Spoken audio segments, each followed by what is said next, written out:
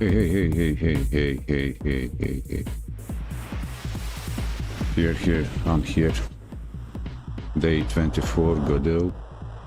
My day 24 in Godot engine. Maybe yours, I don't know. Okay, so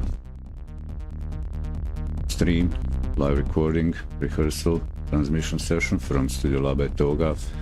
My place. Can I go here just for some, I don't know, sake of better, proper presentation? What's gonna happen? I don't know. If you're first time here, you better check the end of the stream of the video. In the last chapter, the summary. We'll all know what happens over there.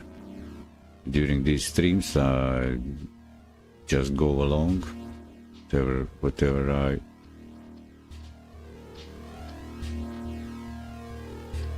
whatever gets my attention, but with the intent to learn and exercise like some, I don't know, standardized coding practice. And I'm still shy from code here, GD script. I'm not using anything else at the moment. Just vanilla Godot on Windows, yeah. So, did I point out for you guys watching the recording? See at the end again, I repeat, check for the summary so you know right away what's in the video actually, because it will be lengthy. I do this around, I don't know, half hour, 40 minutes, an hour segments, and then I mark the chapter, take a short break, couple minutes, and jump into the next chapter. That's how I keep that format for the sake of, I don't know, sanity, efficiency. Also, when I get the time, I also trim off the summary as a standalone episode and make it available like that. And the rest of the stream I chop up into segments, into standalone episodes, and publish them, embedded them in my website. And I encourage you to support your guy Eddy. Yeah, Eddy, that's me. Eddy, your host, who loves you the most. So jump on my website, you can find there a section support, how to, I don't know, help this thing grow. I need you, we need us to, I don't know, create this weird learning course. I grab off the offline, from online I grab, compile knowledge. There is quite a lot of like a abstract or plastic bits of Godot engine to learn about.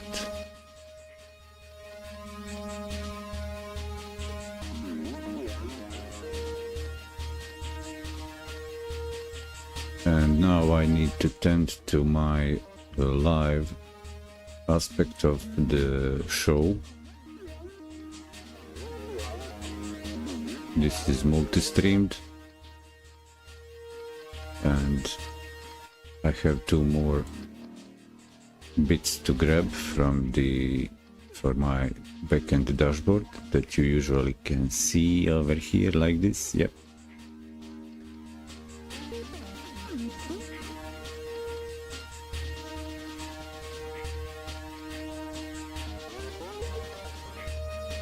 And I check around to make sure that everything is working.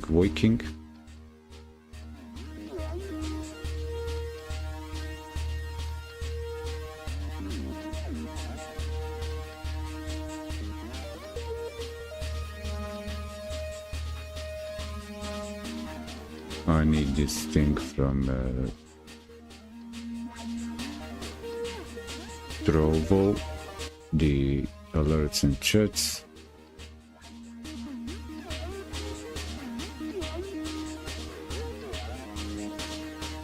And actual so-called dashboard.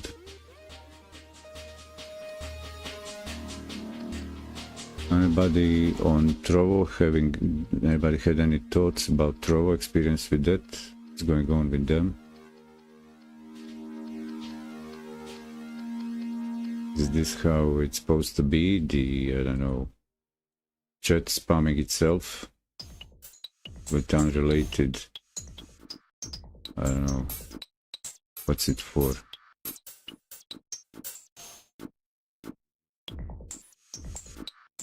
EddyLive needs to work out their responsive layout for the web page.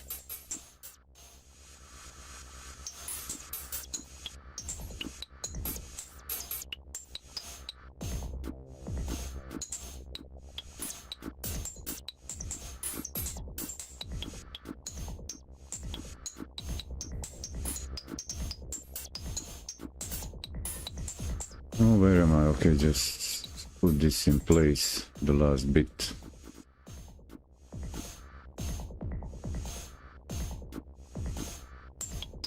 This section or this chapter I usually mark as warm-up intro. Actually contents, like I do announce the basic idea concept. So what's the basic idea here for Godot?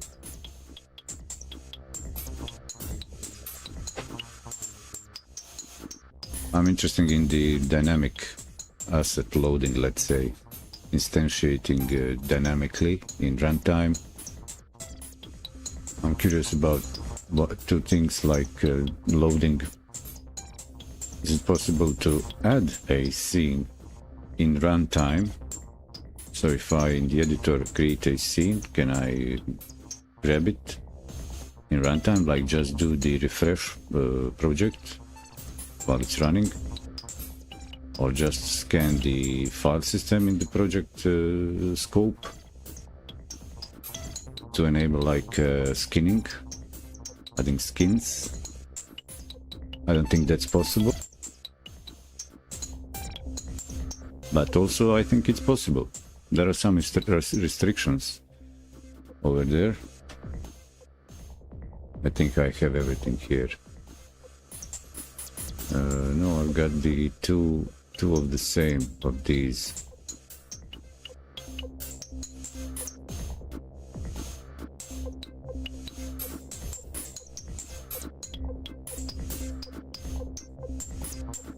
Oh, here's the chat of this thing.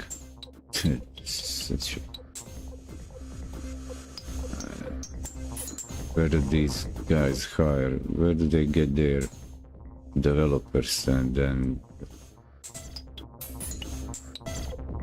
open the service to public? Well, thank you, thanks EddyLive, thanks Trovo, thanks Kik, thanks Twitch, thanks YouTube for your half booty service.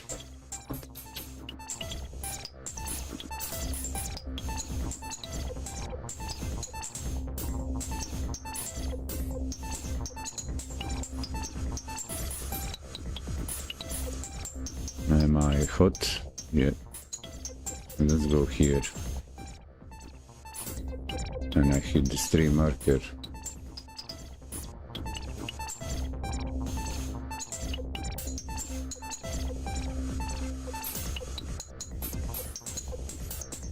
I'll tone a notch down the sound.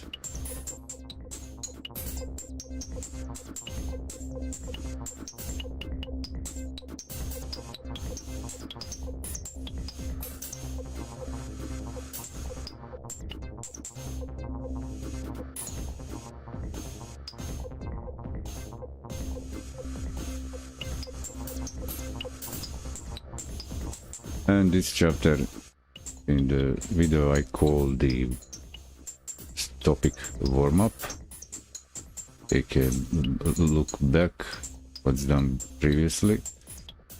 This creeper game I've played with it the last 2-3 streams. I'll close it. And this is the project built with the recipes from Kids Can Code. It's in the Godot 3.6. And if I run this scene, we see something.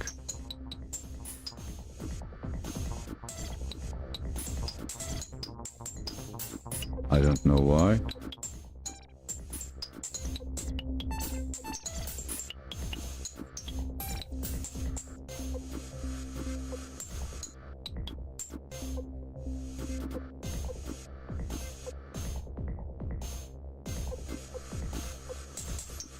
It could be that I have the plugin, one plugin breaking this thing.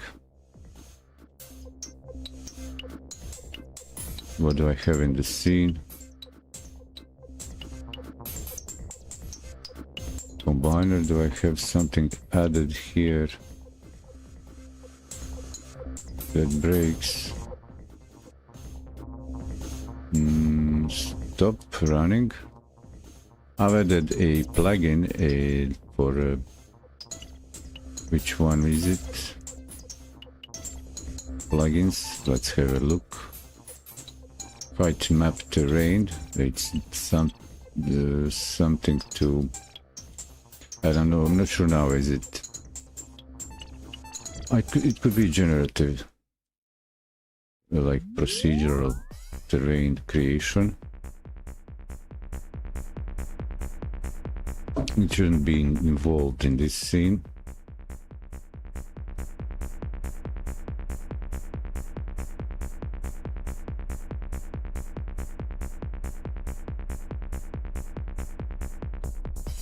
So this scene should run independently of that plugin. If I try run it again.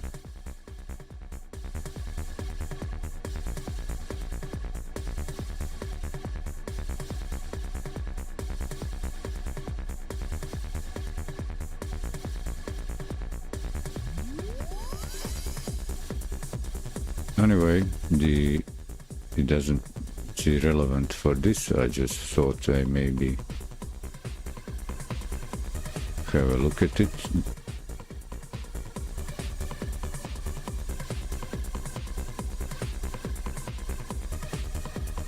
What's over here?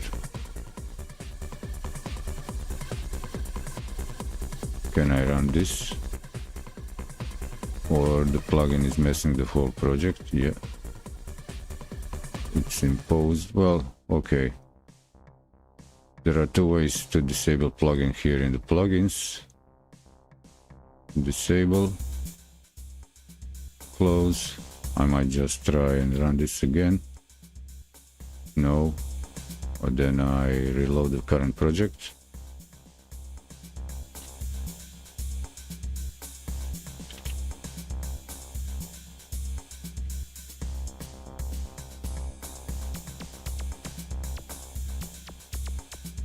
Close all scripts. I don't need the scripts. Did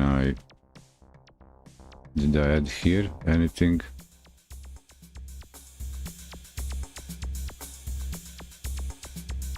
This should all work independently of that plugin. And if I hit F6, no, that plugin is for some reason messing up.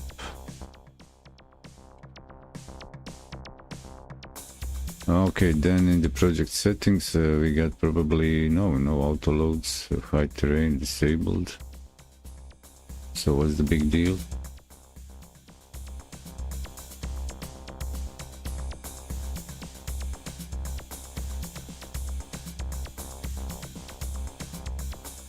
Run.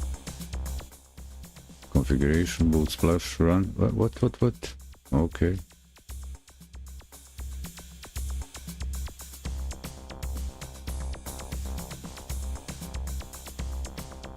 maybe even the spatial gardener.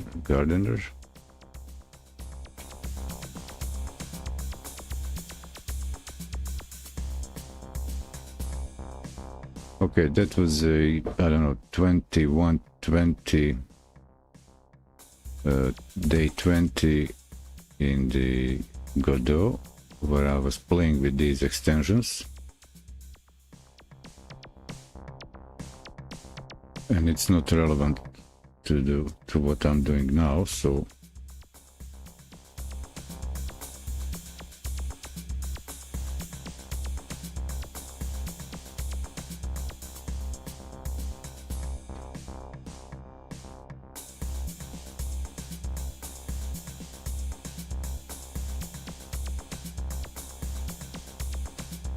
and also my idea here with this project is to, in a new scene, which is L2, like a pseudo level 2, but I'm not building any transition in the game, not implementing anything, just considering or creating myself a basic prototyping template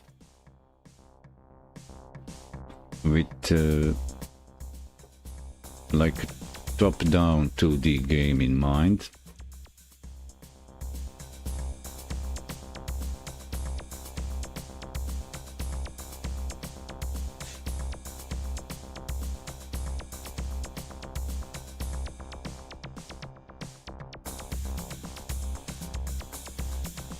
And if I run this, what condition is this scene? Okay, this guy should be able to walk. So he should be able to walk.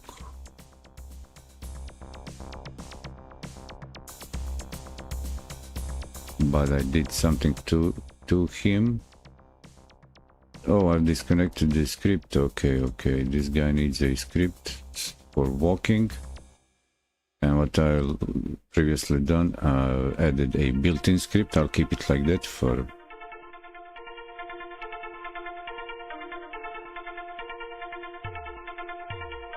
it's a script that gets packed in the scene, and it brings in the basic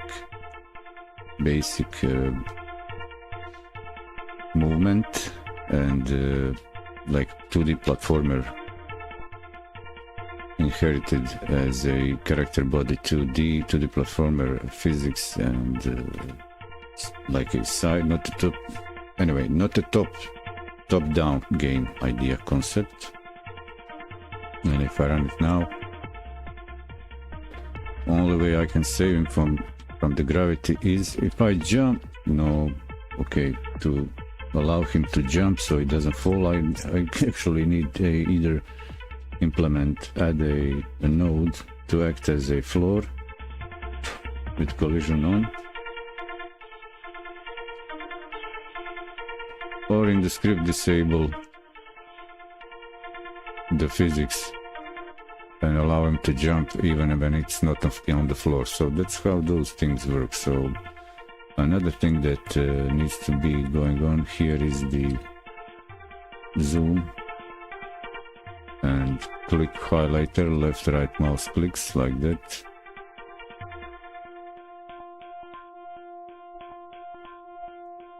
Now it is the show as intended,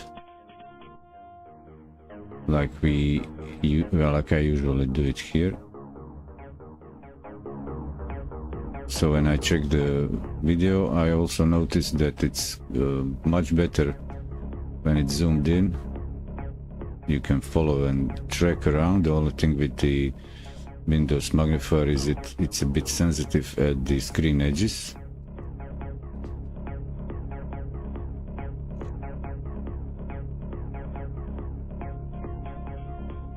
I would like to keep this section shorter,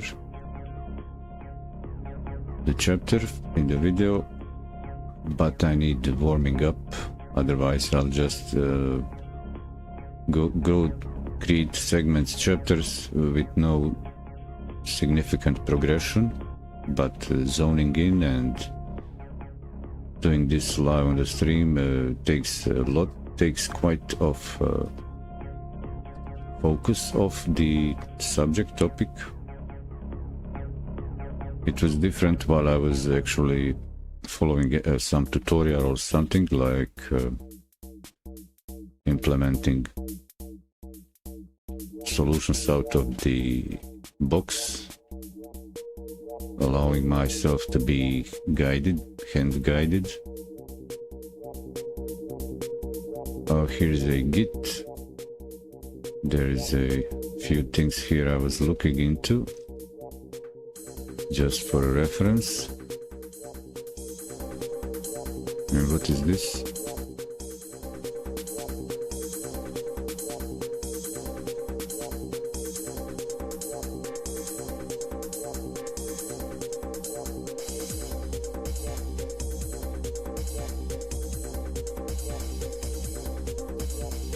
Okay, this is interesting. These are using the world environment and defaults.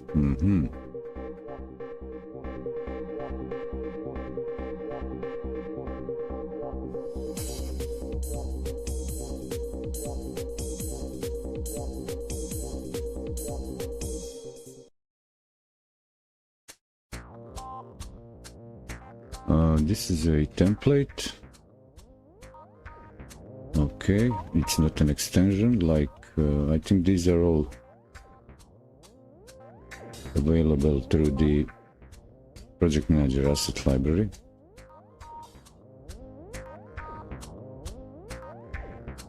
Hey, Surabio 00 on Kick. Thanks for the follow over there. I really appreciate that.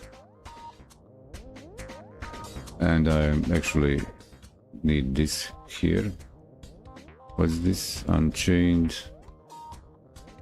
Okay, this is interesting. The simple top-down shooter template.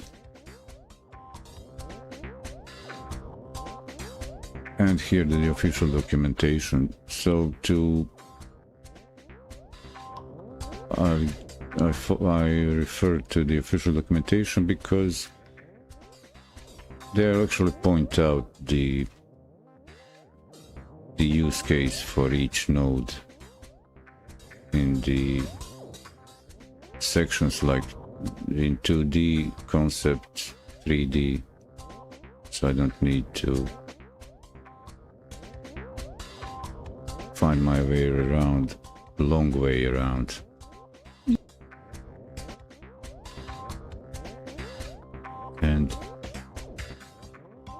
And what I'm interested in is one more thing, and that would be, again, kids can code.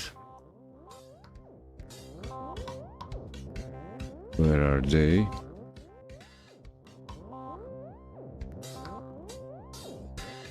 This is it. Open new tab.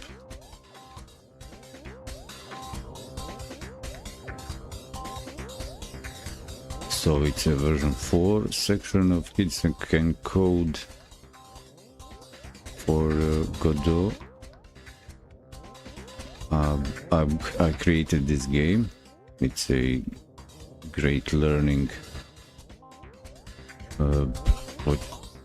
It's a good learning course and good to revisit later. So I've done it, so I fancy looking into it. I like looking into it. Why? And for because I've coded it manually, didn't copy paste. And here they have interesting bits. Let me see, Godot 101. I didn't go through this for version 4. I went through Godot 101 in version 3.6.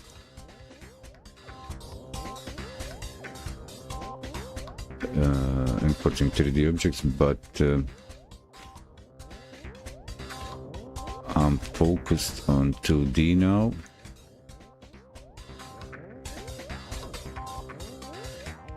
Okay, node paths.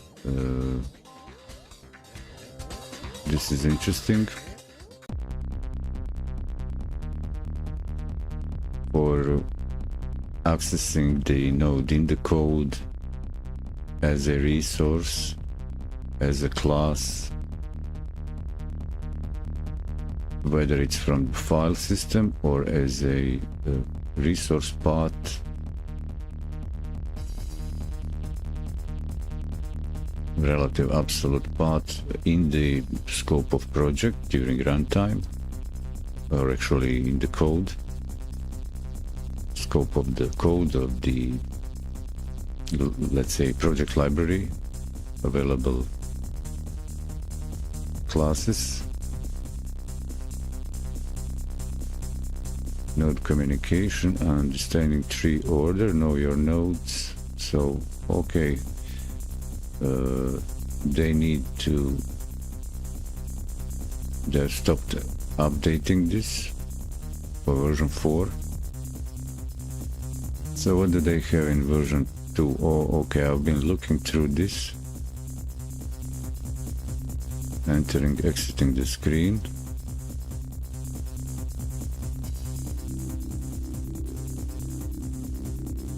Platform character.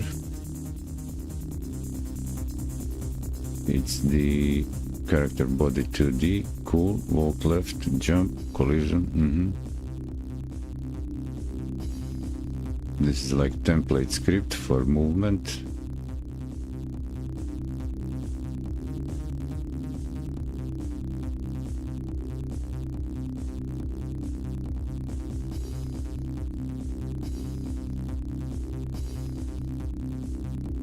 Since I'm not using this type, I'm not interested in this type of project. I'm interested in top down.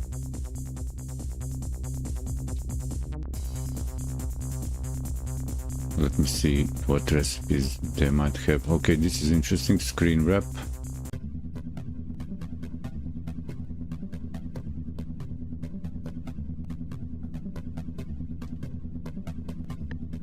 Okay, top-down movement. I have this implemented.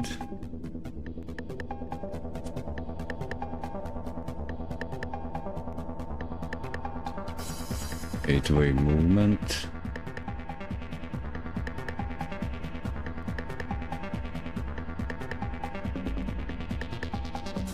Okay, there is a rotation, so I'm considering these ideas. Aim with mouse, click and move. Okay, oh, click and move. Okay, this is interesting.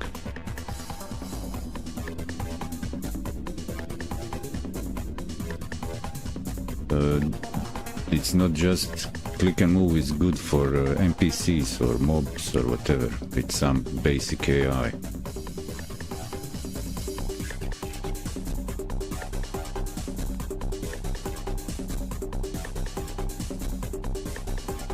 So this recipe would be good, and it doesn't need to be mouse. It's possible to pass it, capture the event, get the signal event, and in here create a function that will actually receive position coordinates. So target is null, get, oh, okay, so get mouse global position, that would be a target, and then if target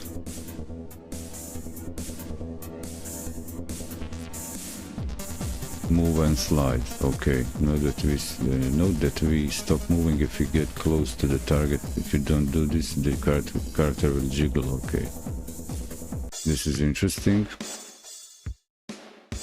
I'll have this open, but I'm far from here still. Moving platforms, path finding on the 2D grid. Okay, grid. Line 2D collision, path finding, 8 direction grid-based movement,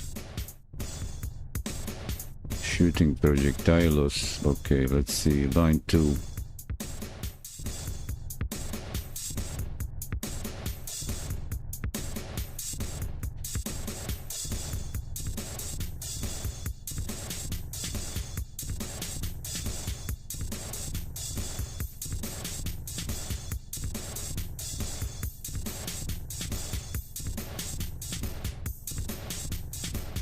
So line 2D, what's the problem?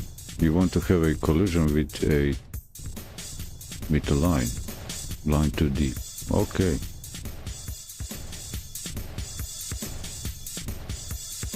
But that would be just some reason like projecting a line similar, maybe like custom ray cast.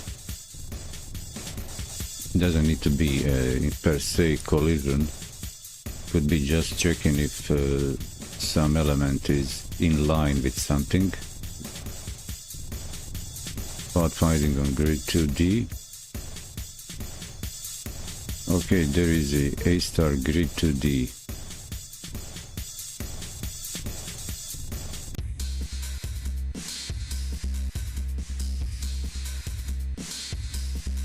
Okay, that's interesting, grid based.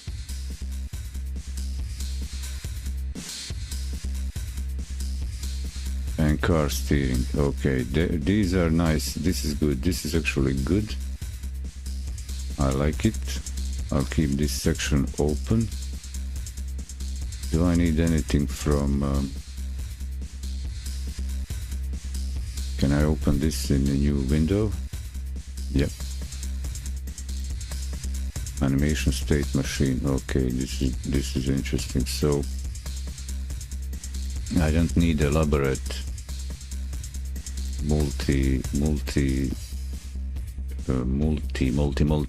multi-frame animation frame sprite sheet. I'm more interested in the next thing, and that is the animation state machine.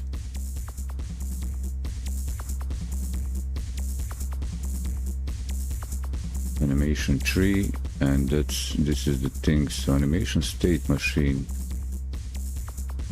getting started, solution, animation tree, states in the code, calling states in the code. Okay.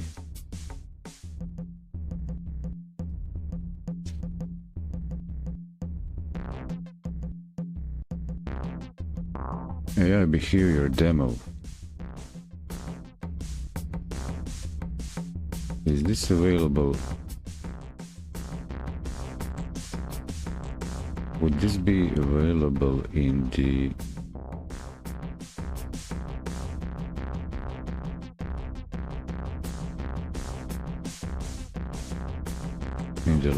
asset library? But I can at least read the code. I don't need the whole project running. I can go through here. Everything is in the root of the project, so I can at least... Can I download this? Would I be if I click on it? Okay, it opens the screen, the scene. Oh, this is interesting. So I might just copy this, but I can actually see the notes, even read the notes. So this is interesting, reading the source of a scene. There's a node, sub resource CS by the animation player parent, the ID type. Okay, this is interesting, looking at it like this. Never, I thought it was more like compiled down to binaries, the scene, but actually using some markup. Input. I'll open the input in the next tab. Capturing the mouse.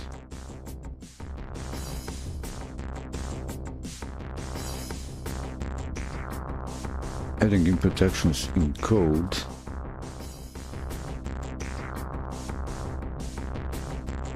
Typically, you'll do this in the project settings, in the input actions. However, you may find yourself needing to add more actions directly in the script. The input map singleton has methods to help you with this. Here's an example that would add a new action called attack using the space key. function ready. Okay, input map, that's a global singleton for the every project.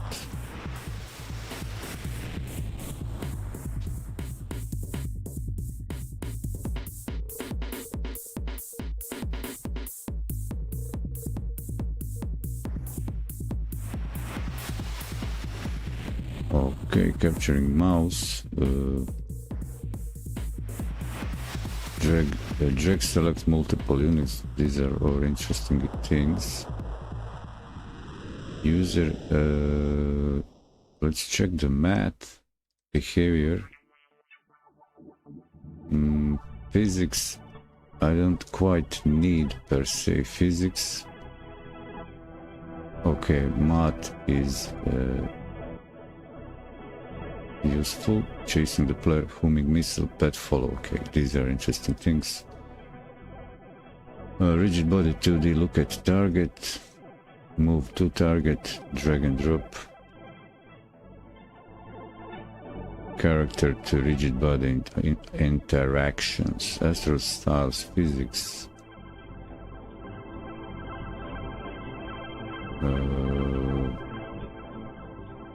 What is in the character to rigid body interaction? You want your character body to interact with the rigid bodies.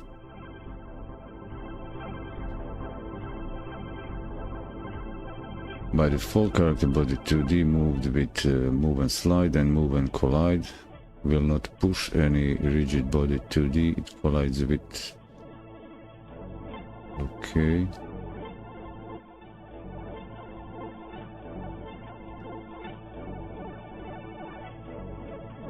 Oh, I need to figure out the layers. I need to get on the page with layers. Is this?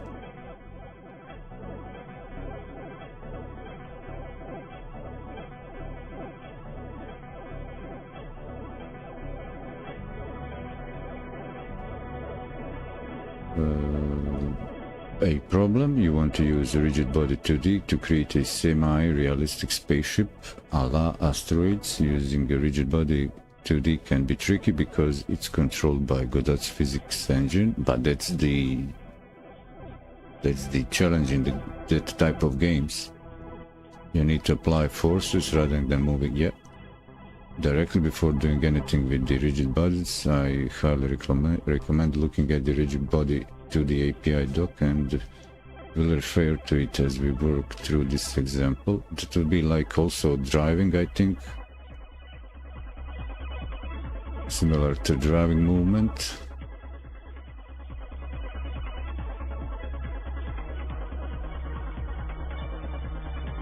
Collision shape and rigid body. Don't forget to orient your sprite correctly. So it's a rotation, okay, so. Okay. I'm not gonna.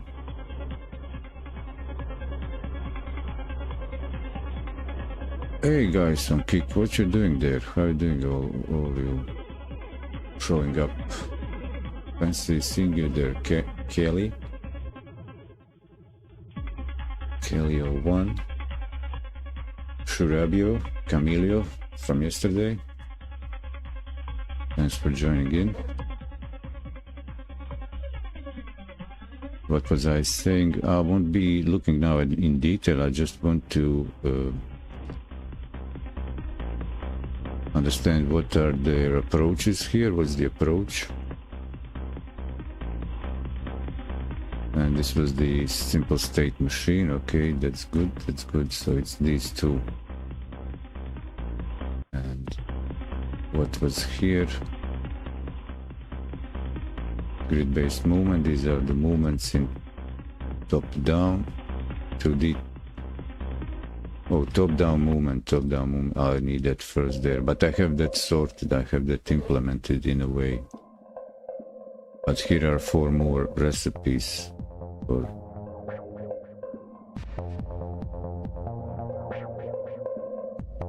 rotate and move. I don't have a rotate and move. So what do I have in the creeps in the main? for player. Where's my player?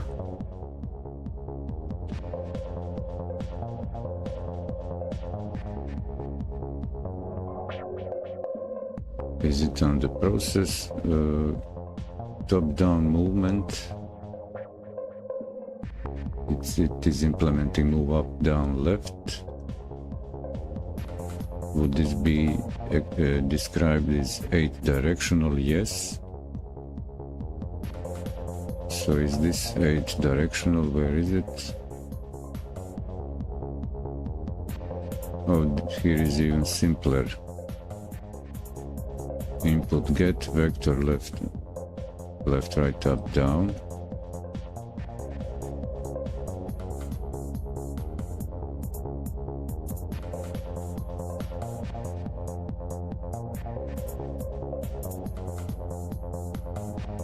If I understand this properly.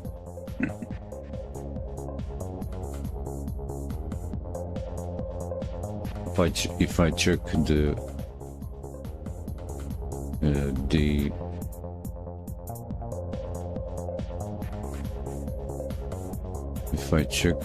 in the official documentation for this tutorial,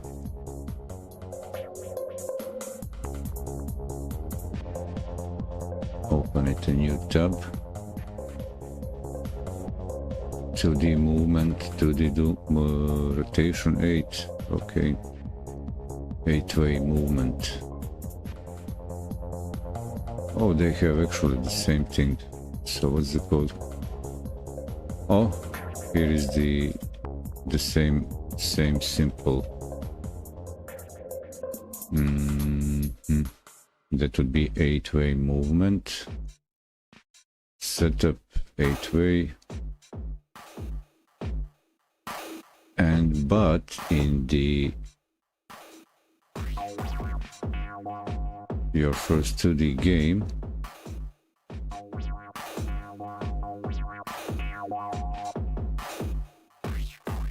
calling the enemy, the player, choosing enemy, preparing for collision, sprite animation, node structure. So is the movement implemented that way because of animation requirements to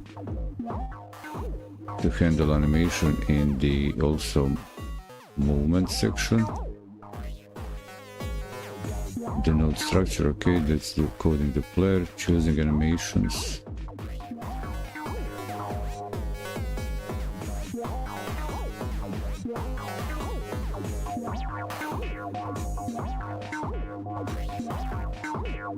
Coding the player.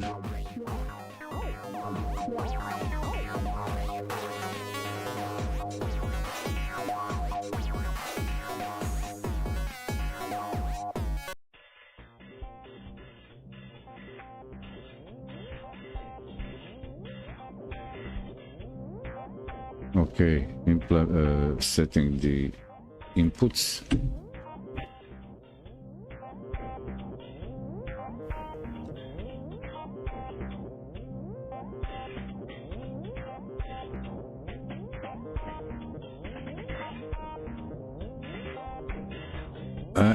Okay, so where is the normalize? Okay, we can, okay. So here is the interesting thing. In this case, since we're adding a horizontal and vertical movement, the player would move faster diagonally. That if it just move, then if it just moves horizontally, we can prevent that if we normalize the velocity.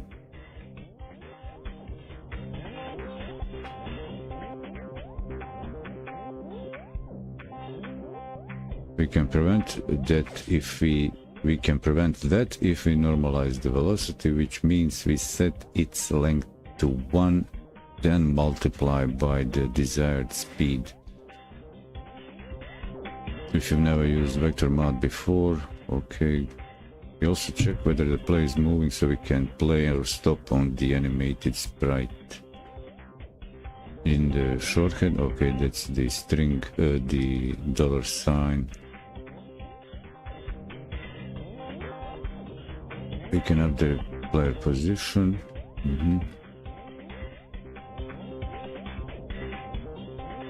Choosing animation. Let's place code at the end, so everything is in the process for the player scene. Play animate sprite, else stop.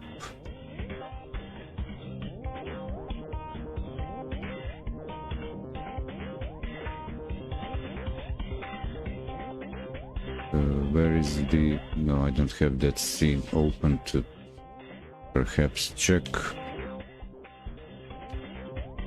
So if I open the scene player,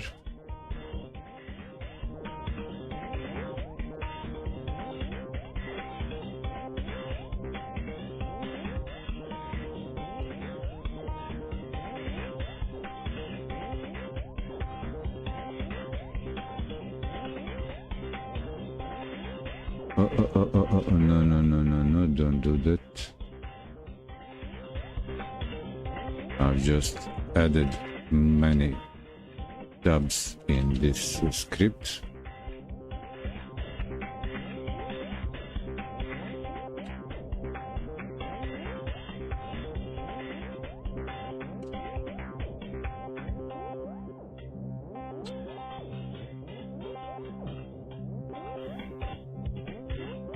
I wanted to find a shortcut to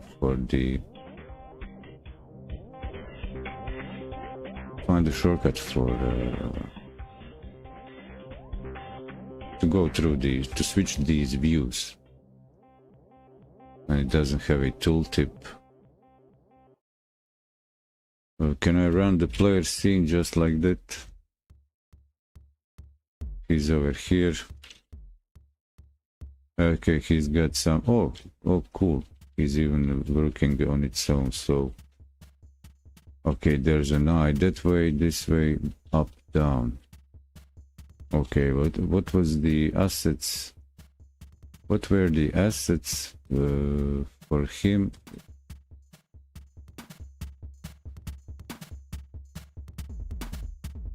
Okay, so he's got only looking to the right. And the other animation states are flipped along axis. Animated sprite and up, walk. Up and walk.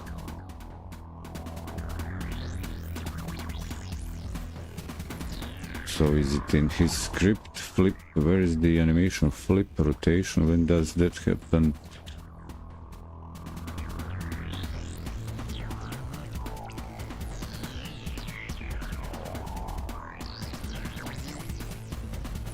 Inputs are all here.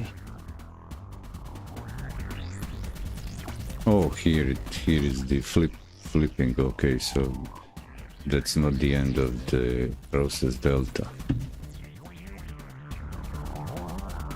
Okay, I'll hit a mark here in the stream and let's go with a short break. This is like a good intro warm-up for the rest of the session.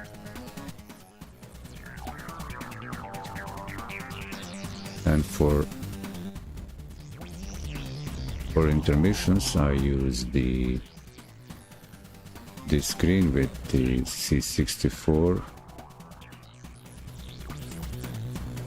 music playing.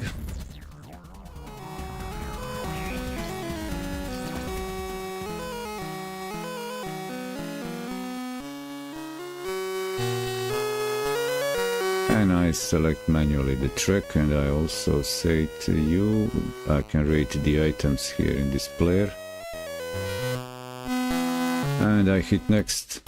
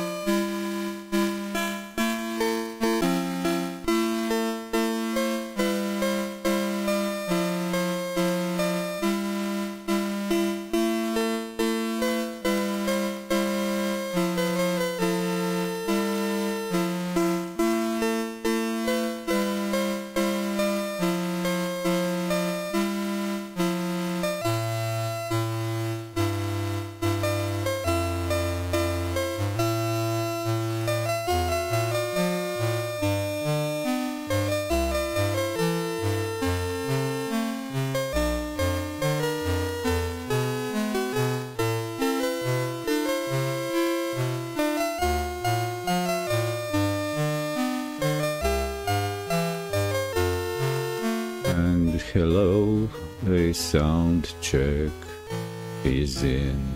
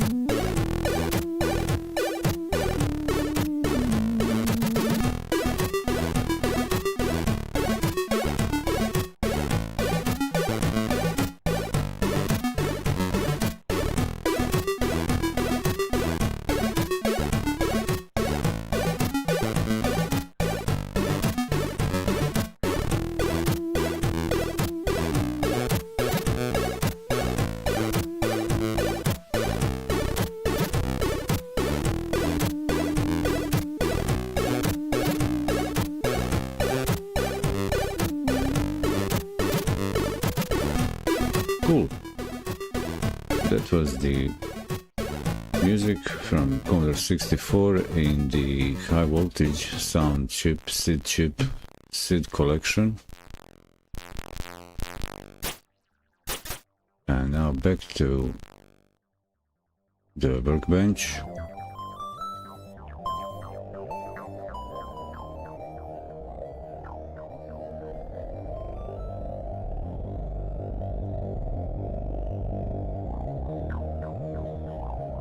And that looks like this. So welcome back. The chapter 2 in my day 24 with Godot engine.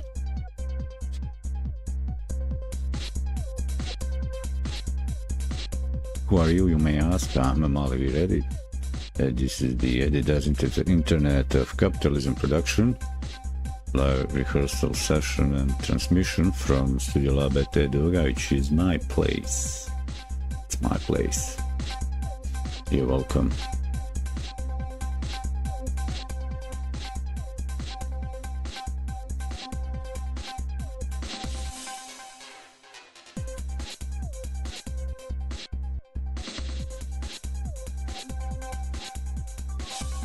And in the previous segment of the stream, I've looked around, compiled here pages, opened the web pages in the browser for the recipes, how to implement some concepts like movement, top-down, 2D movement.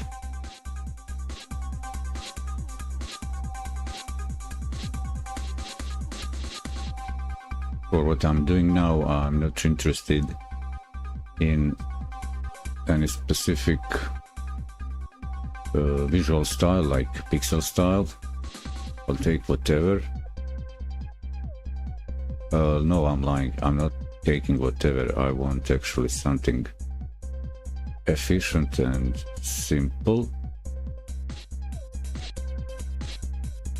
Here at the moment I have a implementation of movement top-down 2D, up-down, left-right, and it works in all directions.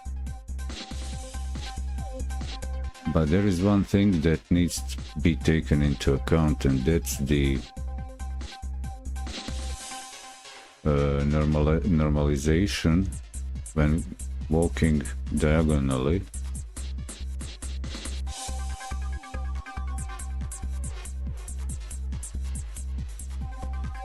Because adding two vectors will make it faster, walking diagonally. I might check that. For example, if I would just copy this code and paste it here, and in the original I'll remove the normalization and try to run this way, just the player script.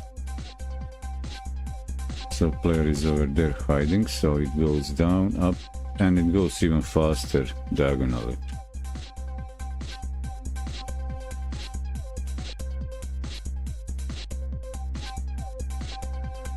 So I have one or two more tutorials and recipes looked into, implemented, followed, that completely ignored this fact, but I didn't notice actually the effect of it.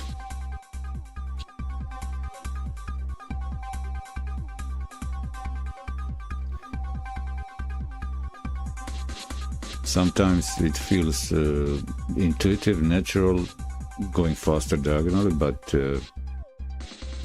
it intuitively makes sense, but it's not physically accurate, or yeah, it's actually not realistic.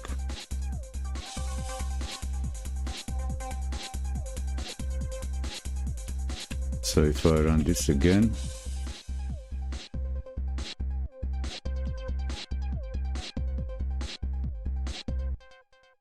That's the nature of per pixel movement.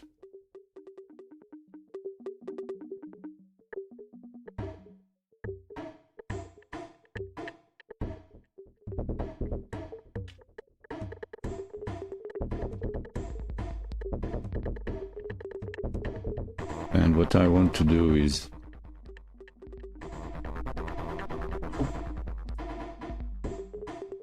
with this game originally like this,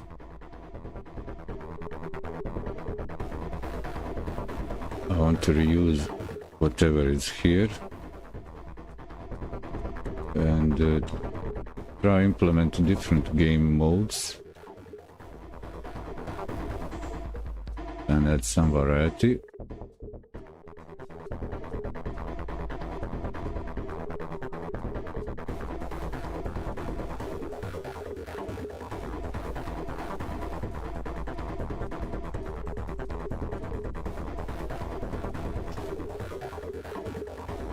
So when I start thinking about it, I go too far, too rich, feature rich. I allow too many ideas.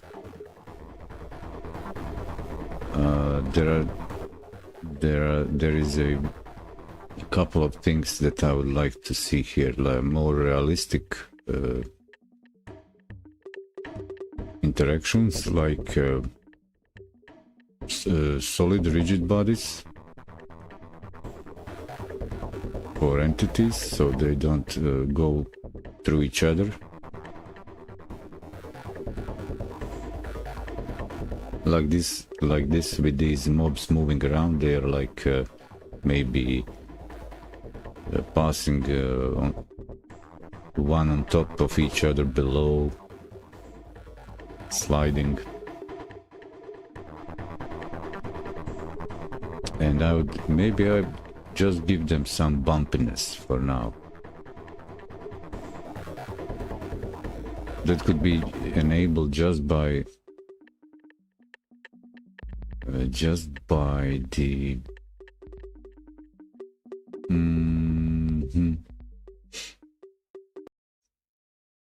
by enabling a switch, just a property in the engine for their implementation, for their nodes.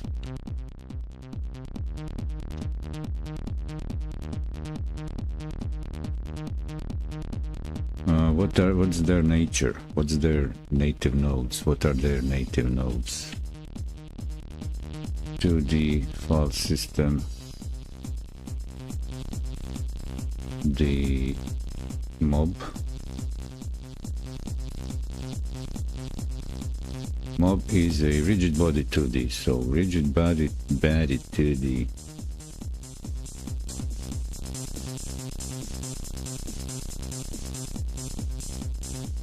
So right away I could simply perhaps enable that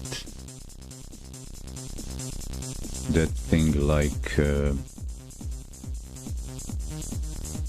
in the collisions.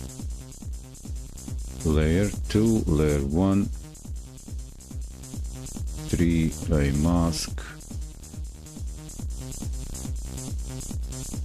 What do I have here? Edit layer names. To the physics.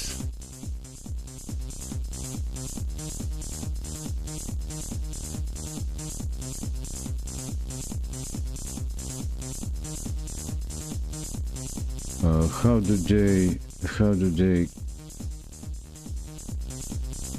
they got nothing in the process.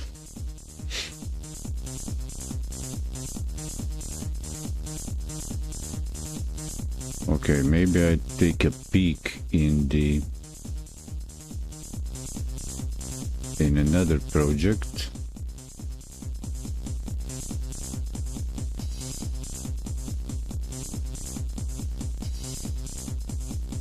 Is it the instancing?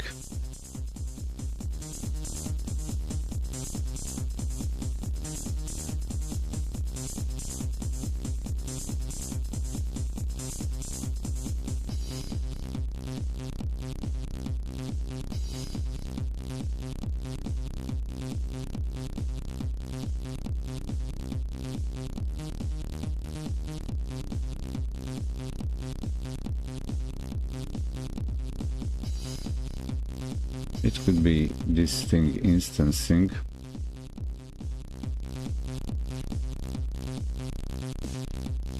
Yeah, I think so. Because here we have this thing, and I think these balls, wall container, a node, ball, rigid body 2D. So how do their physics work?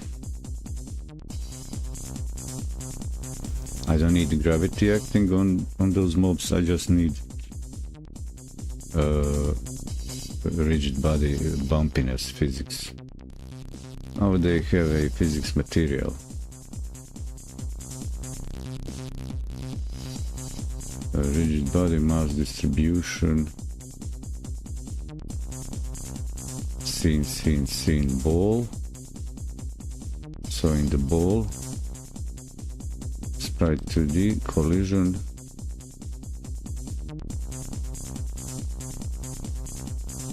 Okay, that means that I should check where is that step by step. Is that in step by step? Nodes, creating instances.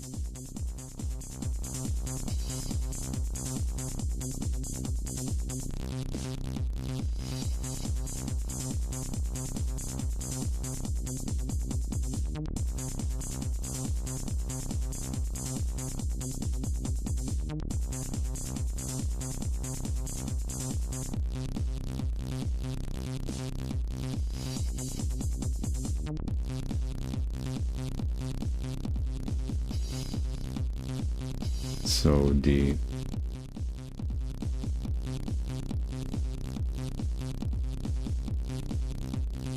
it's the already pre-built the sample project.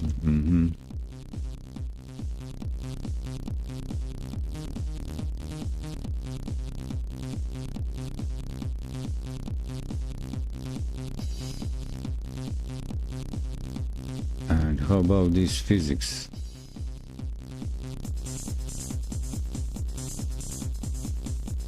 Any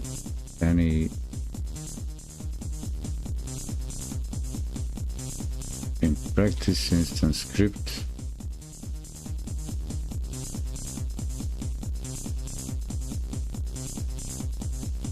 Is there I know that there was a suggestion here in one point, add change physics, change individual, like make unique.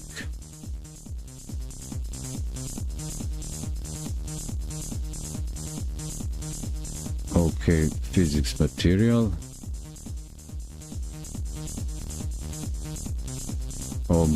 Now bounce a lot more. Individual instance.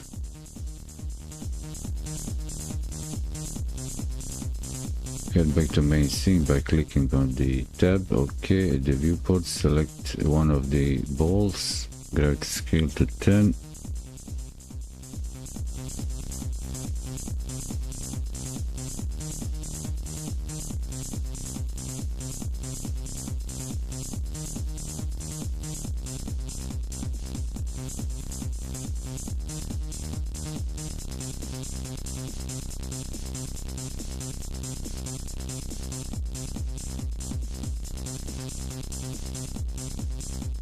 Okay, this is the important for Godot. This is a good guideline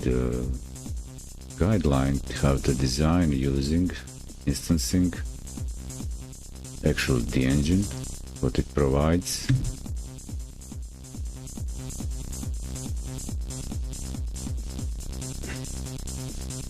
So the engine can do quite a lot. Actually, using the editor provides quite a lot. So do I need the physics? Friction, rough, bounce, resource, path, gravity scale.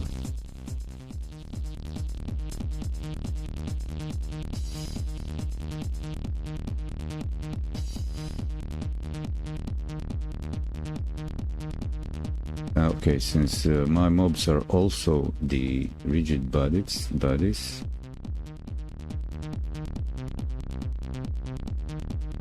new physics material. I'm not interested in the gravity.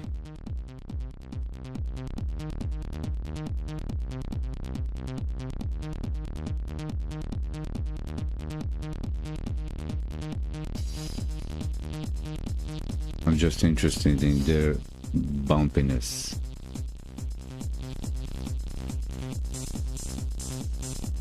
Let's see right away what would this do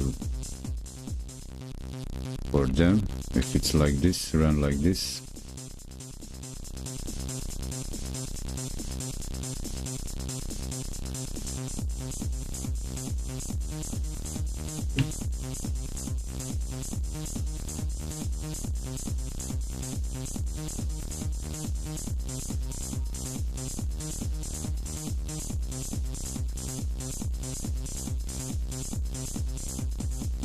My guess is that I should use the layer for collisions, set that up. That's why I opened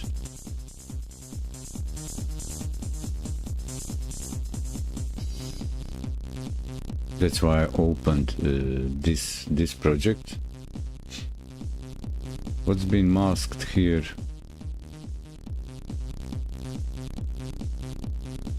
Collision. What's in the input?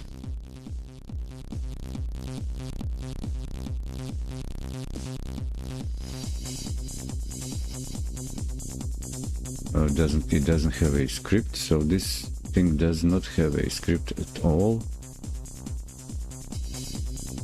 And the main has a script. What's in the script for the main? Just the input, which is saying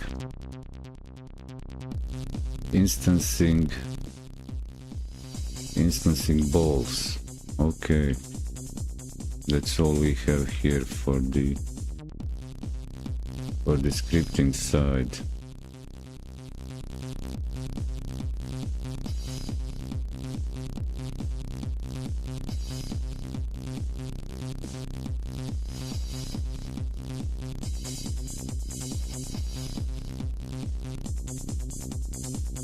Okay, so where is the collision? They bump against each other.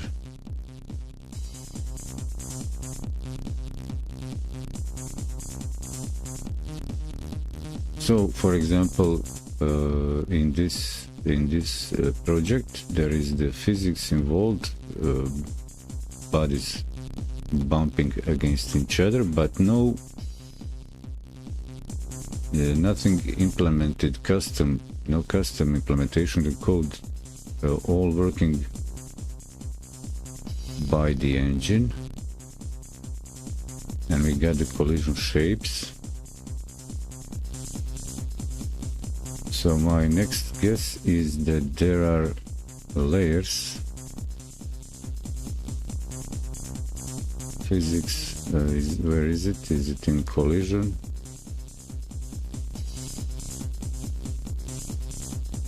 Layer 2D physics. No, nothing special here.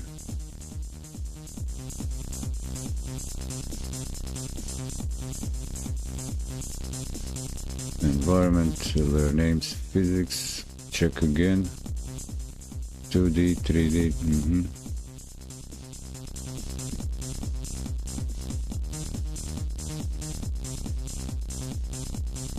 Nothing here, so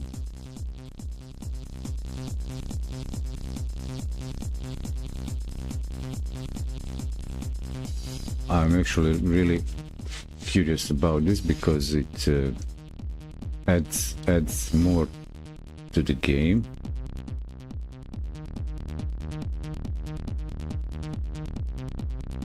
Visually, it looks more like randomly.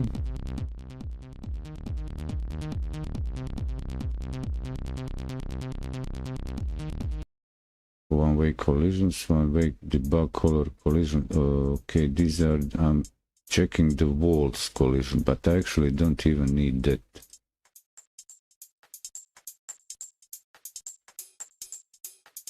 Because if I run this, you'll see that the balls are bouncing, bumping against each other even. F5. Was it okay? Adding balls, yep. Very nervous balls, ballsies. So where is that? Where is that set? Where would I find that?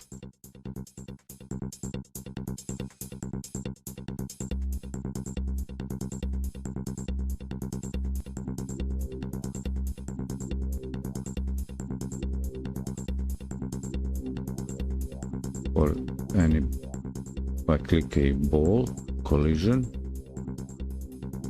mask one. And in my example, I don't have that.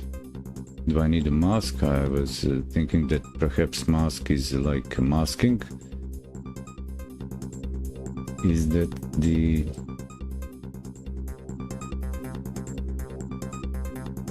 disabling or enabling?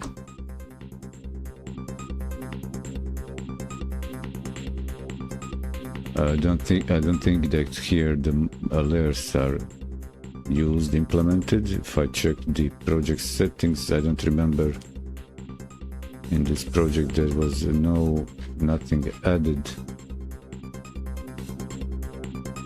for physics and the layers 2D.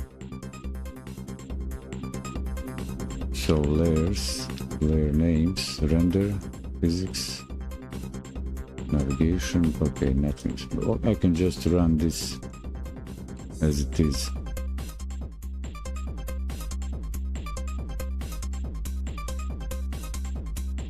Where are the guys? No, nothing here. Oh, yeah. Okay, that's the thing. Okay, nice. There are some intrusions in their bodies, like they're kind of soft, as the way their shapes are, polygon shapes are made, and this is what I wanted to see. Okay, interesting. Now there's some, but here's the problem. This creates a this allows them, this is like eating up memory, so it allows, I don't know, they have no timer to disappear. There's no timer. I could now to make sure that to optimize this gameplay. There's no physics, if I remember properly. Yeah, they don't have the physics in the movement. It is not applied to them in the in-process.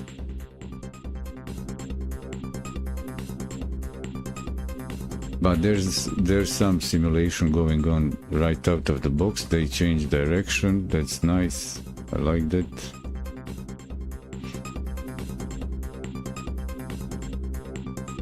But they're just accumulating, piling up on the screen, making this resource hog, resource heavy, infinitely. There's no garbage collection, no optimization, like how many of them, cap them, limit them.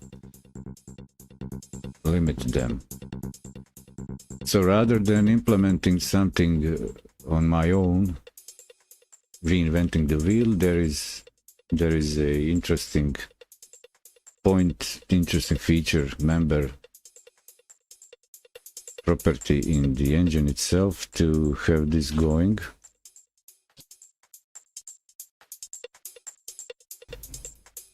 Now the next thing is the idea, let's say, giving them some right of vote, like about their direction, because they're being pushed in the same direction, initial direction, and they don't have any elasticity. They're not bouncing off each other.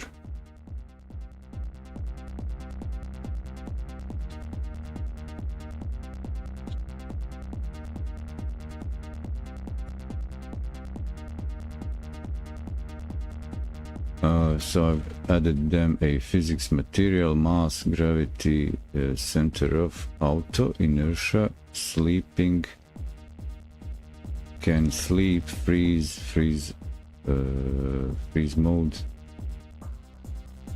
solver,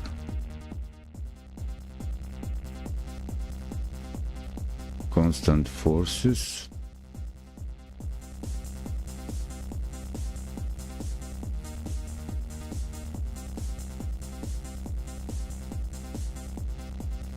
what's the input? Okay, that's pickable. Material, okay. Friction 1, rough bounce. Okay. So how much are the balls here bouncing? For their example, physics 0.5. Okay, so I also say 0.32, I say. Resource 1 change. Okay, I love it. Let's have a look.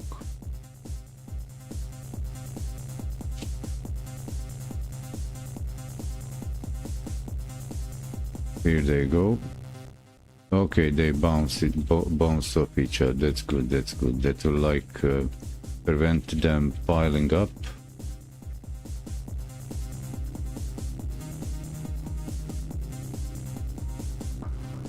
Let's see.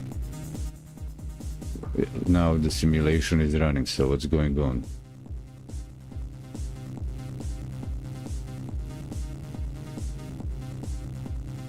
At least they're now more inclined to go off screen and get released out of. They get kind of stuck.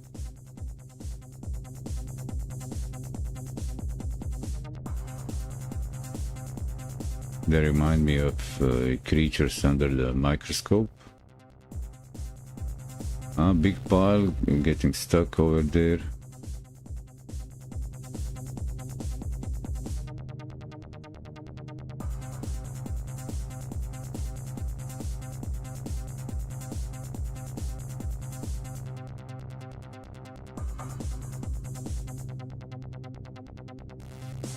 Well, there are two ways to optimize this. I can set the cap limit, actually count them, add a counter that would be in the main scene script, which is initiating them, which the one responsible for instantiation. There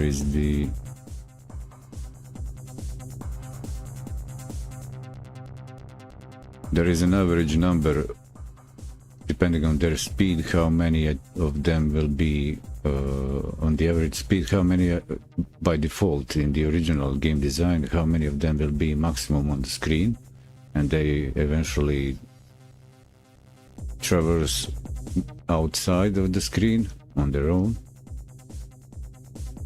And this physics now blocks their path, and they start piling up.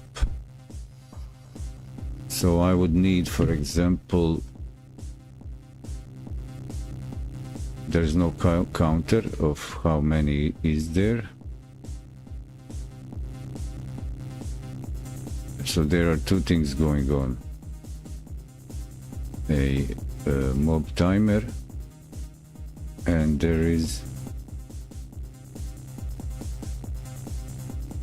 a screen notifier.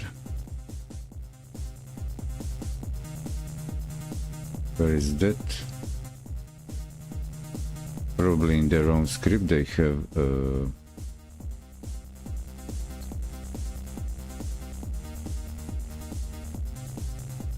timer timeout. No, not the main. Mob GD. Invisible screen notifier. Okay. Now I don't know why is this implemented here, not in the... They just delete themselves. Okay.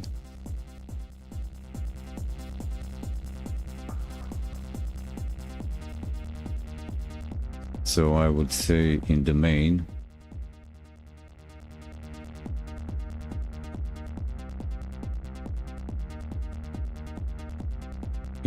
script, let's say I take a counter for each time this happens, each time they're added to the scene.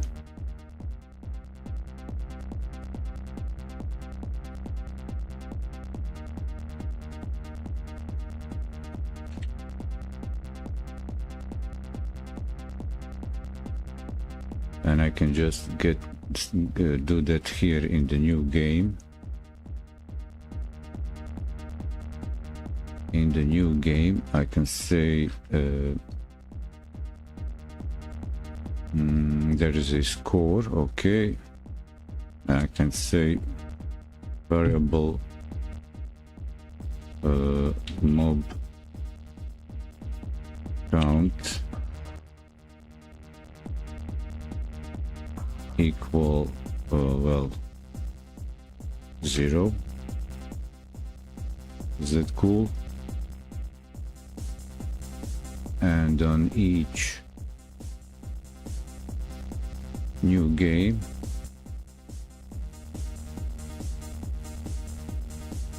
say mob count equals 0, and on each timeout after mob added, said mob count, can I say plus plus? No. Plus equal 1. Is that cool? Very cool. Print mob count.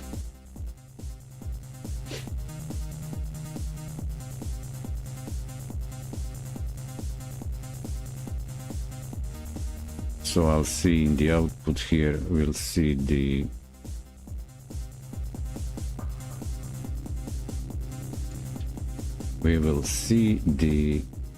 number of mobs.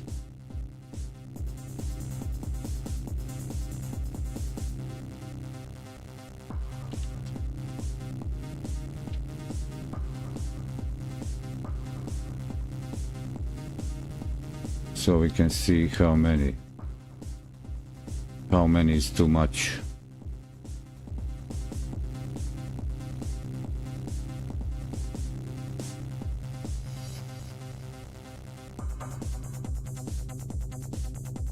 Oh, there, no, there's no, wrong, I'm counting wrong, because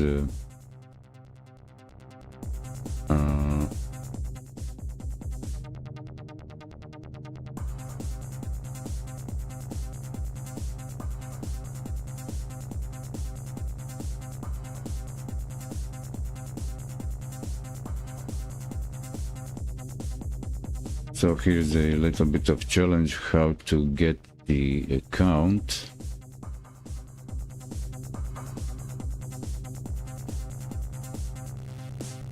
new game, score 0, okay, but also the mobs are adding to the score. No, wrong.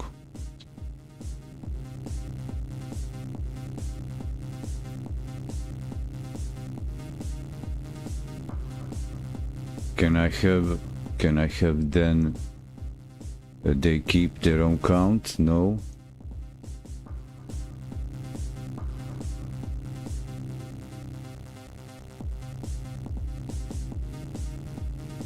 They get their own queue free, so how would I get the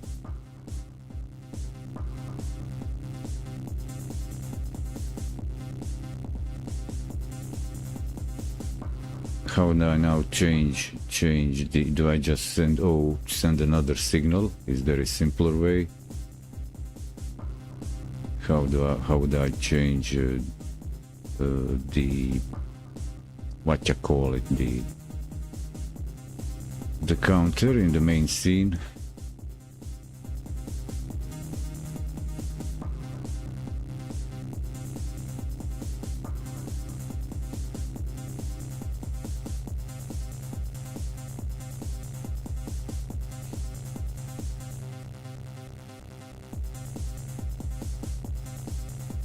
There's a way.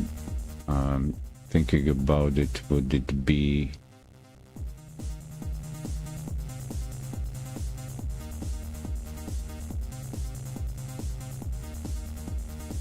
the main?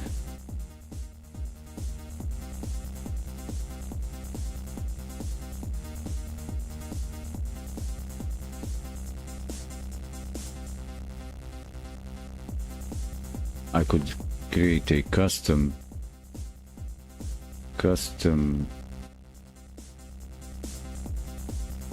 signal,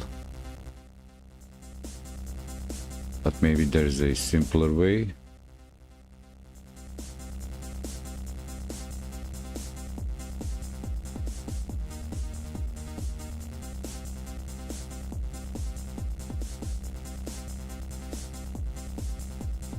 On start timer, that's the start of the game. Score is just the score.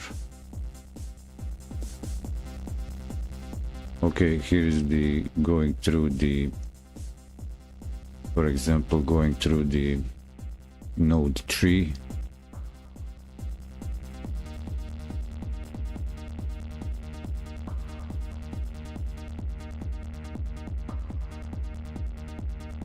I might need perhaps, what if I expose,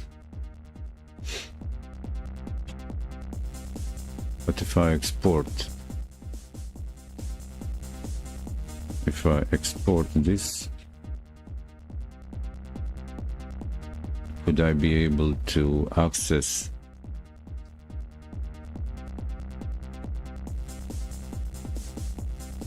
get tree root?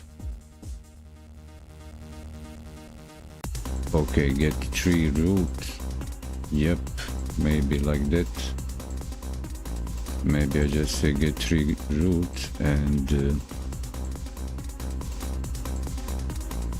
try to get that variable in the mob.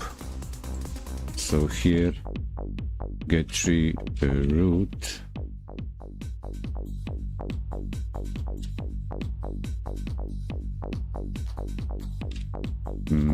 Mob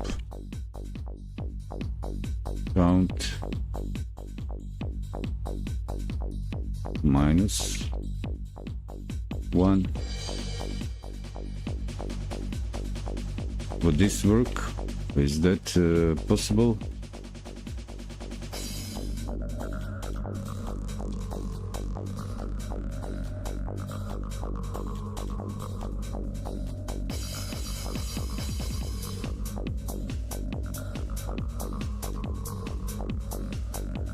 No, it's not possible because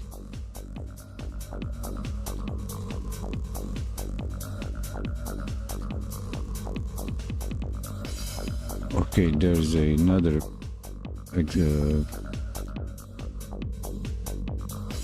root mob count scene. Main. Okay, stop it and say what the mob count. That's the mob scene score.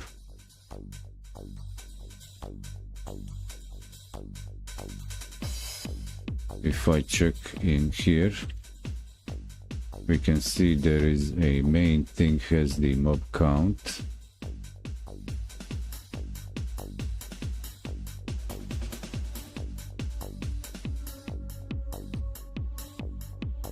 Okay, it's a that variable is not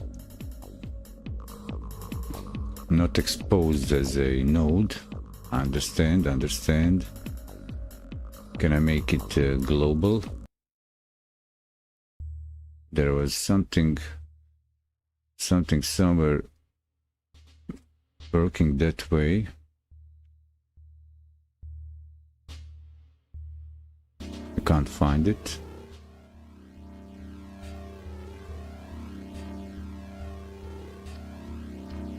Okay, this is my thing.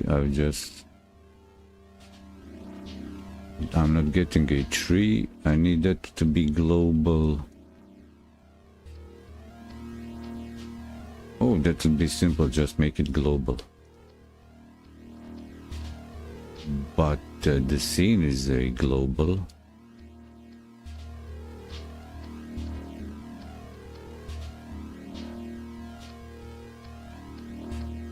So to communicate here, I have one other example to check where there was a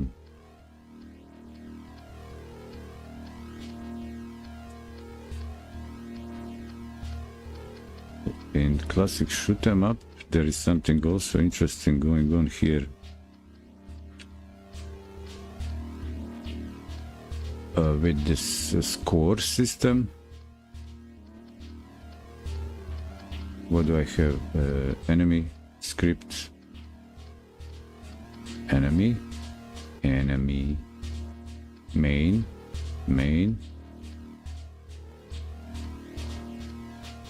There is nothing exposed in the canvas layer, so canvas layer user interface has its own scene and it holds center container for start. Okay, that's that user interface. Okay, this will be interesting because this thing and this thing, they work their way around counting the update score, update shield bar, max value, update score. So how did they sort this out?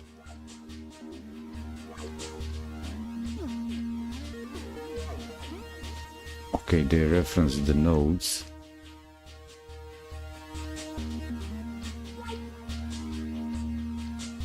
Display digits value. Score counter.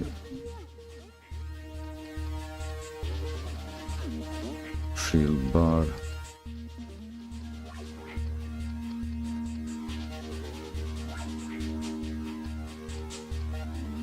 Update score. Function update score. Who's calling the update score? Score counter user interface.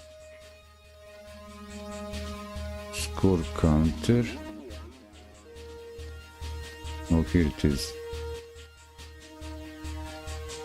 Extends HBox container. Okay, that's the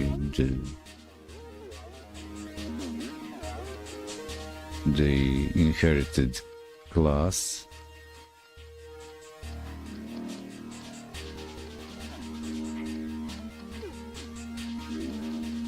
So on enemy died,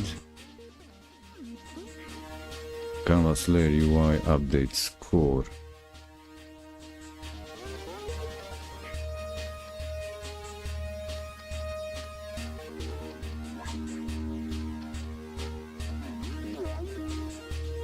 Well, my idea is maybe that creating a signal or sending a signal for this simple thing like increasing, decreasing the count in the game of the spawned mobs.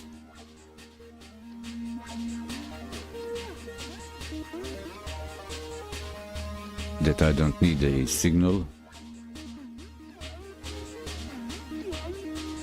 because one signal is enough for the raised on the event. So here I have a canvas layer UI update score, and that is a call to method on the node.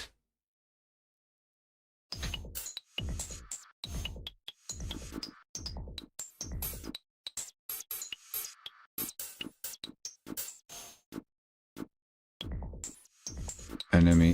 Does enemy have anything? Start explode.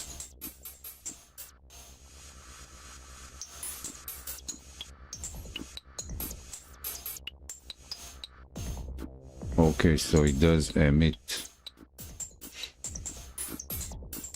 It does perform emit a signal that he's dead. He's dead.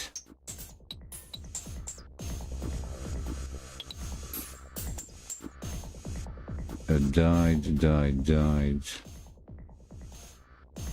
Signal died. So it does send a signal.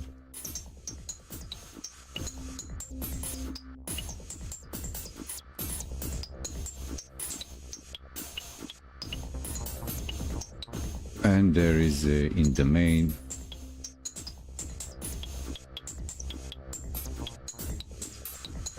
so the main scene has a signal.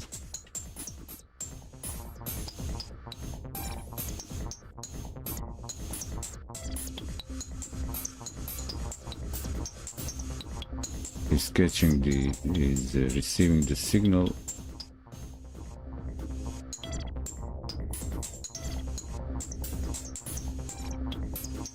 Died on enemy died. Yeah. How is it receiving that signal?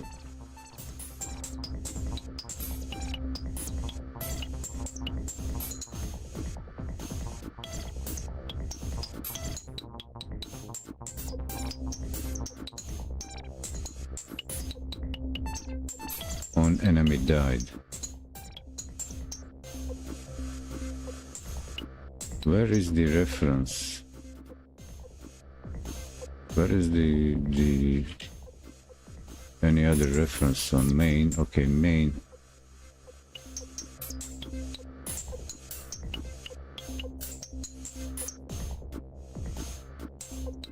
Oh, here it is. I can use here also simple thing like add a signal in the main if the child has exited.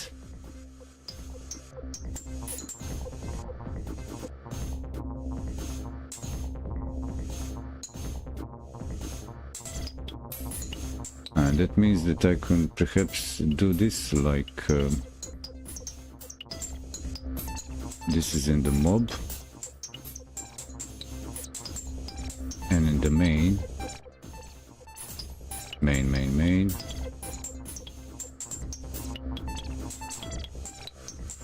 I can say if for example I can say where are you? Okay, I'm looking for this, so I'll create this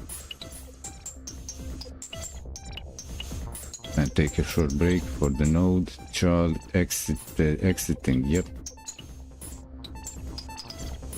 When child node is about to exit the screen tree, usually because this node is exiting tree C or because child is being removed or freed. Yep. When the signal is received, the child node is still accessible inside the tree. This signal is emitted after the child node's own tree exit and notification exit. This signal is emitted after the child node's own tree exiting and notification exit tree. So I can do a double click it, connecting to from, yep. So here is another thing. What I need is here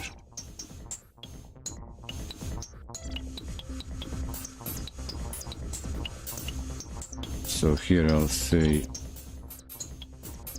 mob count -1, but only if, and that will that I'll find here, because group, where are groups?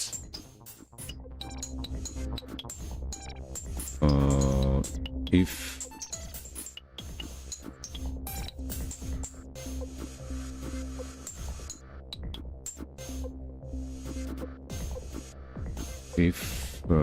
how do I check if it is in the group? So here's a child.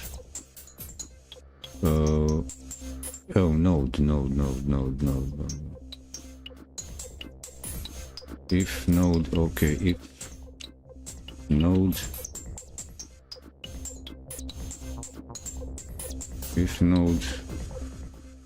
is the child, is there, does that exist, child group? No, this is I need something like this. I need this group, get if in group, okay, in group mobs, if node dot group is in group, yeah, mobs.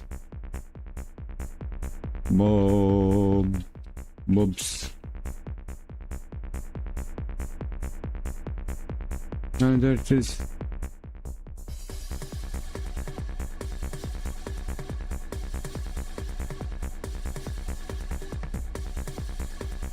So I did add a signal, but it's a thing. Let's see. Well, let's see. I might also. I could say remove this function and from the mob itself, and make the scene handle freeing the children. But that means if well, in a way it's said that that the node should be responsible of its own. Leaving, exiting, I think that would be good because of, so, but anyway, so let's see. Oh yes, sorry. Yep, there we go. Here you have it. Yeah. Can I rerun this? F5.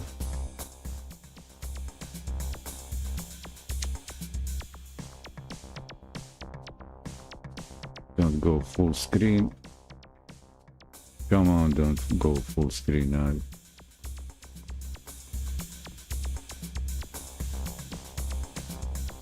Okay, we can see that it's counting them, that's good. Entering, leaving, that's nice. I don't need each time to repeat, I just need to, well, I could also Nice. So I can actually determine this way. This is like benchmarking. I can determine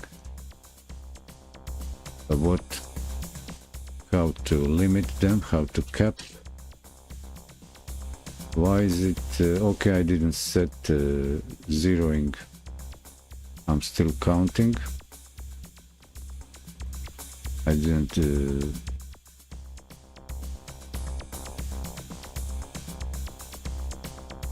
new game.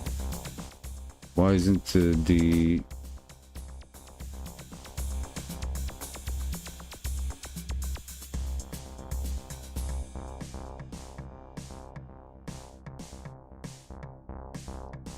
new game called? Hey, I called the new game.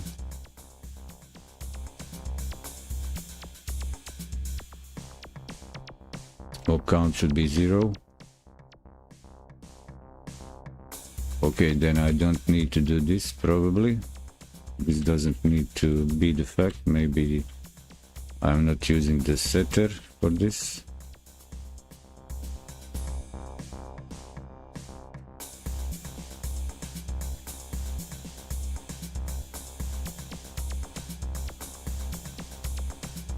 Okay, so they're coming in and out. And now it should be... No. This is a new game, people, eh?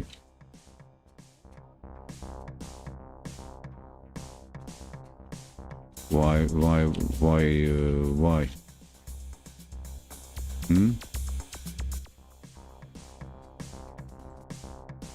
Not gonna do it that way.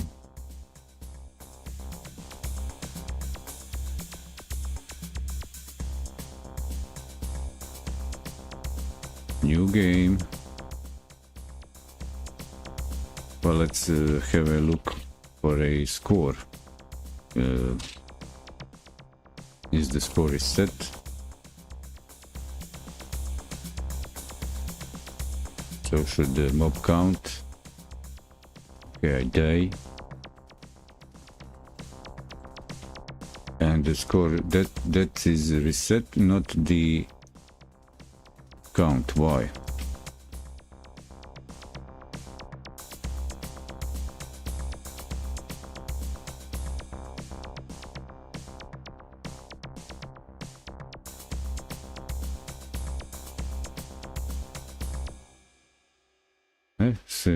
So start timer, new game. So what's the big deal?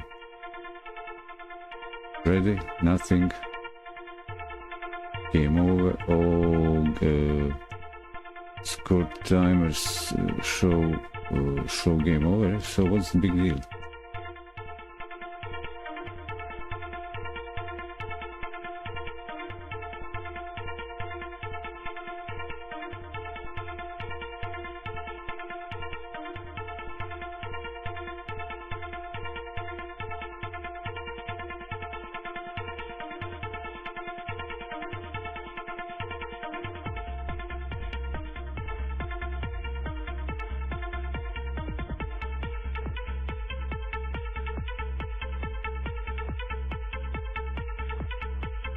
This is on-off timer.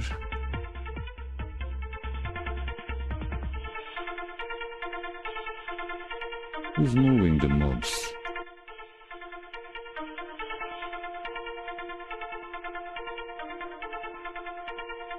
On start timer, on score, on mob count -1.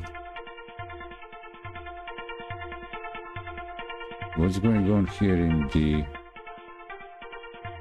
process delta? Nothing.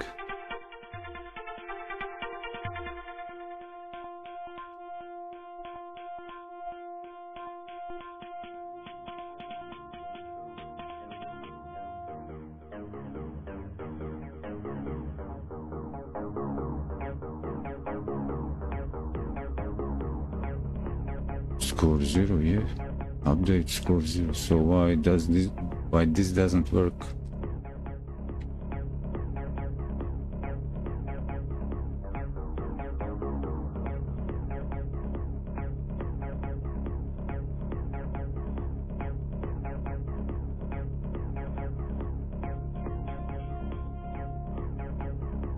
Oh, wait. F5.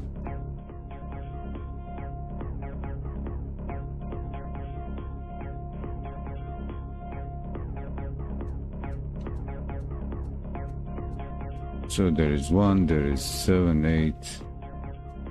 Each time one is added, I print the...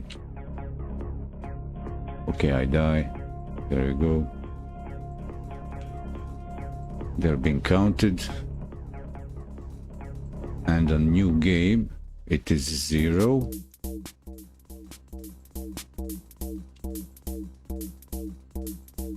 And each, okay. So each time,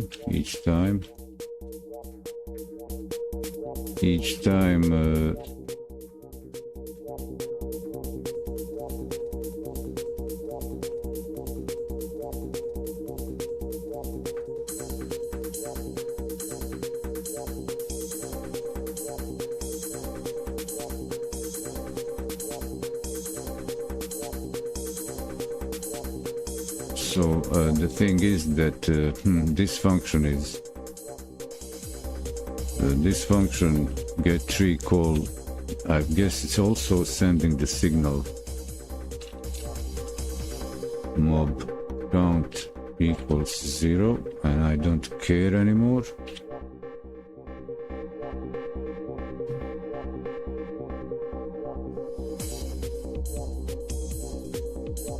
And they'll be exiting because signal will be sent on X and clearing out all the get tree call group mobs. Wait. Call group mobs Q3. Get tree Q3 mobs. Call group mobs. Call group. Is there one other simpler thing? Call group. Get tree call group. Groups. Well, let's have a look.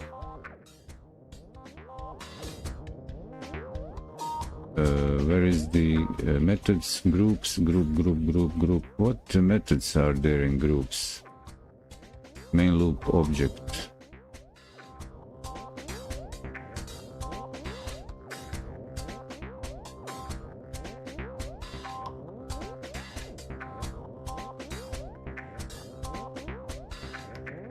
Has group name, okay, notify group.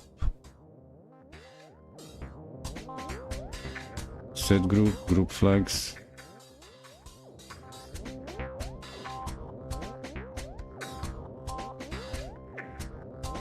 Okay. Group. Scene tree. Search help. Group.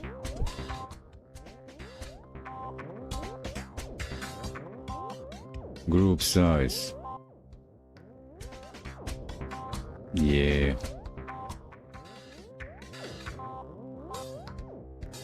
Get group size. That's all I need. I don't need anything else. On each, even simpler. Come on. Okay, I'll use my brain. Okay.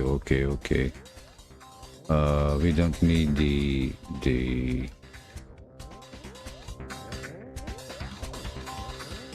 mob. Where is the main?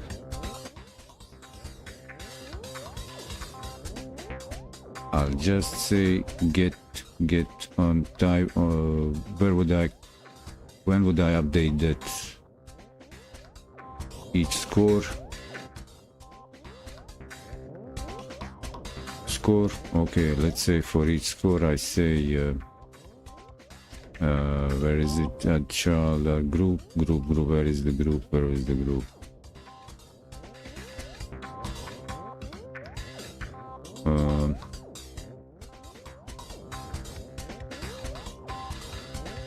Get tree call group.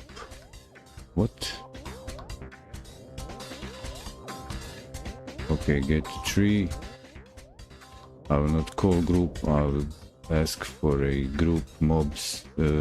So what does this group take? Group. Oh, that's the skeleton. Come on.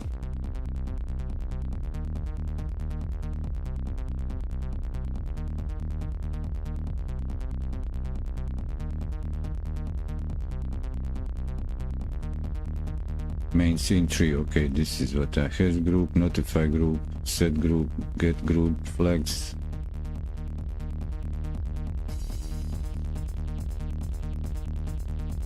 Okay, get node counting group. Yeah, that's the thing. Get. Where are you?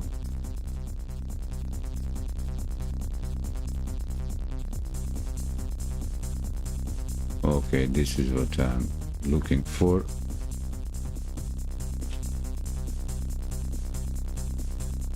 Copy. So in the main, let's say I don't need this thing. I don't need the mob count. Where are you? Yeah, I don't need that.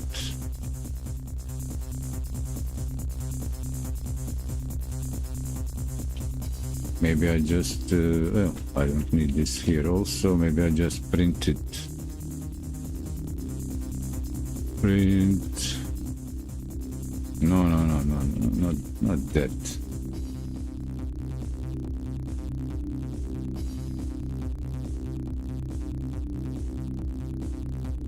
Print this. Mobs.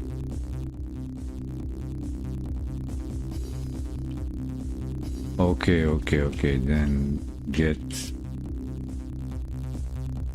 3, yeah? Is that it?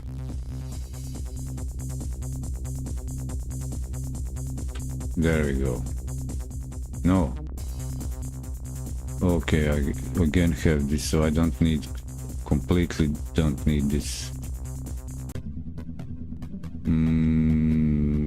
But this is all interesting. This is all interesting. Is in group. If node is in group, mob count. Okay. Exiting. Okay, well.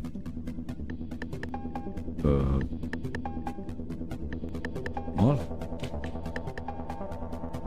Also say, hey, let's have a update.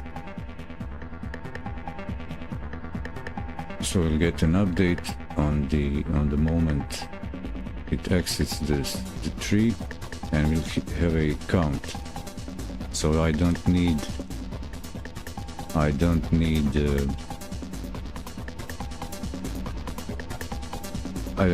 to do that math. I'll just query the engine. Tell me, I want to know. And we get, okay, 0, cool. Actually no, it's not 0, but okay, it's all right away. We get one guy.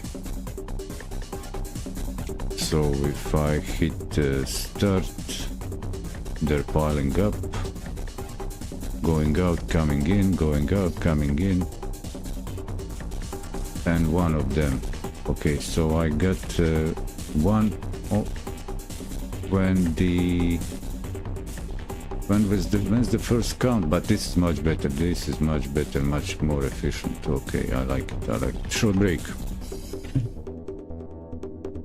There we go. This is what I was curious about. So I can save with these. So with this thing, I can control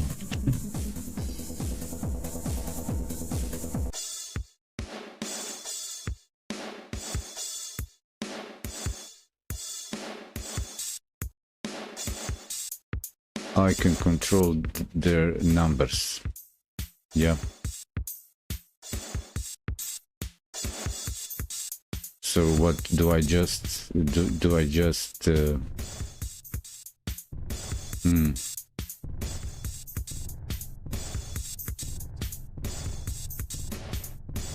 timer start. Where is the timer? New game. Start position, start timer, start. That's the start timer.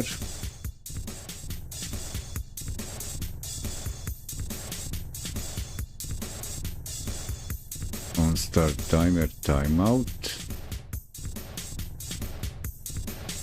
Start timer. Okay, on start timer is also running the mob timer. Okay, that's the start timer. Okay. But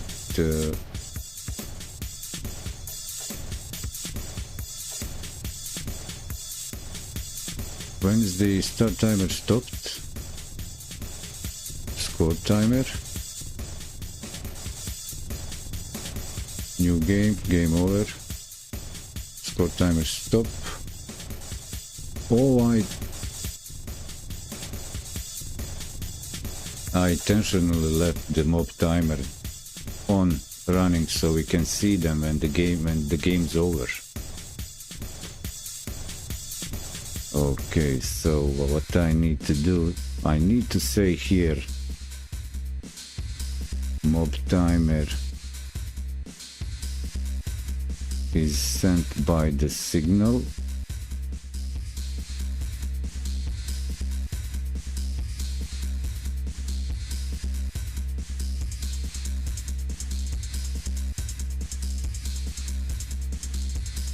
So I should, for the simplest thing, well, to close this chapter, I'll figure also a way.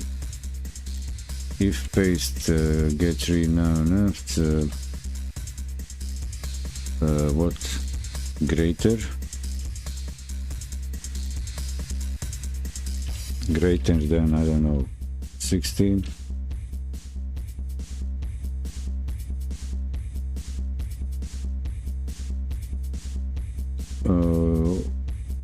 Okay, so if we get greater than 6, is this greater sign, man? Is this the fact? Yeah, just return.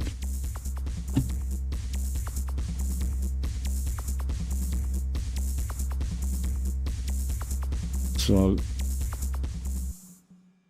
I'll jump out of the function, and so we'll have a cap limit on at 16 for everybody.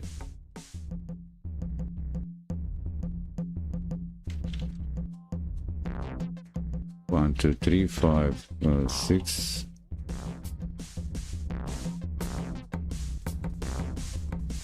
Okay, let's see. 14, 17. What? Why 17, 16, 14? But there should never be more. I allow 17 because I didn't say equal. But no, not having more. It's kept.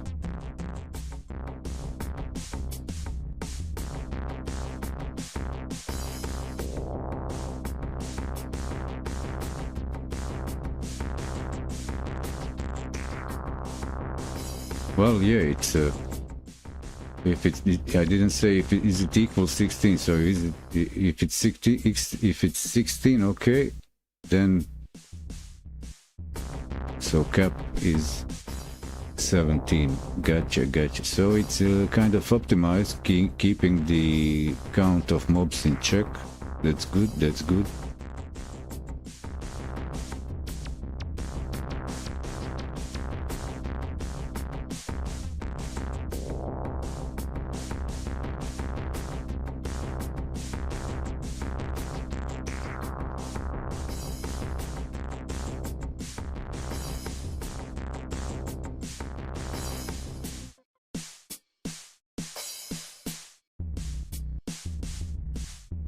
So short break, actually.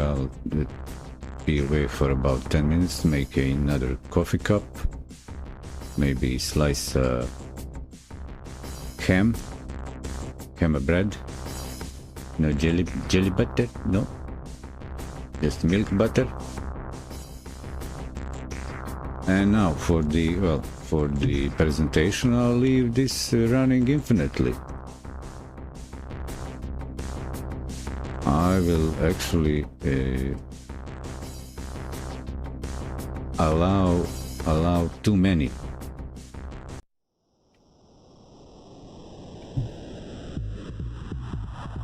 To make it funny.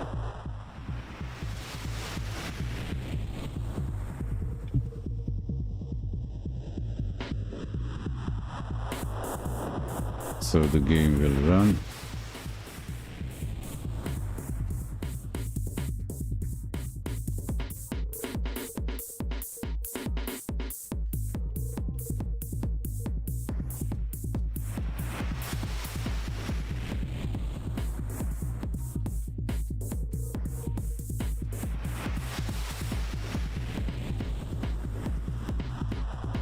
Like that.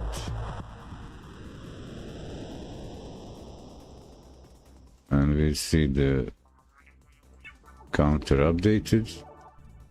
There will be quite a few of them.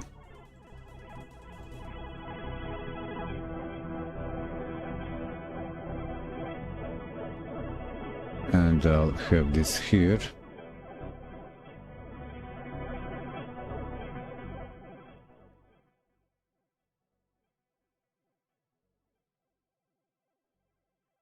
And that thing showing here. And let's play the music, play the funky music.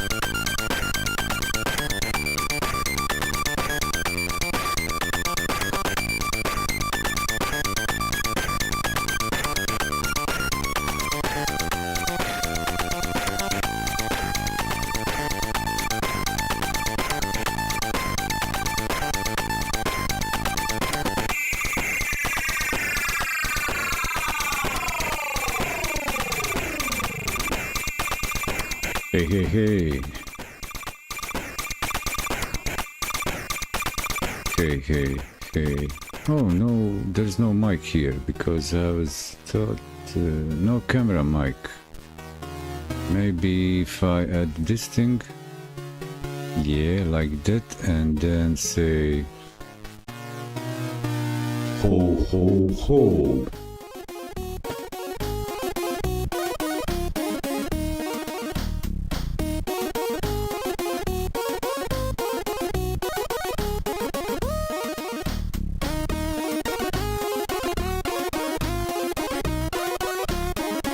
Anyway, back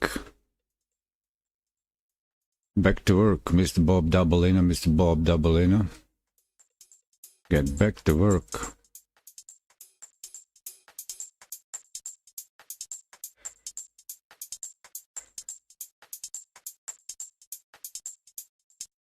Mr. Doublina, Mr. Bob Doublina, Mr.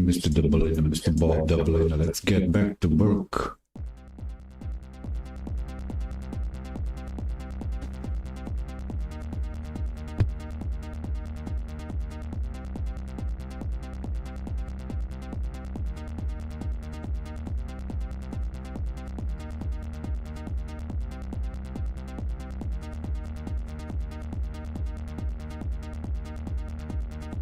And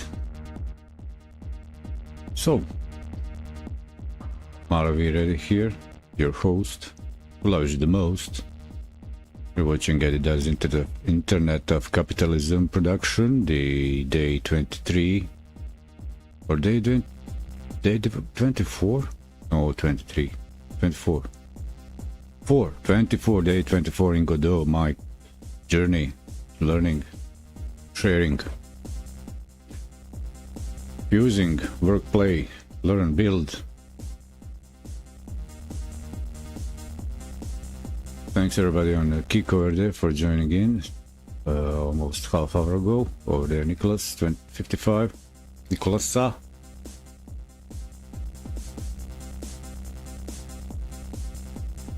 So what I've done here, I've actually enabled the rigid body physics, bounciness, and found a way to count these guys without implementing anything additionally. Just get the tree and get count group of the mobs. Yeah, get tree. So I print here to see their optimal number. Well, actually kind of optimal for the given play area. They just can't crowd more than this. I didn't set the limit.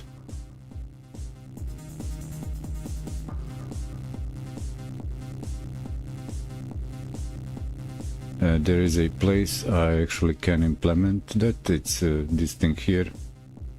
If get tree, get node count in groups, mobs. If there are more than 16 of them or 15, I can actually just skip the whole spawning new mobs script code part and keep the number under restraints capped.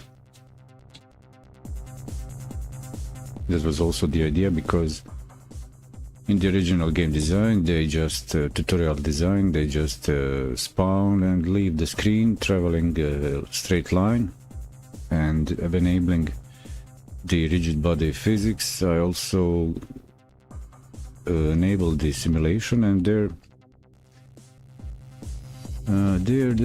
actually not traveling the same trajectory. They change direction as they bounce off each other.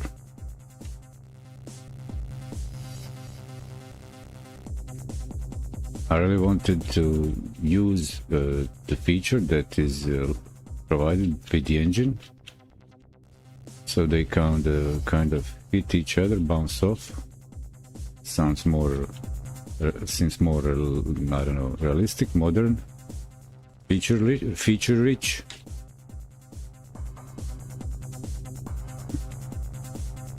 And I wanted to have their number in check. since they won't be just going through each other, they'll actually pile up in the screen in the average amount of, I don't know, 130 maximum. As their pile gets closer to the screen edge, they'll exit there is a visible on screen notifier that will remove them anyway. So as the mob's mass move around the screen, they actually get deleted. So we could say that they can actually fill the screen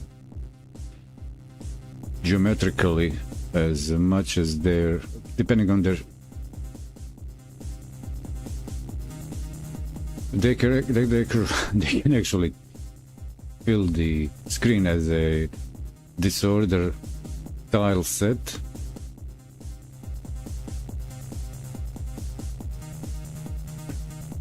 Where this tile size would be their collision body shape.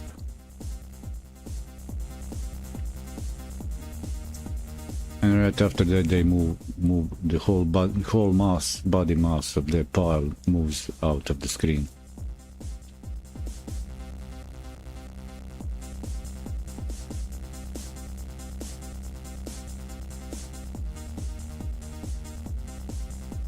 Anyway, this is also part of my initial idea, like learn what the engine does, how does it do, because it's not all in the code.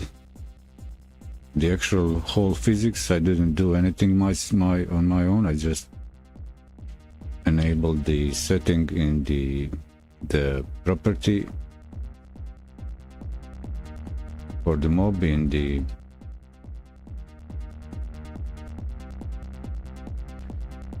for their node, mob node, yeah. So what I've done is enabled physics. I added a physics material, making them like bouncy. Here in the, if I expand the physics material, they got friction, bounce, and so on.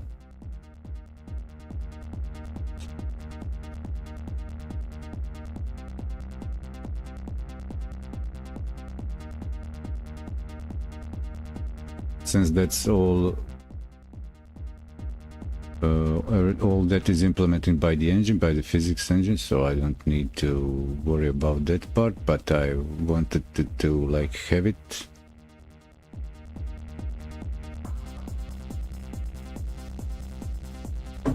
One or two other things I'd like to do is maybe add it to the mob's vision, allow them vision, so they can maybe turn around, change direction, avoid colliding.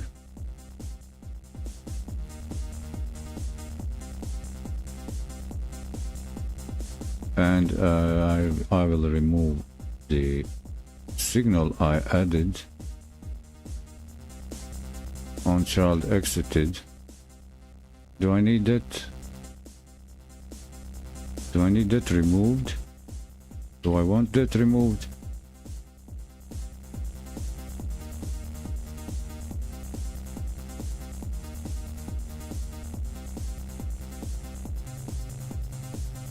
On child exited, I actually, well, that's useful because the main node, the root node, the main scene root will receive its own notification when one of its child nodes leaves the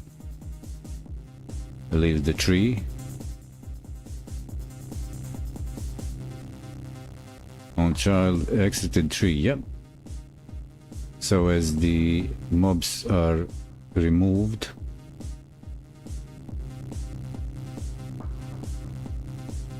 because mobs on their own have their own removal from the scene, queue free, as they receive the visible on screen notifier.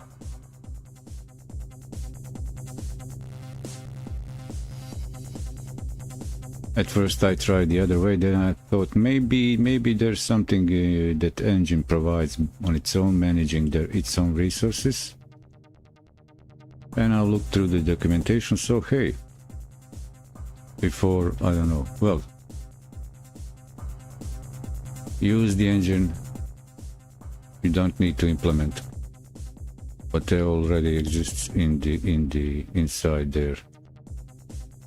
I'll leave this. I thought to disconnect this signal, but I'll leave it because at this point I print in the output I print the count, the get tree, get node count in group mobs, get node count, so how many nodes are in the group of mobs. So groups are very useful, grouping nodes using groups.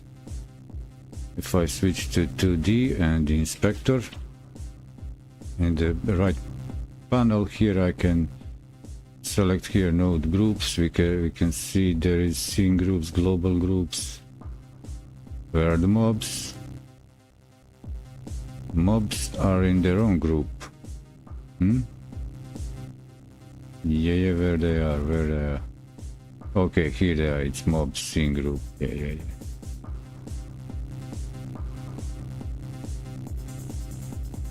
They are not in the global group, but I guess that's the property they expose to its parent. Their group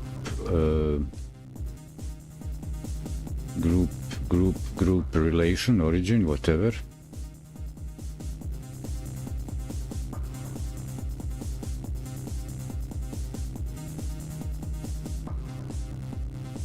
Scene groups. If I copy this, just copy group name. Okay, group name. Well, there might be a reference to the. So how come that the scene doesn't? Well, maybe in the code. Is there in the code any reference to the mob groups?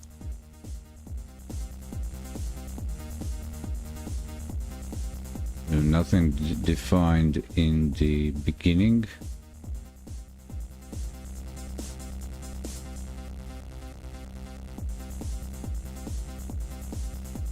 Okay.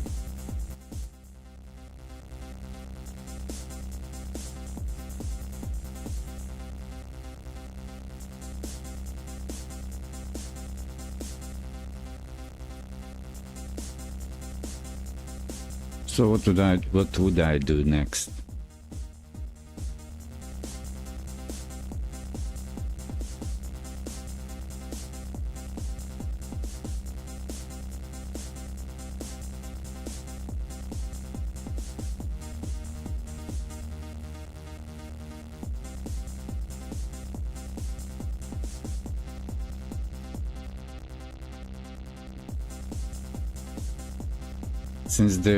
Since as they're just going on their merry way and bounce off each other,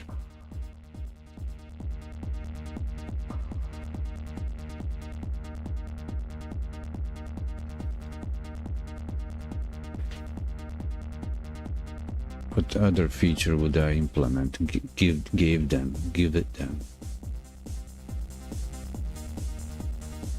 Oh yeah, they don't have they don't have sounds, so maybe squeaky collision sound, something like that.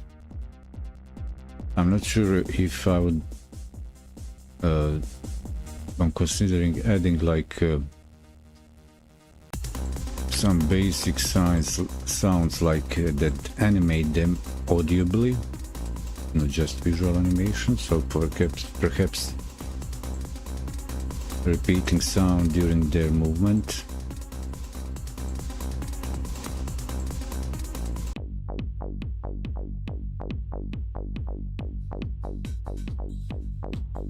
And but not to oversaturate the sound, like the players hearing. Keep it less saturated with sound, like some optimal amount of sound cues.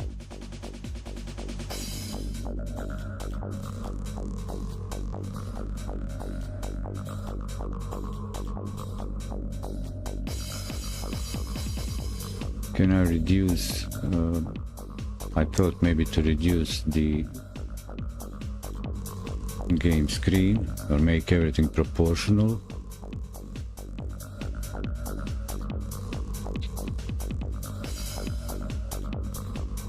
And also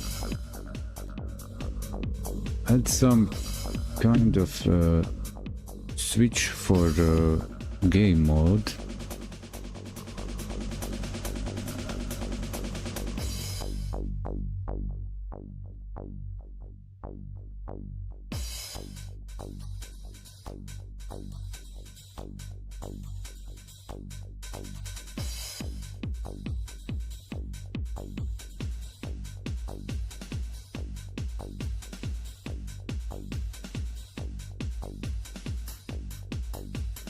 Okay, let's say, what if I change again, keep the basic game mechanics for the player the same, dodge everybody, but maybe create something for the mobs that would change their behavior.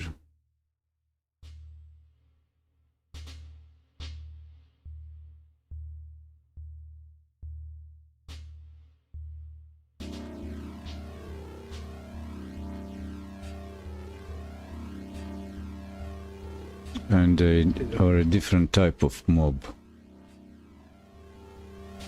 or add to a mob something else, something more.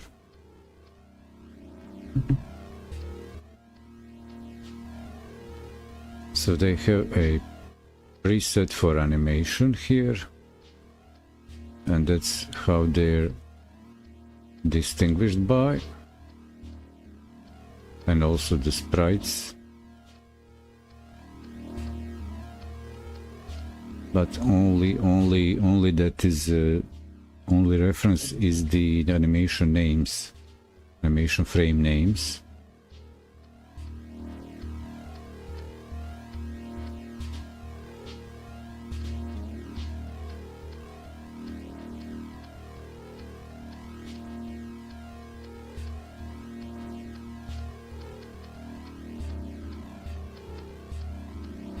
So again, I could elaborate further on the, and inside same, for example, code scope like mobs script.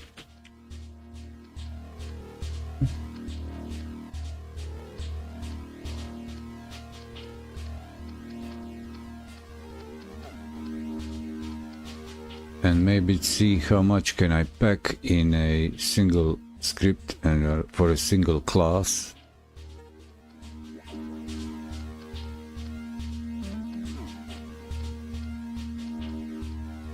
Let me see for here about the what I would like to do is add one more distinguishable feature for the mobs. I can always reference them by their name.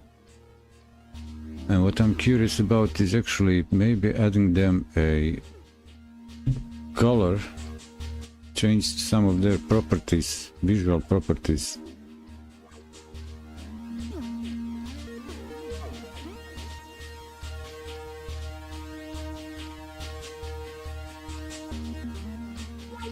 That are exposed perhaps in the engine.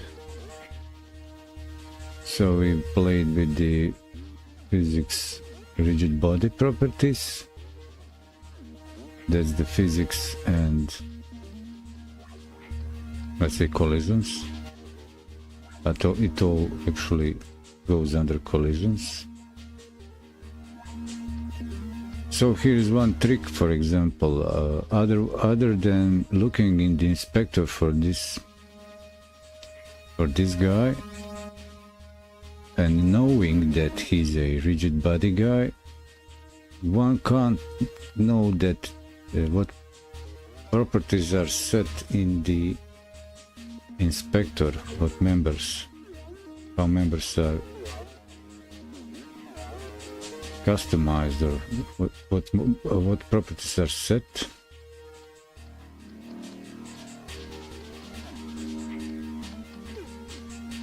So where is the thing like okay, collision, like for example collision mask is set to one that made them there. I guess the layer is, we are all entities in the game are at the moment in the same layer, and to and I've set the mask bit 0 mask layer,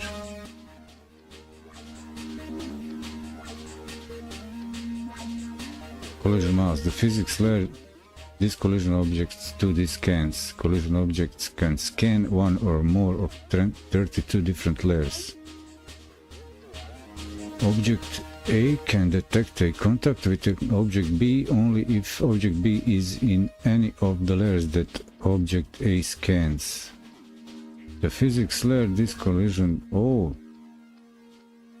so the physics layer, and that's collision mask, and collision, the physics layer, this collision object 2D is in, okay, collision objects can exist in one or more 32 different layers.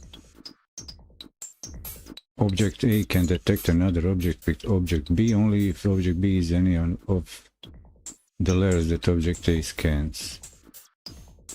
So it's the same. It's the same for the same node for both properties, both members.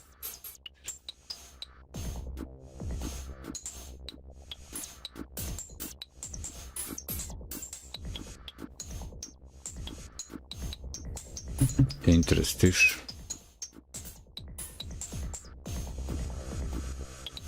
They have animation, they have collision,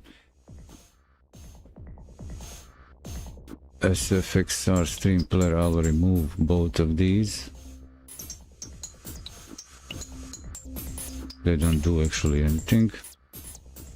Collision shape, animated sprite. So for animated sprite, what else does it have? Transform.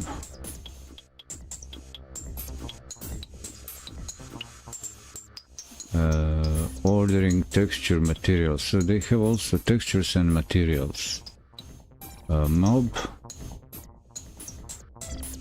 Okay, mob itself has a texture and material, so I might work with that. Canvas item visibility.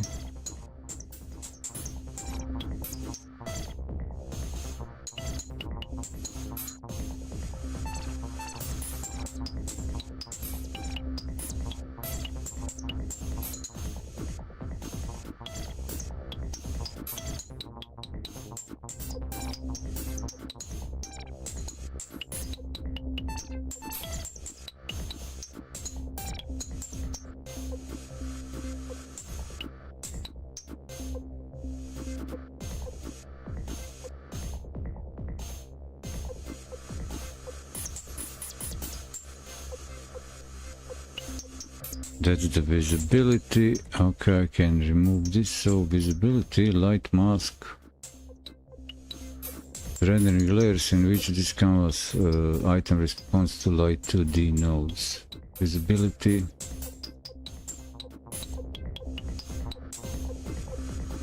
Okay. Collision. Texture material. Texture, filter, inherit, repeat, mirror, nearest me, papa anisotropic, inherit.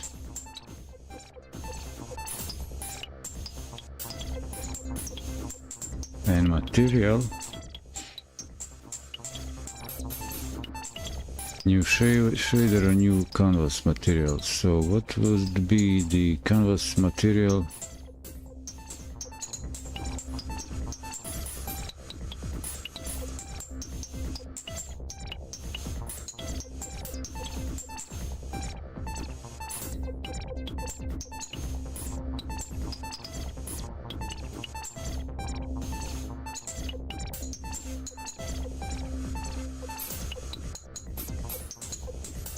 Light mode, unshaded, light only, normal.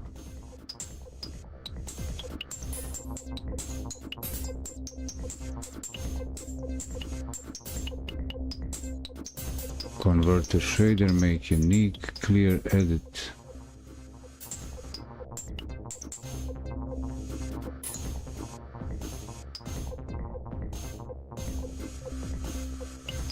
Particles local to scene, path name, resource. Use parent material. Maybe I just add some shader.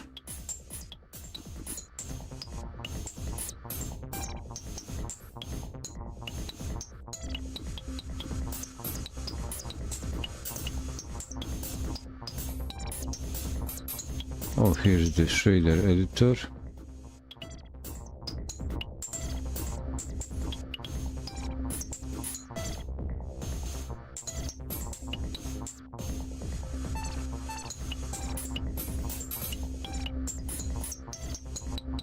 Search edit.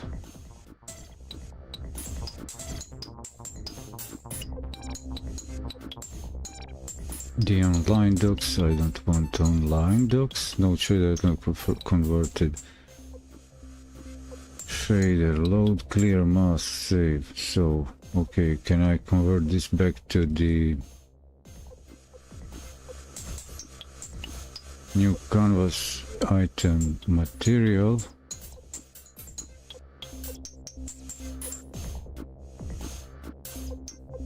A resource.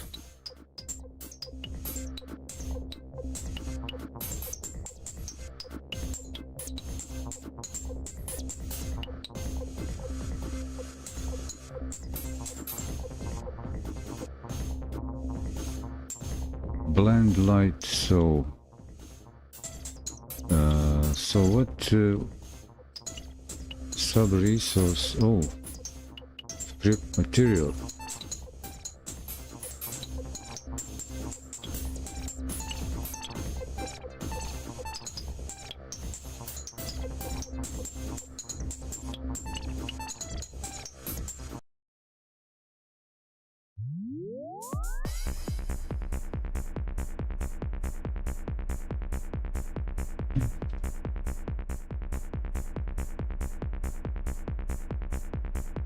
This is for me unknown territory.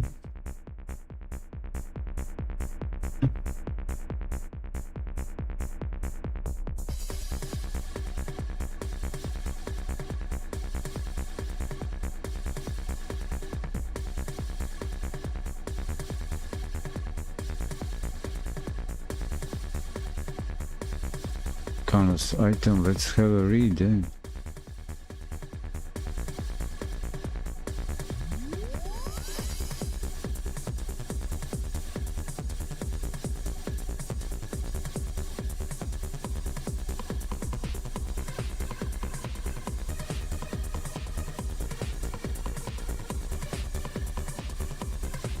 But this guy doesn't have a per se texture, it has a sprite.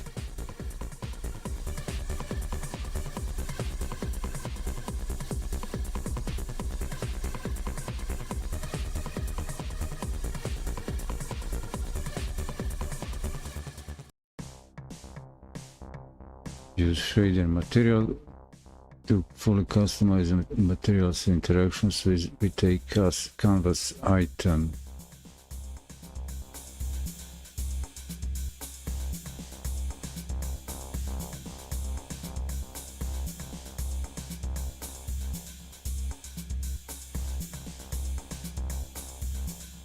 Okay, now it's the moment when I can actually have a look at another solution that is using something smarter, like these things.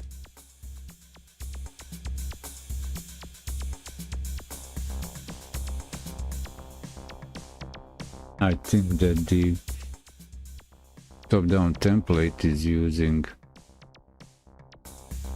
some way different custom, like built-in graphics, load errors, none, why. And I'll have a peek at one other solution that is using built-in drawing. It's the pathfinding template.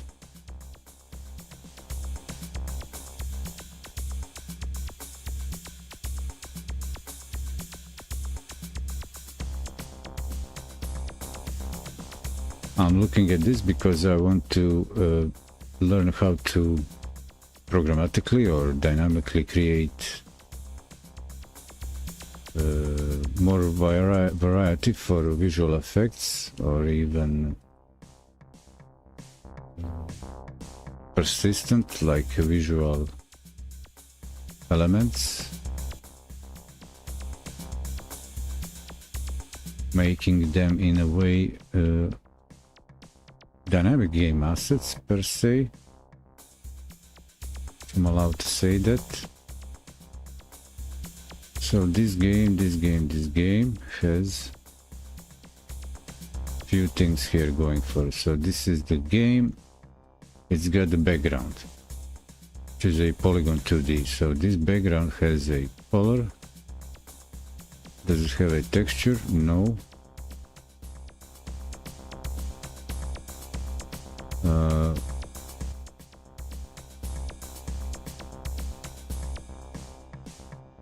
But it has, okay, it has the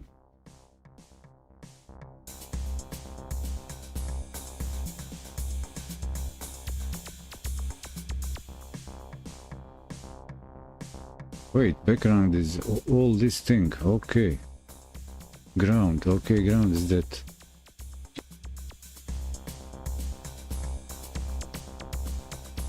So the background is used to kind of keep, like, defines the arena also, and it's used to fill the parts where the camera is actually shaking. Since camera shakes, changes a little bit.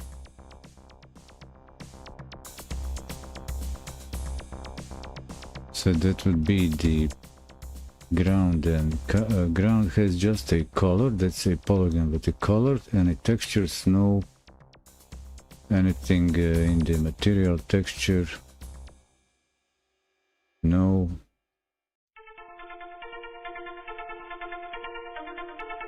Collision shape, okay. Static body.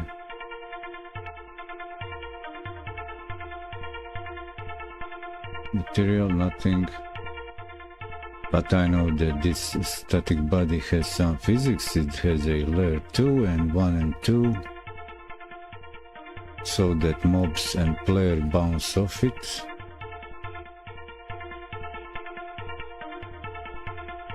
But I know that player, it has at least some. Player has exported members from a script. Collision has a canvas item. What does it do? And it transforms none. Visibility visible on. Texture none. Material no material. But collision body, movement trail effect. Okay, that's interesting. Body left, right.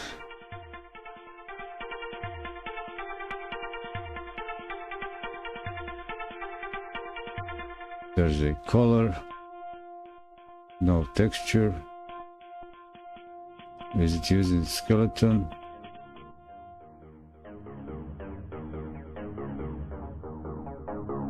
I think there's a bit of skeletal here.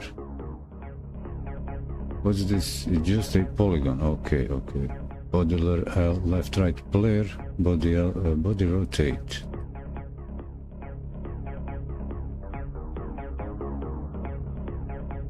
Bullet spawn point.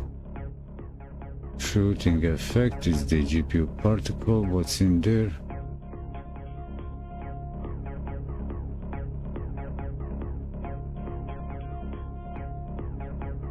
Emitting on.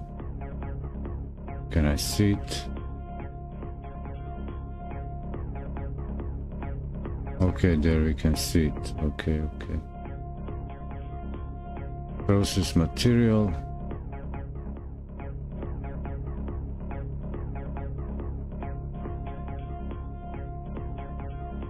Particle flags, spawn, angle.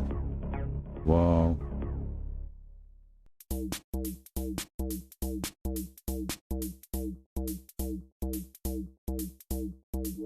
Anything in material, anything in texture, no ordering, okay.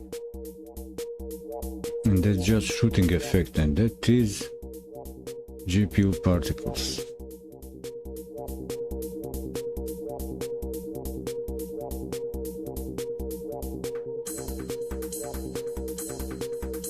And so how does this, where does this start? GPU particles 2D, emitting amount,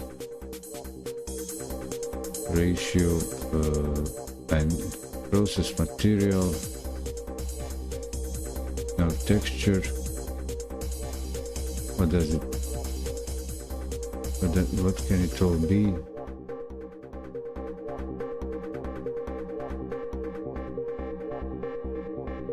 Nothing. Particle process, shader material, converter shader.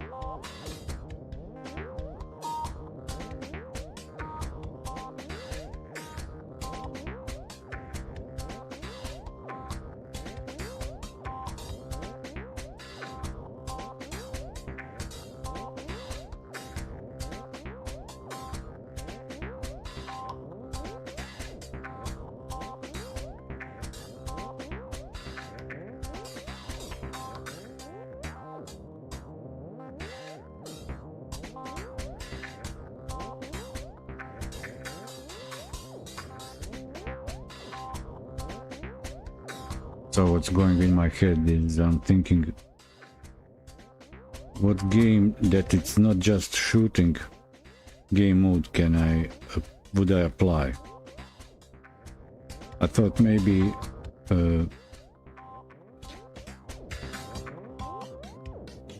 put a pickup, drop or a pickup in the game and allow mobs to pick it up and maybe shoot. Like shoot at each other. Clear their path.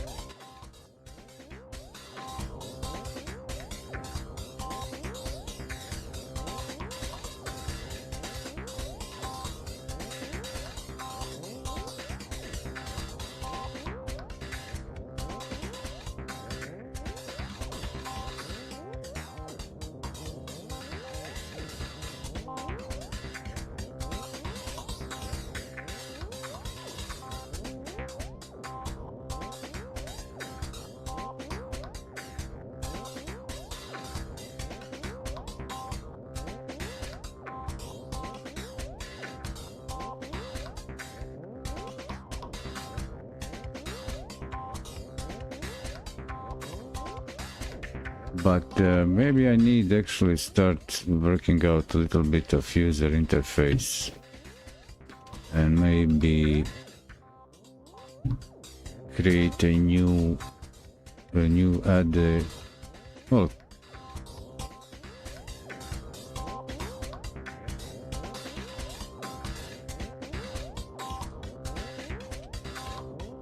implement myself a screen loader, level switcher or game mode selector.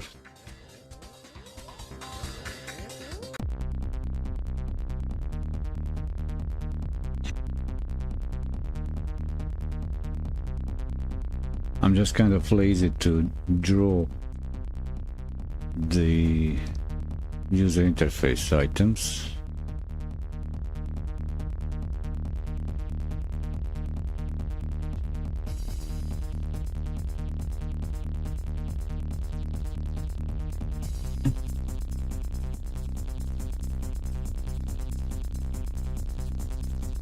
But I could do something simple. I could actually clone the whole scene, and that would be main as a main, duplicate it,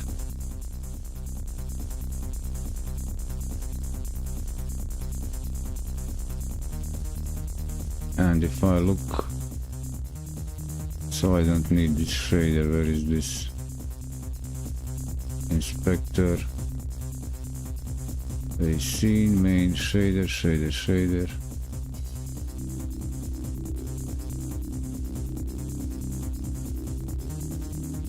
Edit.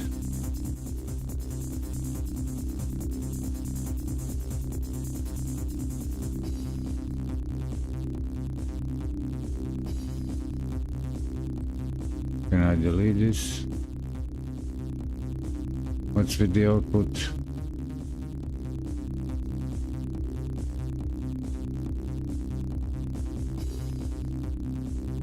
Oh, shader is open for the mob. Yeah. No, nothing. Clear.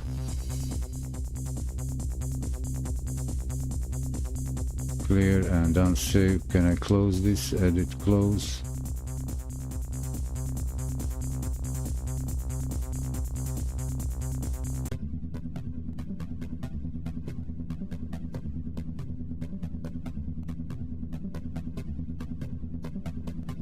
Yeah, like that.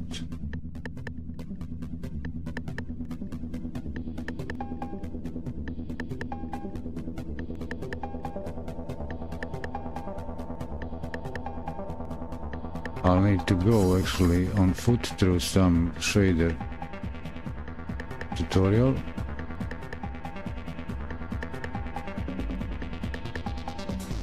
And they exist, I think I know where.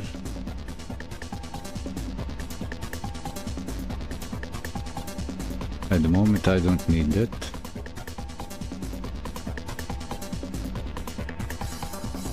What I want to do is separate the game screen, the game from the like a main menu.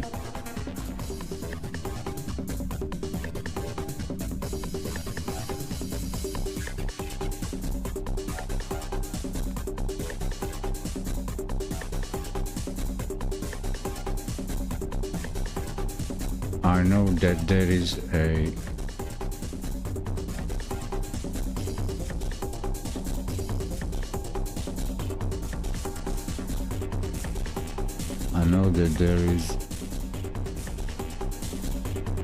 the thing, something in the asset library that I can use and add as a plugin, but I actually want to look at the code and manually do the implementation.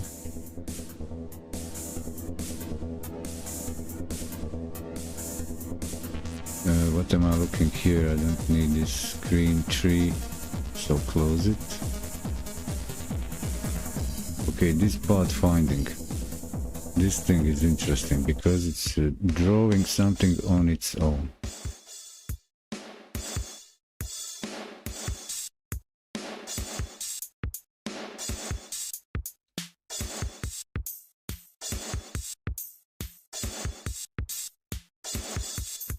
It has a tile set PNG and it has a resource called textures. I was looking at that. What's the resource? Blue.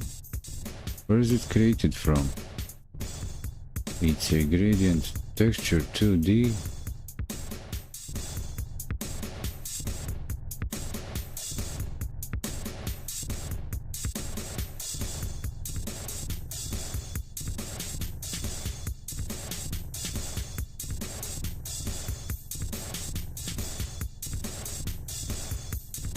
Okay, this is in what? Oh, this okay. That's this resource is built in the resource itself. Packed floor, offset color array. Because I thought at first, okay, this is drawing. This thing is drawing itself in a way from the code.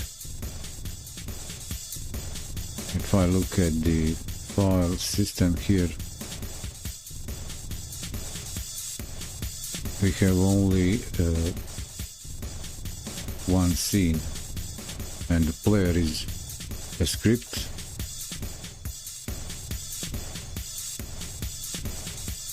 Pathfind GD, and Pathfind GD has ready, has a draw. On add child redraw timer, okay. Redraw timer, timeout connect, Q redraw. Wow. Redraw timer and drawing in here. So the player, and player has also inbuilt script. Okay. There's no scene. It's a node, but it has a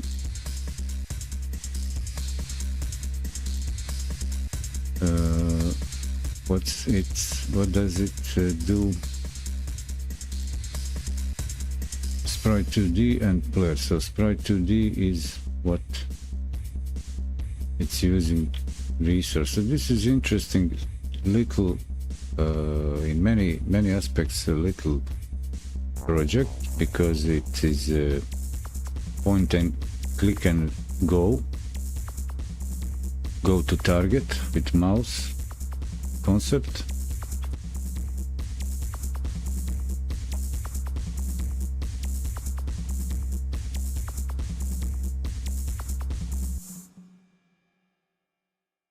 But what does it do use for drawing? There are tiles, okay, tiles.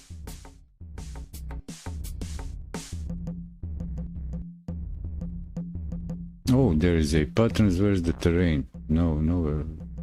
Tile set, tile map, tile set, tile map, tiles pattern, terrains, nothing. Tile map, tile set.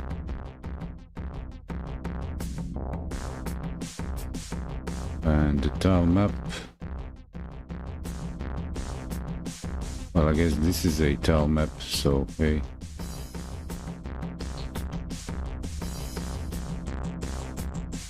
It's just using, okay, it's using the tile set defined in the tile set, and texture is the image. Okay, I got that. So what does it do for drawing? What does it use drawing for? At first I thought it's drawing the whole every element, but no, it's using nodes. Maybe the script for pathfind.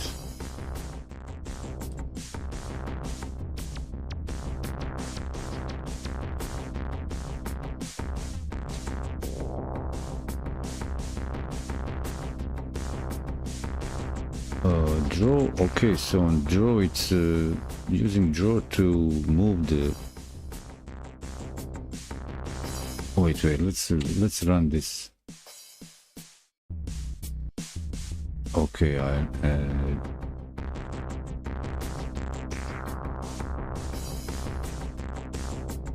okay, I'm not getting.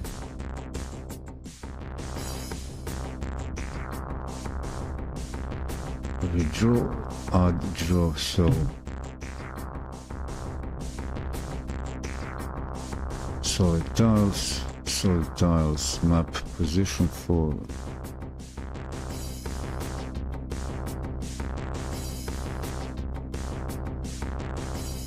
There is no documentation specifically for this, I checked.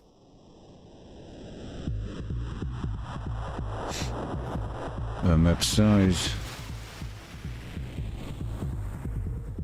Okay, local variables here, path grid, solid tiles, get node, path grid.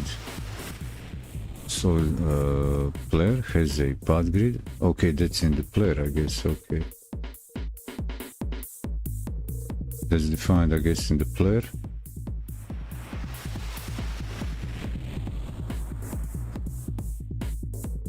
Hey, how come I couldn't get the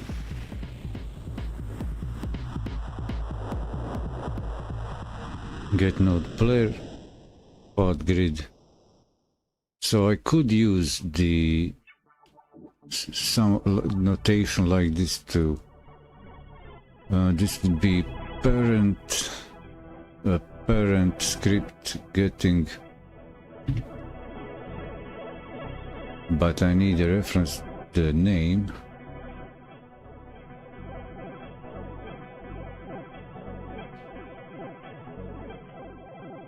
I'm thinking about how so what we see here is we get the node, the player, and get the member path grid, which is in the script. There's not defined, it's not as a node in a node tree, so it's a script member or the class member.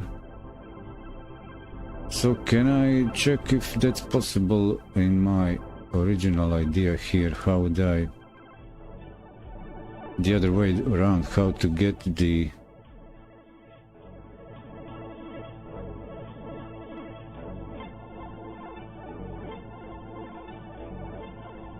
what was my idea? To reduce the count, get node.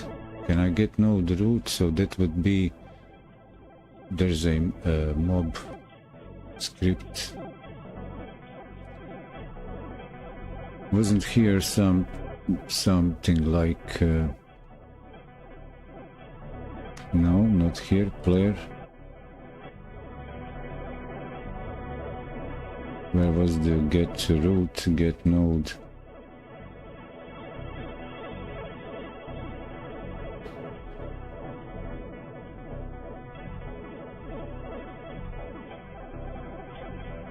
Okay, here is the player animation, disabling and enabling the collisions. How come? Why? Hit, emit, hide. Set deferred, disable, true.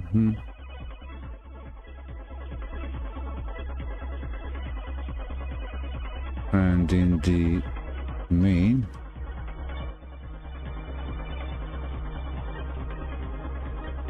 oh, get tree, get call group. That was that's the thing.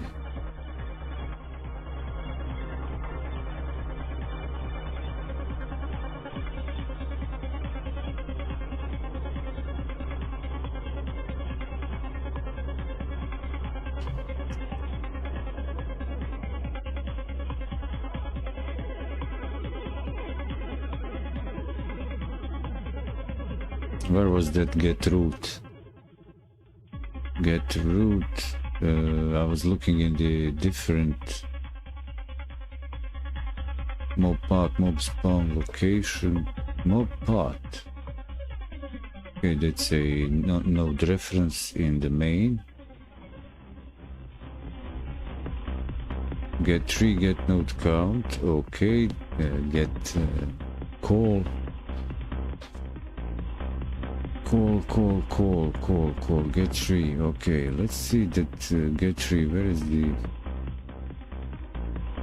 I don't need this, but I'm interested in the get tree stuff. Top. What's on top? Class node.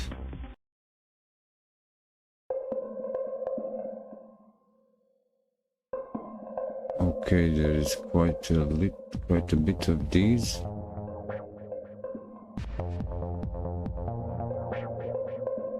Properties, methods. Wow. Signals. Child enter, child exit. Child order change, editor, description change. Ready, replacing by, tree entered,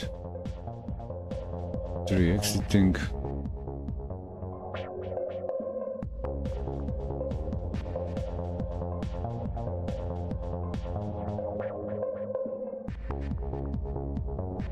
Properties.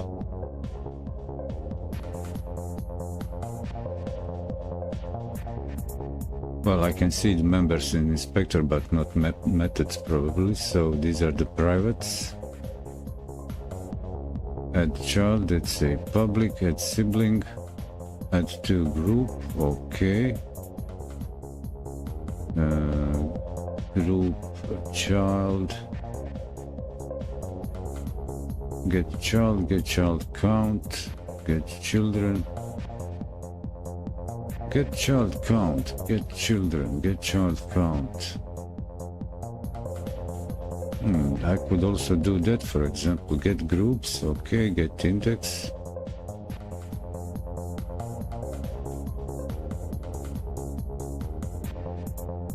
So I'm looking for a way like what would be the get. So what about the get tree? What's there? Get tree constant is inside tree. String get tree string returns a tree as a string. Okay. The path relative to current node get tree string pretty. Get window. Get tree.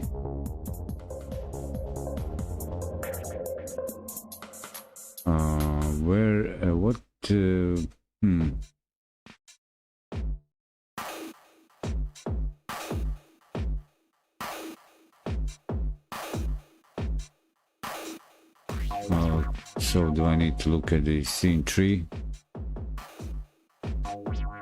Okay, root, that's a window. Properties, window. So I don't need a window. Why was there a root window?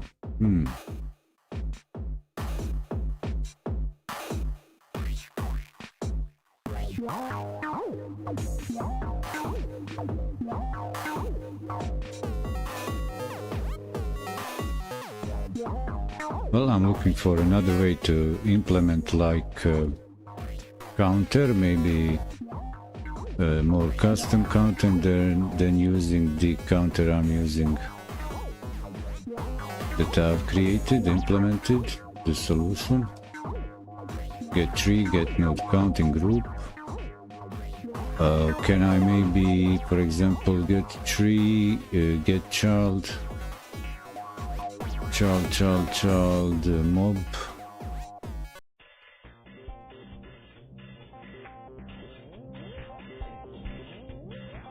So here is a little bit of problem. This doesn't exist. Score timer. They don't individually exist.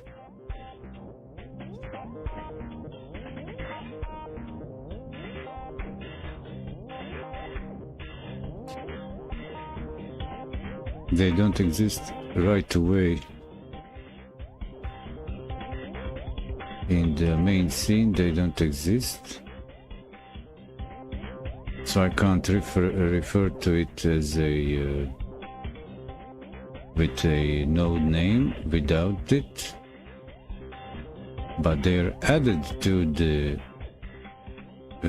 each child is added, but no reference.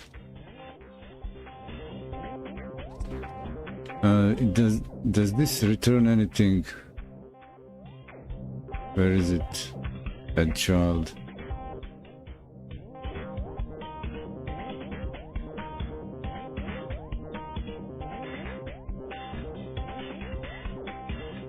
I clicked add child, not the...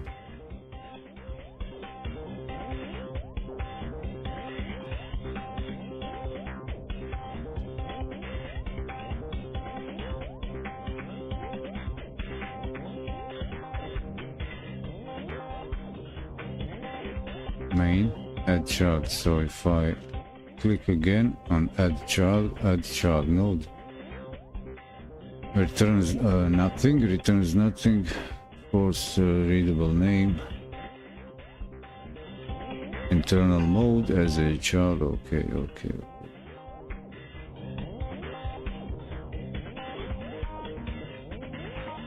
So to use something like this notation,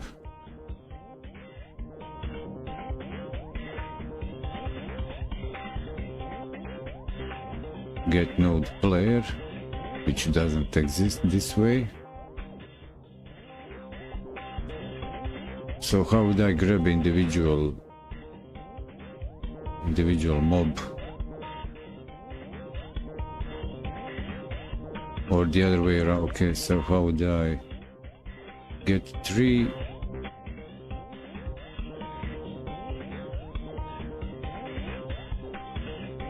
Oh, get tree. So is it more simpler than I thought initially? So in the mob,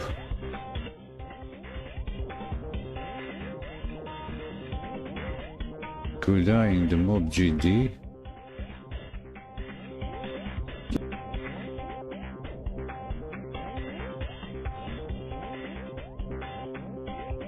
could I say this? For example, get tree. So get tree. Get tree. Get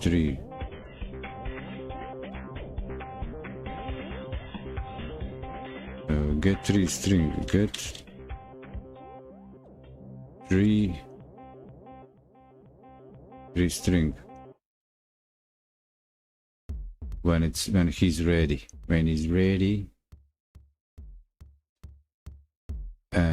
So I know what's the tree, but what tree? Let's see. There are no mobs. Yep, no mobs. Here they come. Okay, so it's just their own tree. Okay, gotcha. So it's just their tree. Get tree string dot root.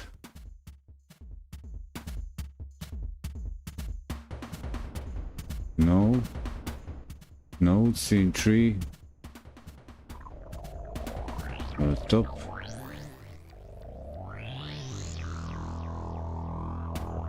Root is window. Bool node. Edited scene root. Call group. Change scene to fog. Change it to packed. Create another. Create tween.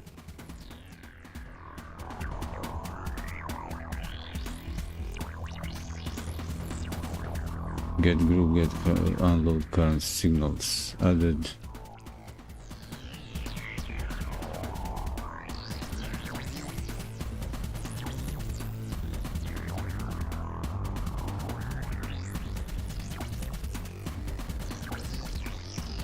Scene tree property enumerator stop.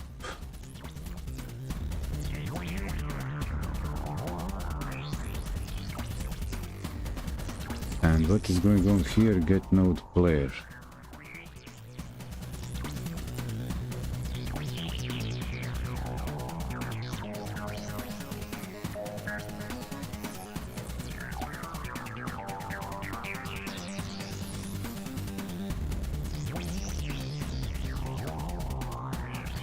Well, I'm looking at the actual, this, not signals, but communication per se, navigating through nodes. This would be up, and this would be going like downwards. But I would like the same thing, grabbing the parent node or scene reference and inspecting its parent member.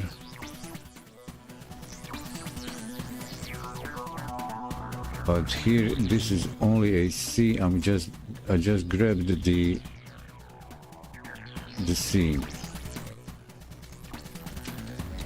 And root would be get scene, get tree.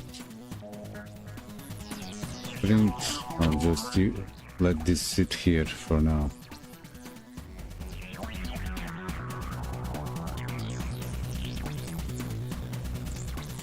The idea would be to, at this point when the mob removes himself,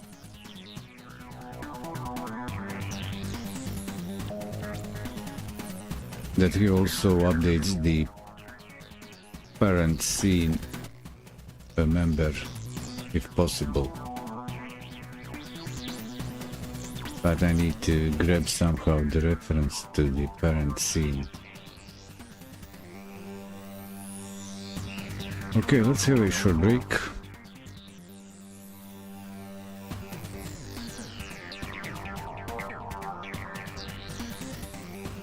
Of course, another short break with C64 chiptunes from high voltage seed collection like this.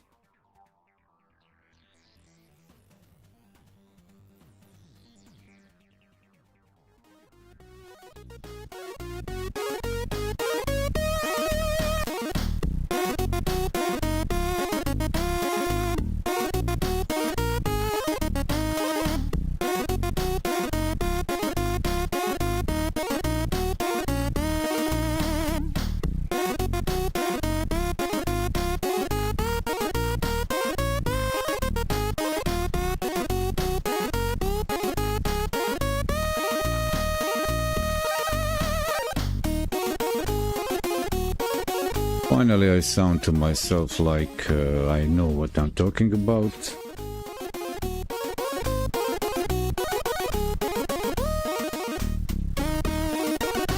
I'm just not giving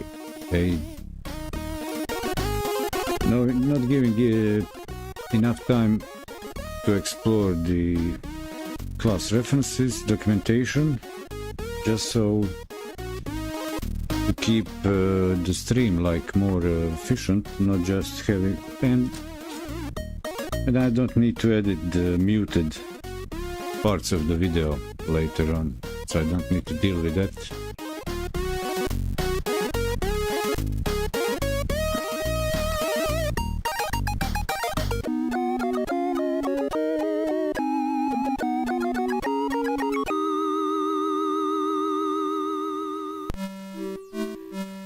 Well, it's great to have some physics enabled, or without gravity affecting the characters' placement, like not pulling them off the screen. So I've got the rigid body physics on for a top-down game. No jumping and no falling off the screen, no y-axis gravity.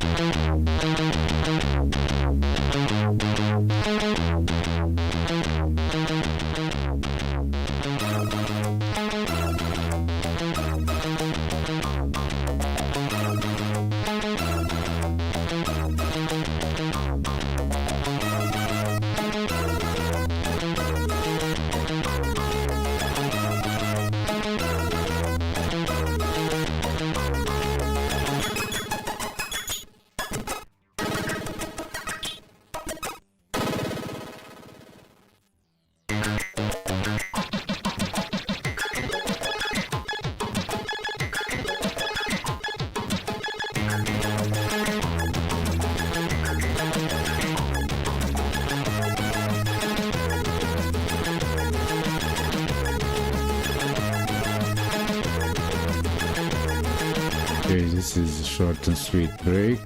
Coming right now back to the workbench.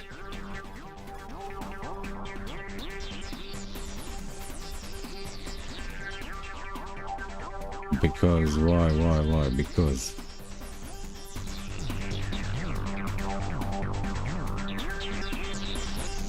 and welcome back after a short and sweet break. Day 24 in Godot for me, mveddylive. And just another idea that I can implement popped up in my mind that I can implement without user interface. A simple game mechanics movement for the mobs. And I'll give it a try because I can implement code and I don't need to create new asset. So the mobs by default go in straight line until they bounce off each other. And what I want to do for them is what I mentioned in the beginning, like a target movement that would be available line 2D, no.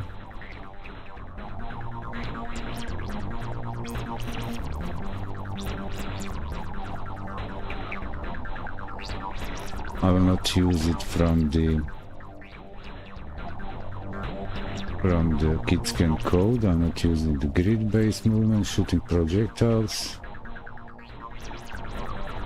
top-down movement. Okay, rotate and move. Aim with mouse.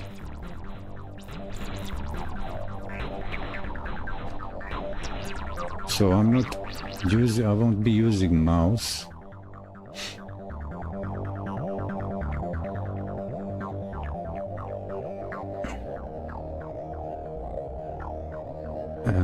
How do I get the... Oh, I can, instead of mouse, I can perhaps get a player. Get global mouse position, so I don't need that. I can... yeah, okay, oh, wow, nice. Look at player position. Hey, oh my God. Even simpler. So I tell them, look at player. Is that all? Let's start with that. Look at. So would that be it? Mob process. Look at. And how do I get the player? Okay, I don't need to do it here. Maybe in the main. Main is okay. There's not. So I don't have here.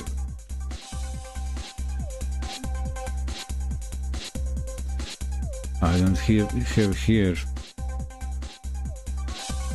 Nor the.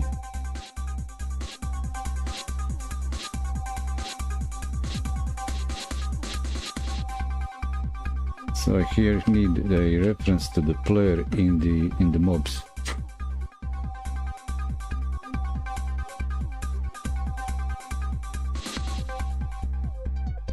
And I don't have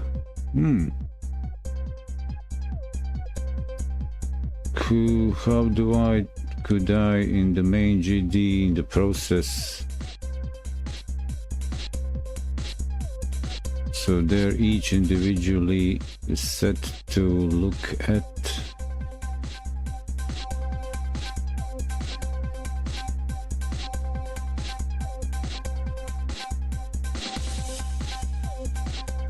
Can I tell the mob to look at?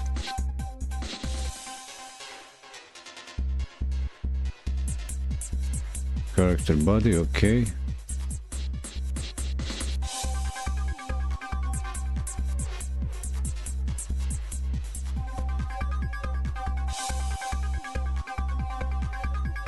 a look at. Oh, just tell them to look at player. Okay. Is this for real?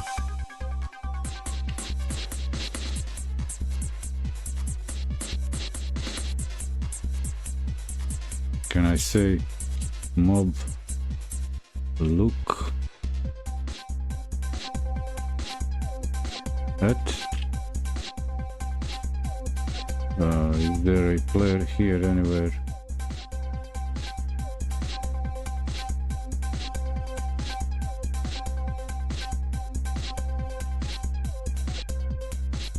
There's a player here, reference somewhere, but show player. Okay, here's the node player. Player position. Can I do that?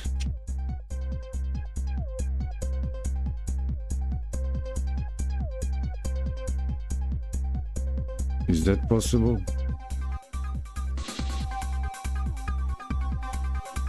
And it will break. Let's see, break.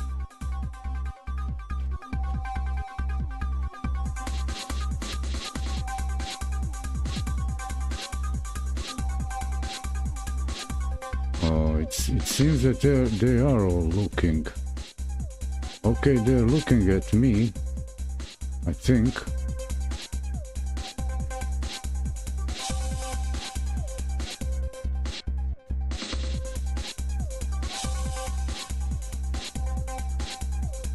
It's just that they're not moving at the player.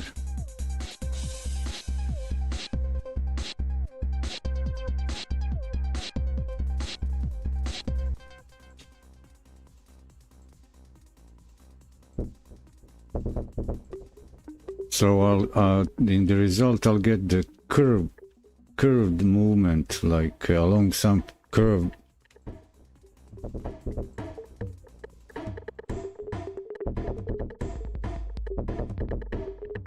Only thing is that they're not having the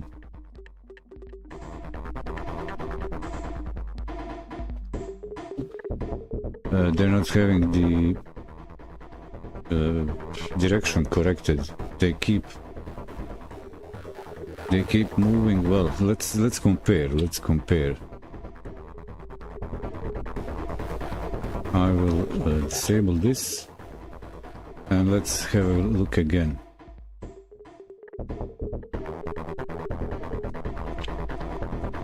So they're going each their own way.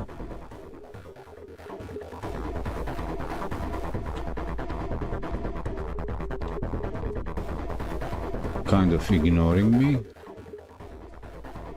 And if I enable look player position,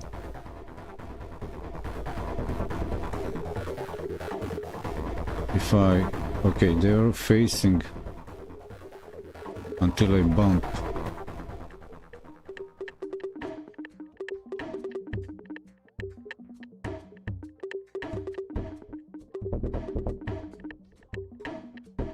It's just that they're not turning or moving this way.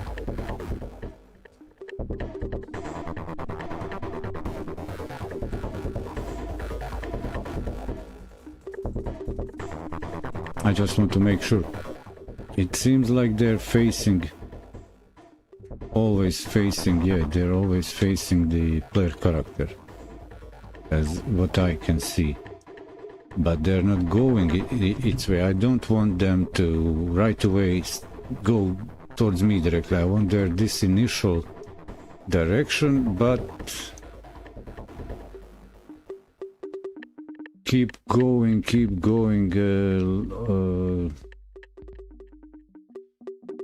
Look at players. So where is the movement here, for example?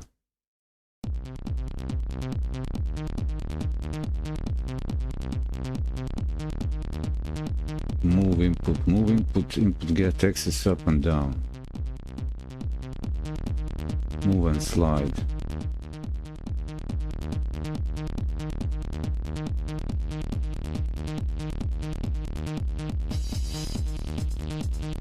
Move input.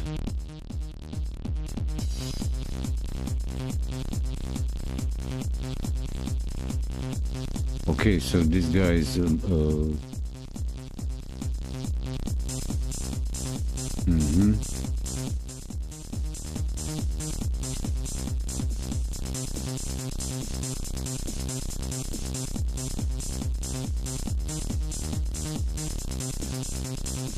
oh, there is one thing I could do, perhaps, and that would be, for example, set target.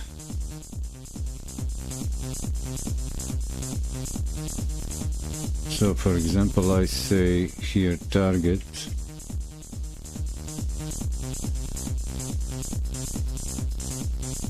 move target. No, target move target. Can I say move the target? No. Just target position. Yeah. And that will be, can I say null? Nice. Do I need to expose this?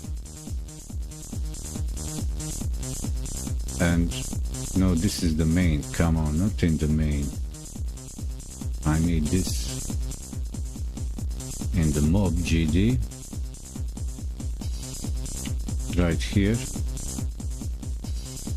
And if I take a look at this thing, not pathfinding, but this thing, I know that here is the situation where the main game, where the game is export noise, enemy lists. Okay, so player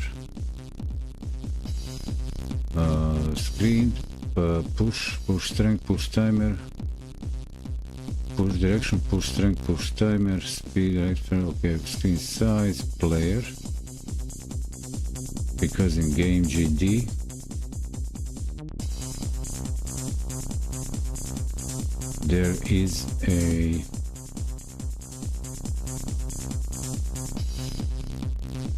there is a moment when and where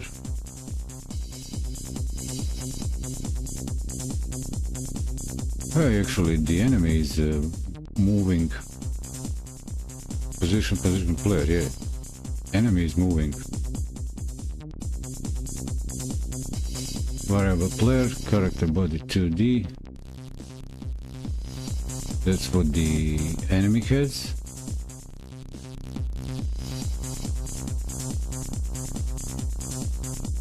So the enemy's got the whole player. And where is the player? Player underscore player, setup, player character body 2D. Process physics. So here is the moving to the player. And there's even a pushback kind of thing.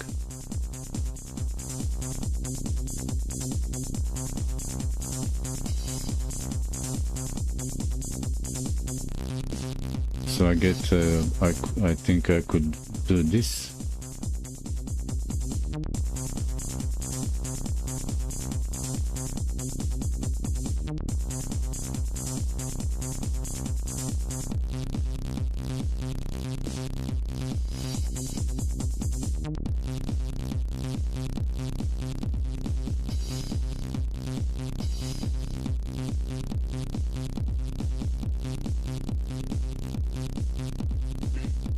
So maybe this, but do I need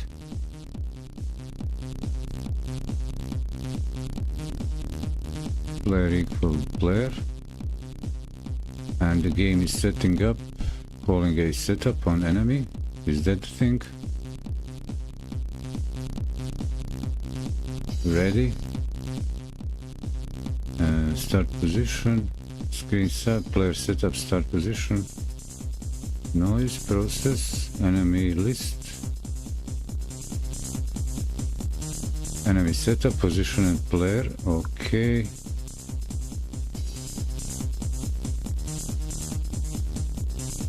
And player is set up start position. And where's the player?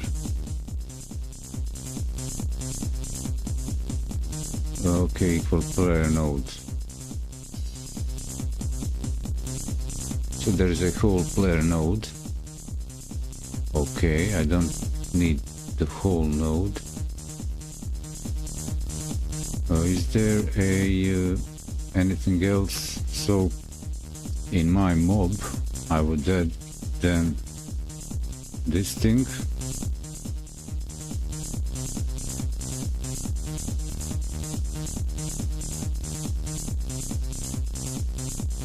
Yeah, I don't have player and quite a few things, but I've got the target position, right?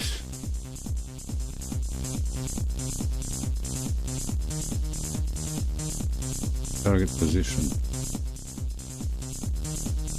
and position.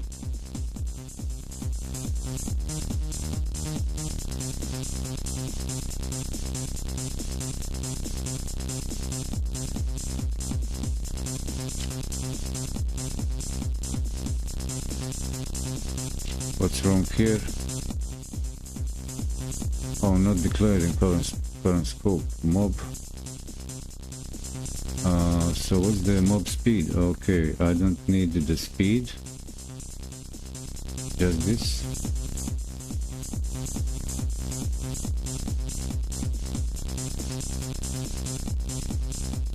And can I here in the main tell? Can I hear these guys tell these guys that on timer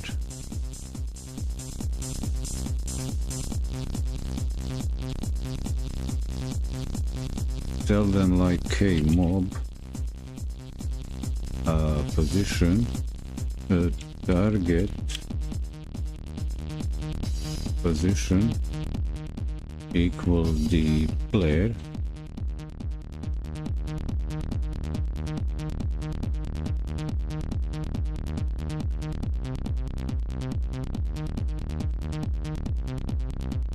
Is this possible?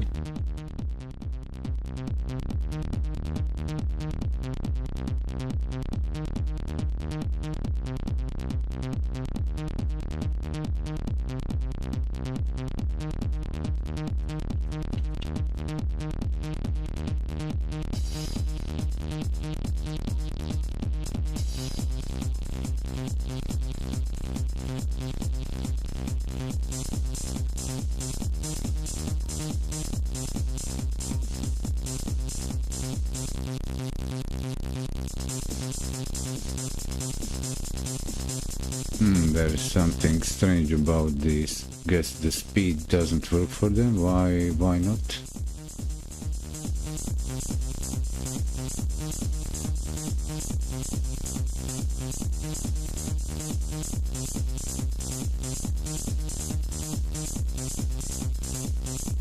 Add some randomness to them.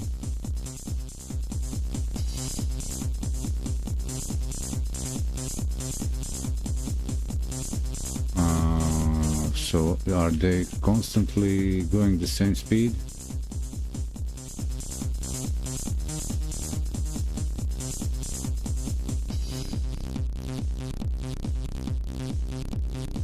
Random location, randomness to direction. Okay, velocity, choose the velocity for the mob. Again, range of random velocity.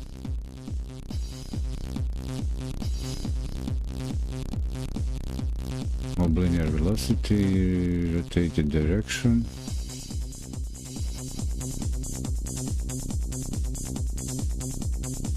Or maybe do this all after. What if I do this after the fact?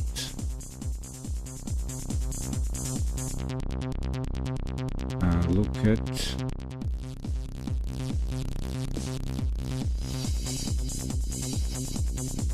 so I'm expecting the mobs to have their own process running.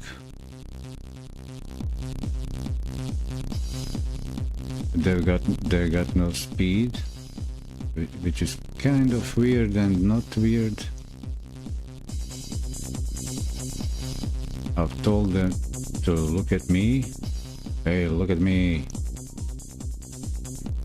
But maybe the position is not the right one. Maybe I need the global position.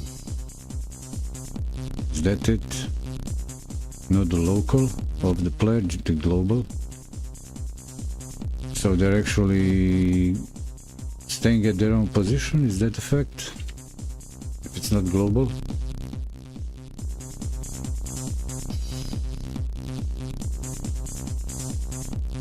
Look at position. Is that look at get global? Okay. It all needs to be global. Is that the thing? And this will be also global. Click and move.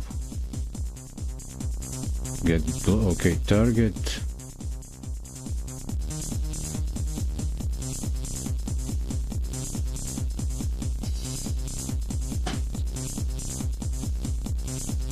So here it is. Target's null, right? Okay, get global. Okay, get global. If target, look at target.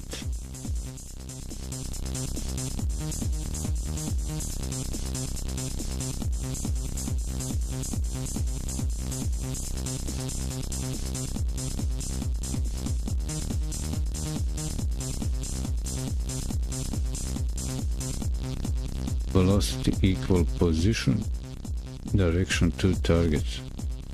Oh, what?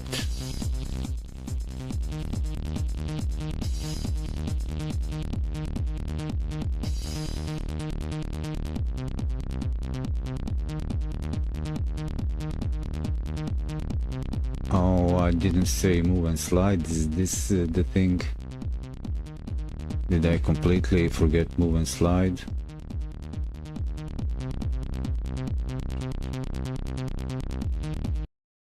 That's why my guys are not moving, because probably they're missing this thing. Let's see if this will get them at least moving a little bit. Why is this red?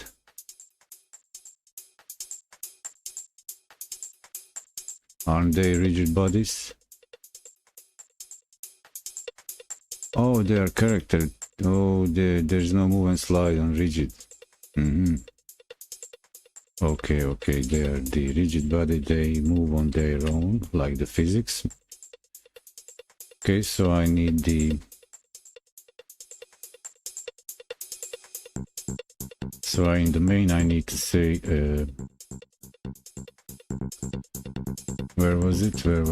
In the main I need to pass the player global.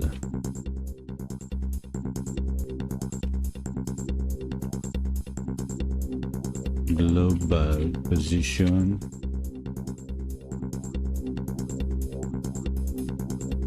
Same here. And let's see, is there any difference now?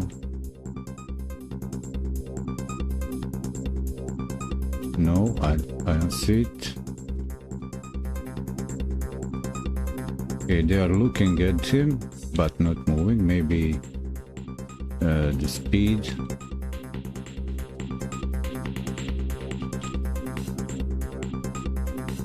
Okay, so what's up with the speed?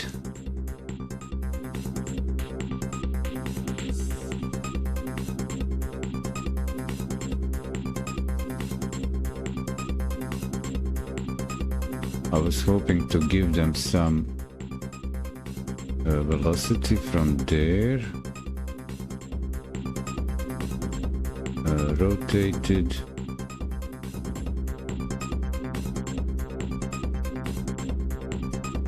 Rotation direction. That would be spawn location, more position, spawn location. random turning there or here. There's a velocity.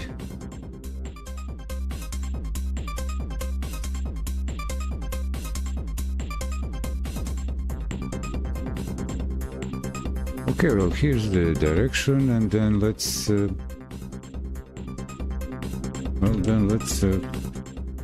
throw this here in the mix.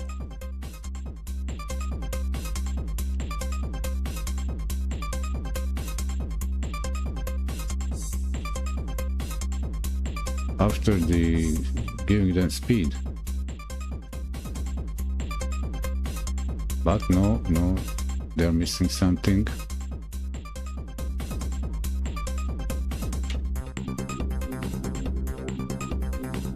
Okay, they're looking at. So what if I gave the target position there? I'm not...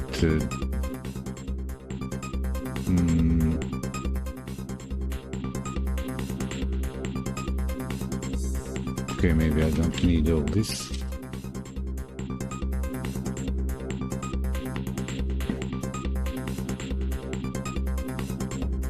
So, what will be going on now? They should move. Okay, it's just they're looking his way.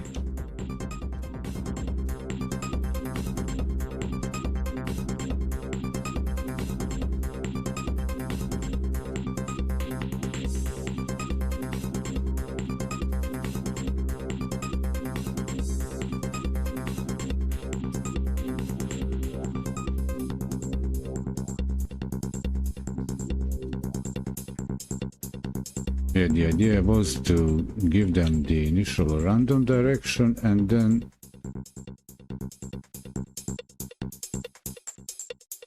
so they're like a curving towards the player. So how do I do that from these recipes? This didn't help. This blocked their movement, so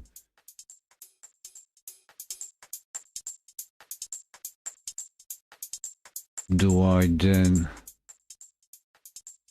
the velocity?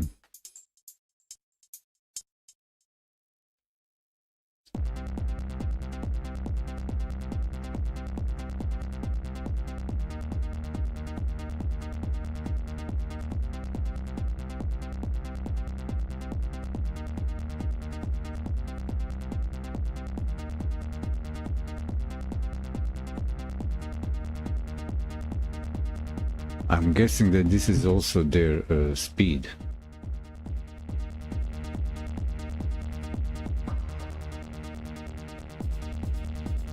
They got the direction.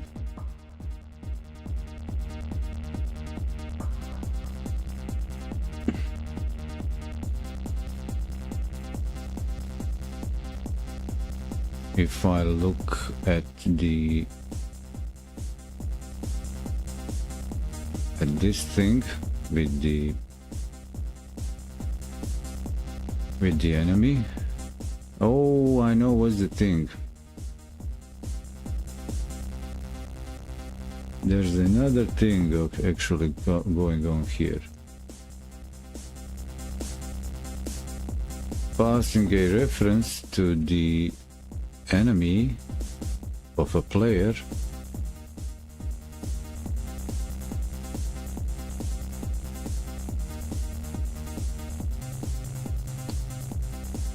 passing a reference to the player will actually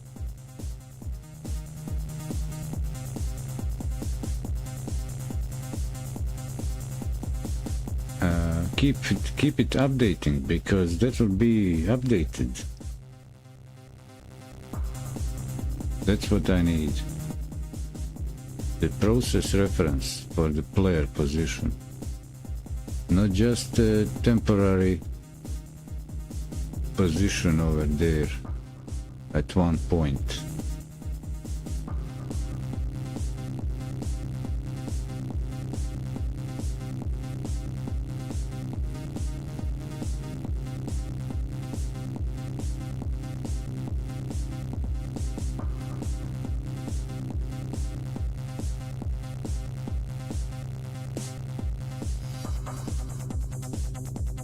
Okay, so what is the...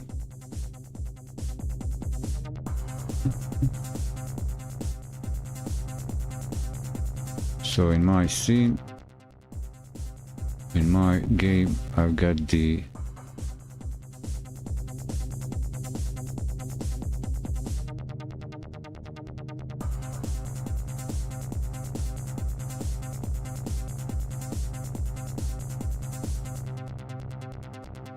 I've got him looking at, and this is the moment when I need to actually use a different scene for this before I break this whole thing.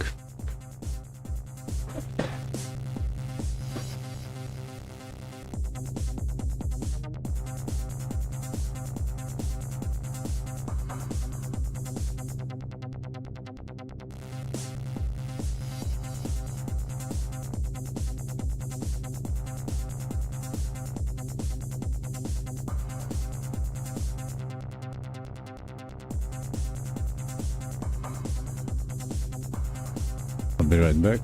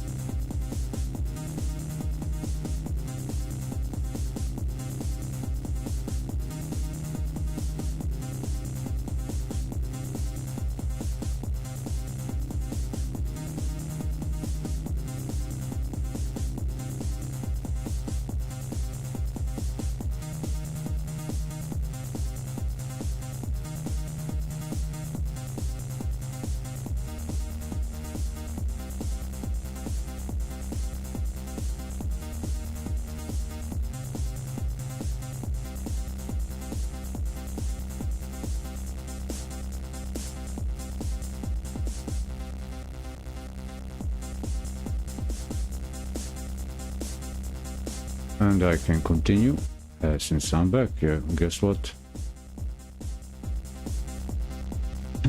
Actually, this can be a chapter on its own from here, so I've decided to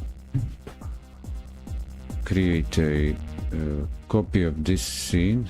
Move this, remove my custom stuff from here. Have the scene.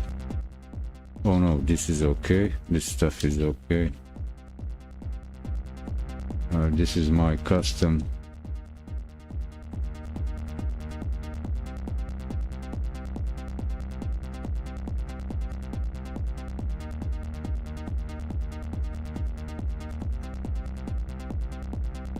Move to target.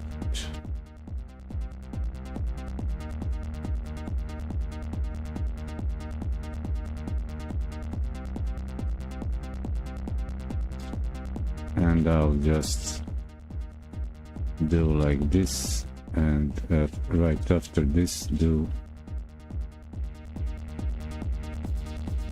this thing.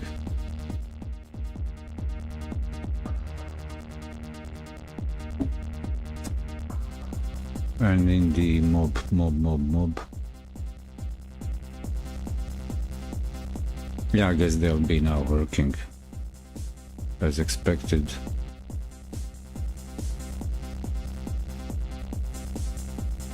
Not even looking at the player. Yeah.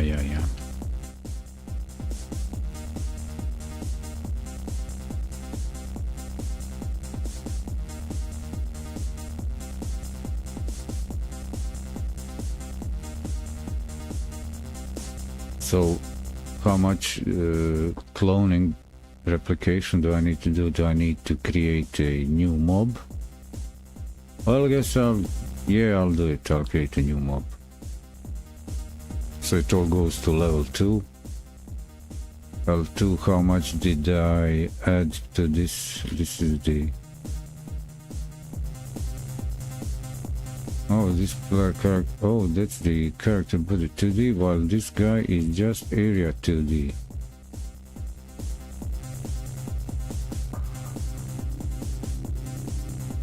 Doesn't matter, it still has position, the global.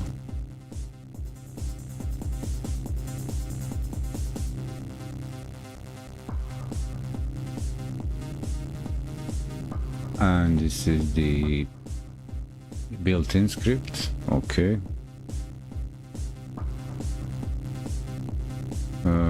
This is the L2. I'll just remove everything. Yeah, okay, and perhaps from here, maybe just copy everything.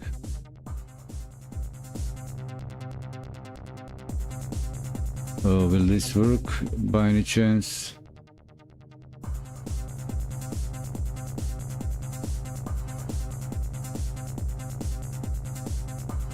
Will this scene work, L2?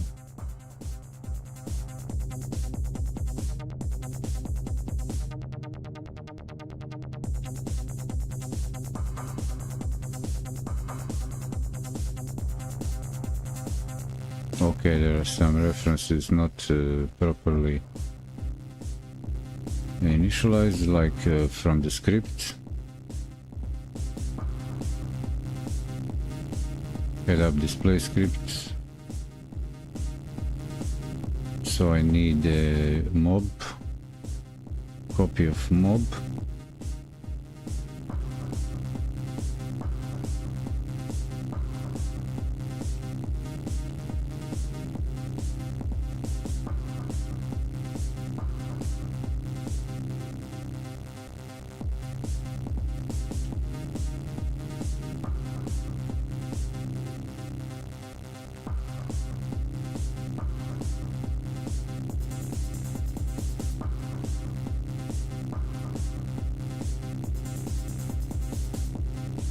Oh, I don't have a script.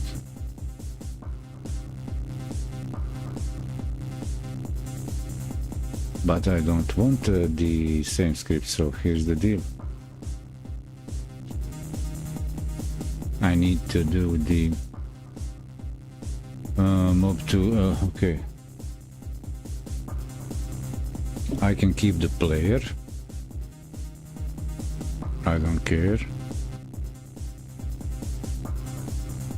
But I need the L2, I need L2 mob and L2 script, so do I care about head-up display? Not sure.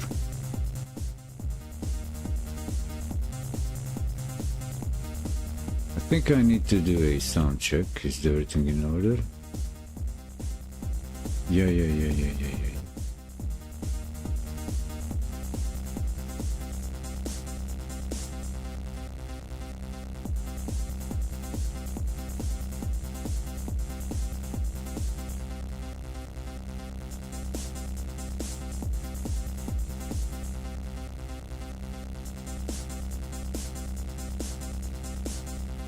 So I recreated the scene. That's nice. Well, take it slow. Main GD. Okay, I'll add here. So main GD, main scene. A main scene has a script added to it. So what's the script here? Node. Okay. So I attach here a new script. A node built-in script. No, not built-in. L2 GD, yeah, nice. template, no default.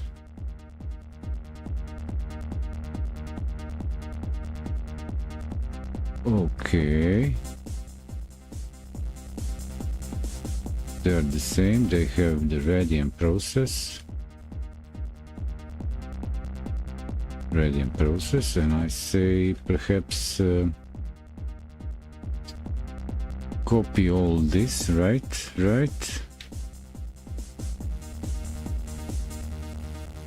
And paste in here, right?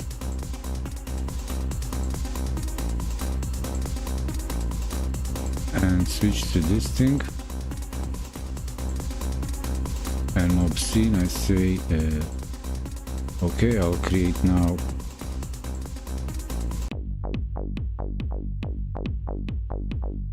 new type of mob. A new type of mob.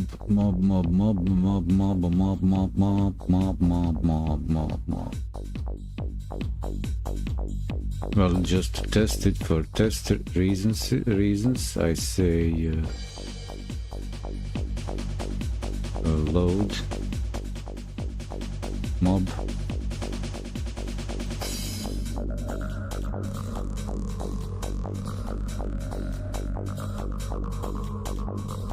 And let's check this scene.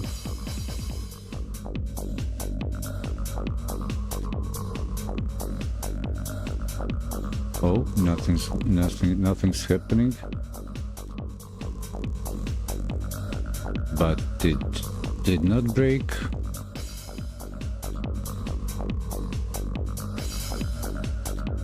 Why didn't run the mobs? Why not? Why wouldn't she run the mobs?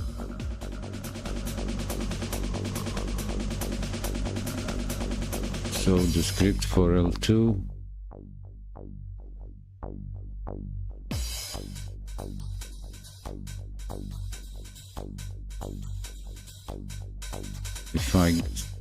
If I told it to use the mob scene, maybe I reload the project.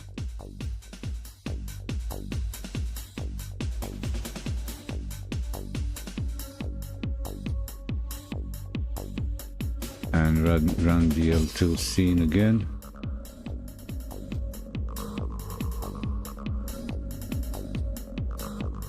No, they're not getting loaded. How come?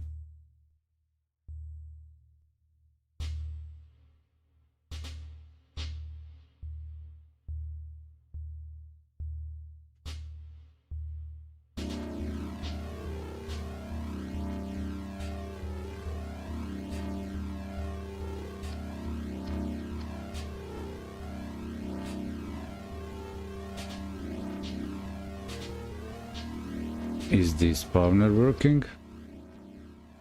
Let's check the spawner. Does it work?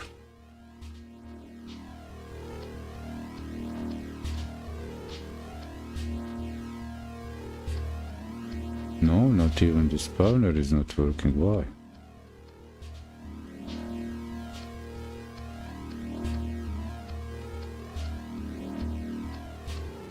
Is it because of the timer?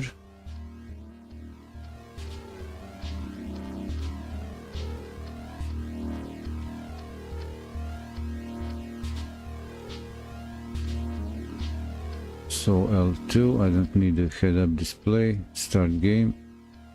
Oh, is it the start game, message, text, game over, dodge creeps, message show. Image hide side.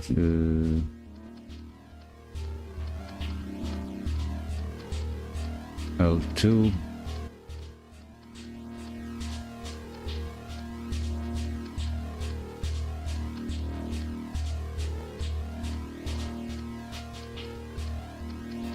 I'm looking at main, wrong one.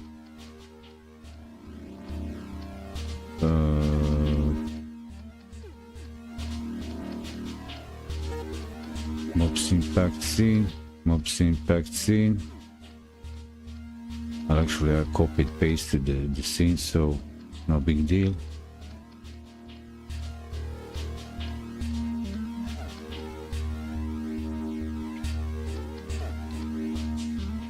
Maybe this thing is not firing properly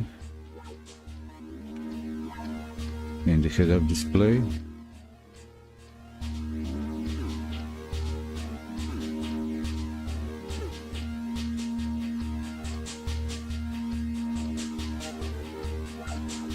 Maybe I just say in my script ready instead of new game. I say new game, ready, new game.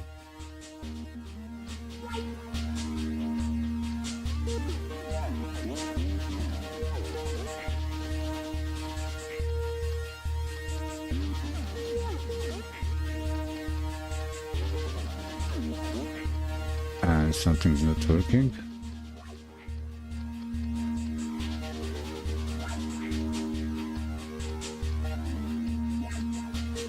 How come that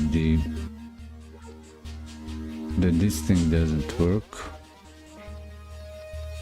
That would be the new game. Okay, there's the music player.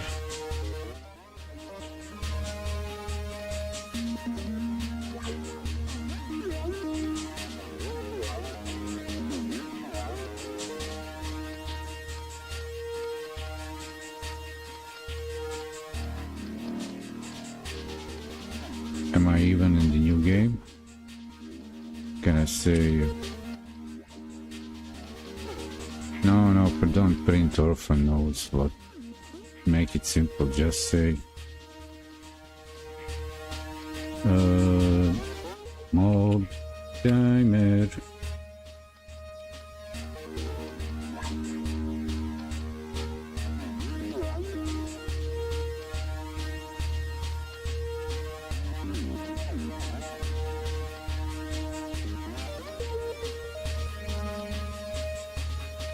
No, not getting even the mob timer. Why?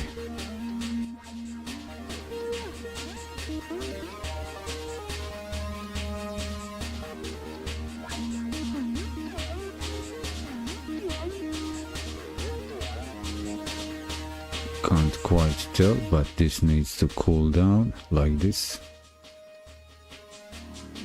So why is this thing a mob timer?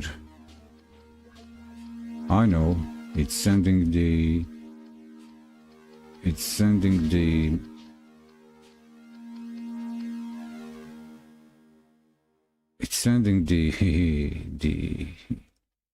talking to a different node. Is that the fact node?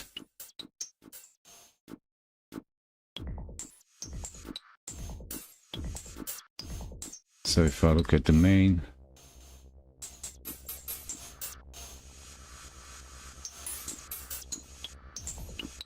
mob timer, yeah, score timer, yeah. I don't have these timers. In the L2, there are no timers. Mob timer, score timer, yeah.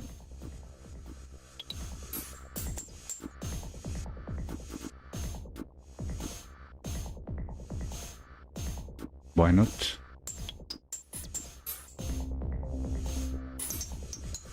Well, I just need to connect it. Hey, on. Is it timeout, mob timer, on mob timer, timeout. Timeout here, timeout. L2.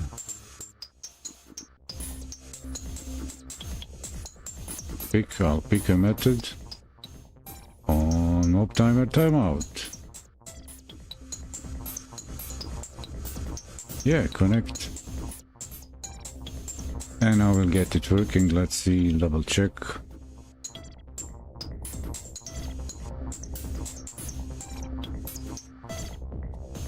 This thing's supposed to start working, but also it is not working.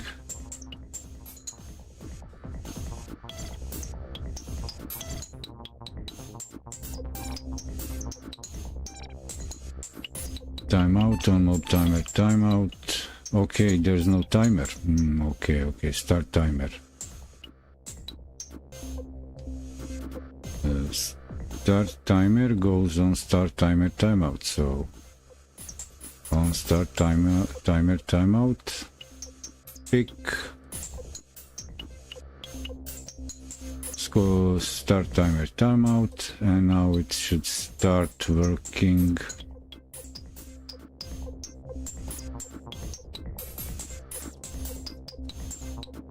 Yep. Game has started. Got that working. Nice. So cloning, I guess it's better to maybe copy the scene and fix some references, but just copy pasting nodes doesn't copy the signals.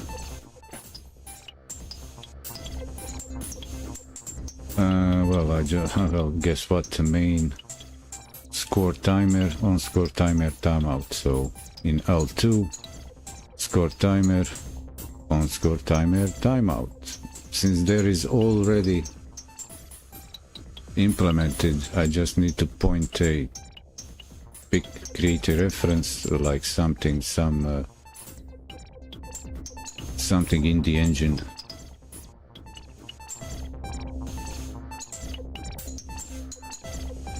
Compile down some hash table reference to that thing, and I can actually now in the ready disable this. Any other signal, other signals, there is a main has a which signal? Okay, on child exit 3, I'll leave it where it is.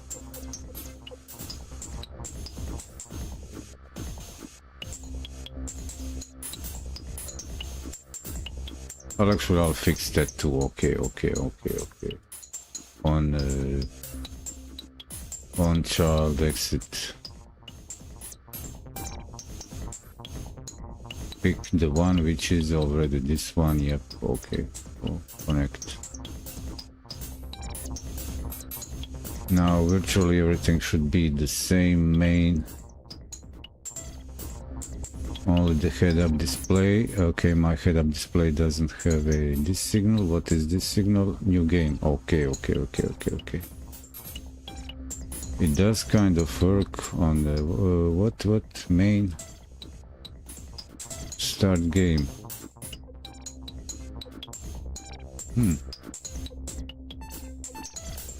Why is this called start game?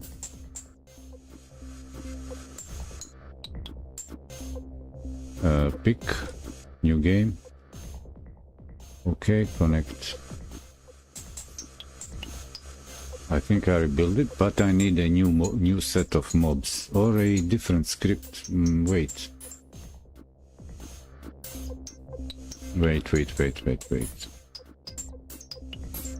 Yeah, I need different set of mobs, because I'll take level 2 mobs, so I'll where is it? Where you? Can I copy this and throw it here, just like paste it?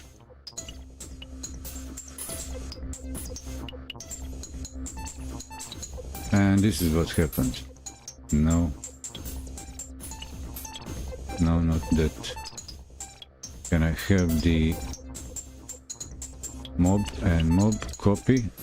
Duplicate to, yep, to L2, yep, copy.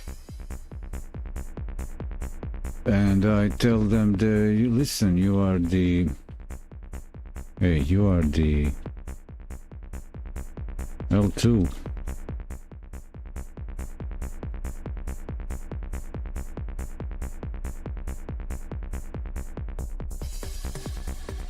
You guys are just level 2. And not just, you're actually level 2. So in the scene view,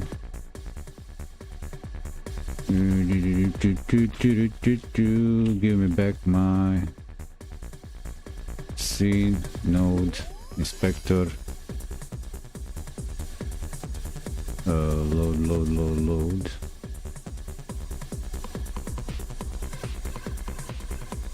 Resource. Okay, I'll select my load. This thing. Oh. Yeah. Mob. Okay, mob. So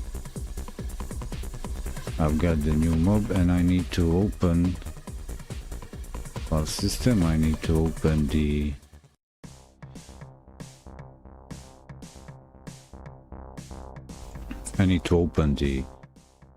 scene, and I can actually close the main, close the player, close the mob.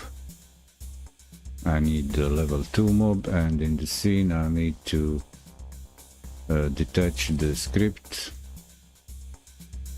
and this needs to say L2 mob. What is this? Node is in group mobs. Okay. And I say attach script. The L2 GD.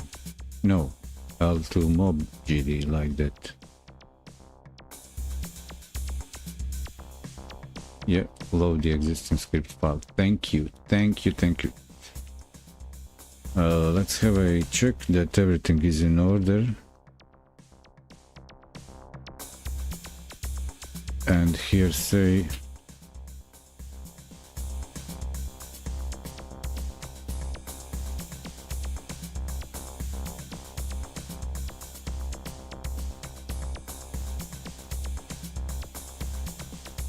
like that, and run this thing, run this L2 script. Yep. F6. Let's look at the output debugger.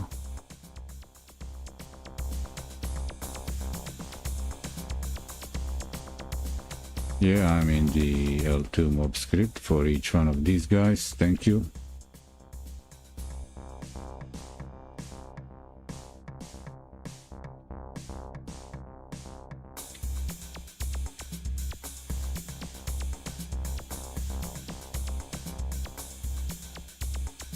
So now implement that curvy movement, turning it. Okay, turn and move and do and do it. So similar to this thing. If I run this thing, no, not the path find. Sorry, the top-down template F5. So they are going to the player.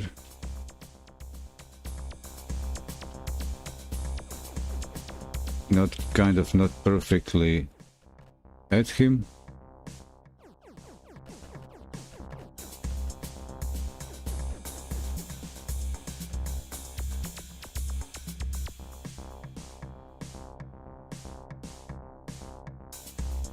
And so how do they do that? How are they doing that? How are they doing that? I wanna know how are they doing that. So I know that they have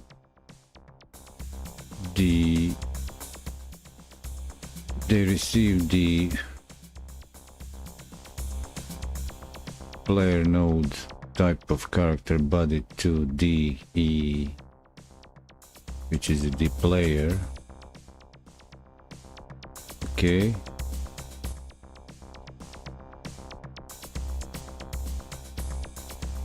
And they receive the okay.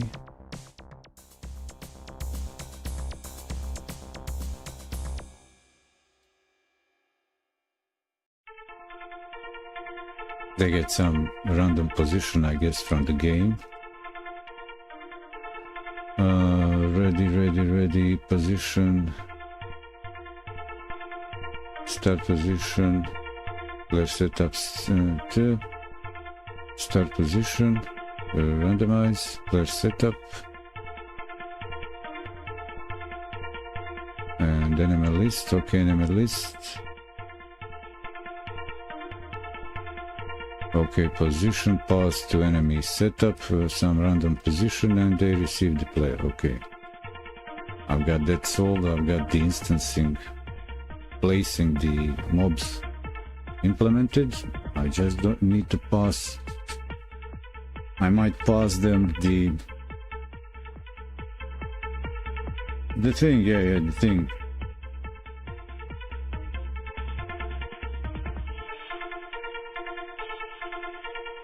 And maybe cool down before they start charging to the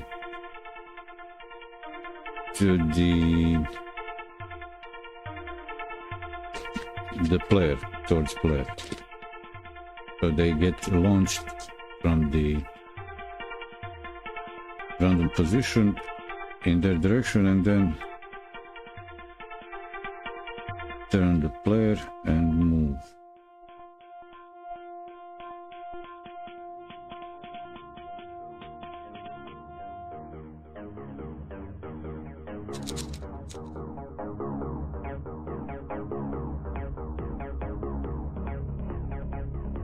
It will appear like they're kind of drifting, I hope, at best.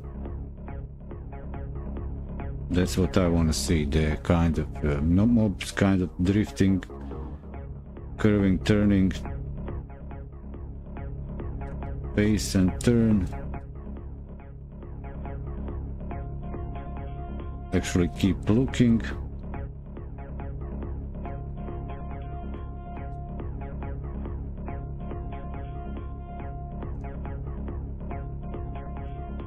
Look at, so there will be look at, there's no move and slide here.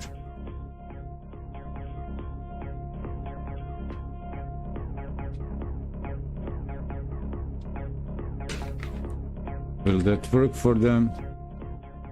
Rigid body, maybe they don't have a direction, eh? Maybe they just float around.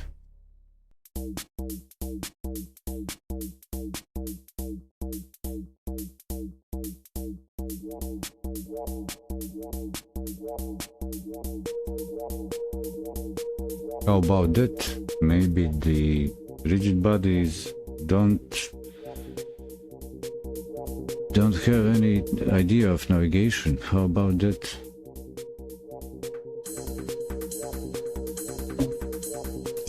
They'll just bounce. Well, I did make them look at the player.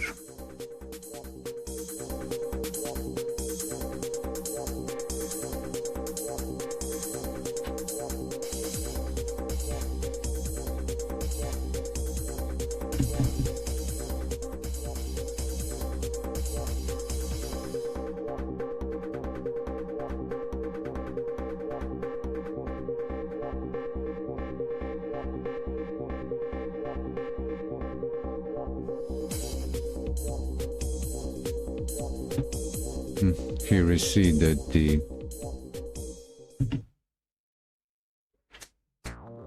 this here's another thing. These mobs are added to the root, like is this a window? Not to the scene, game scene. Why is that? Game, no 2D. And what's mine? Level 2. Node.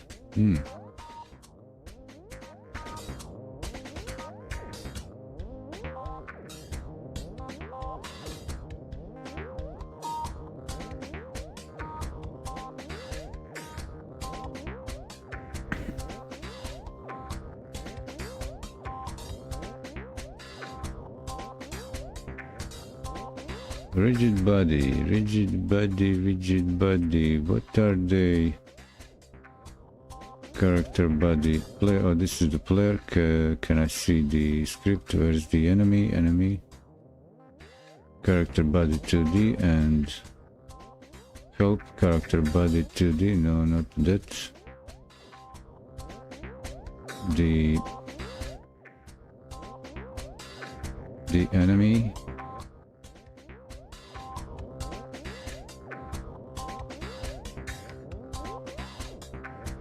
Enemy C.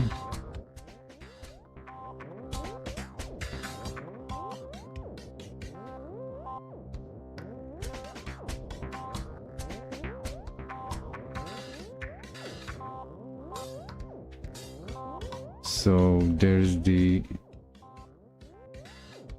what am I looking at? The reference, yeah. Physics body to the collision object node to the physics body.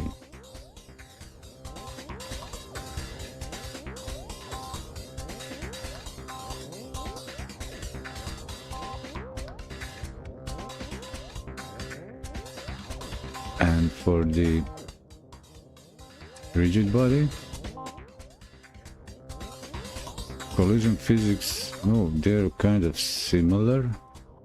Physics, character rigid, but rigid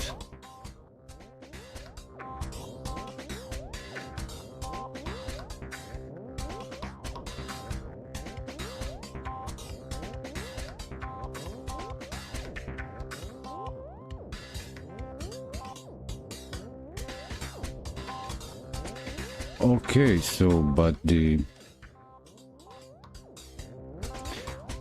okay, so I'll just then create, let's create then these guys.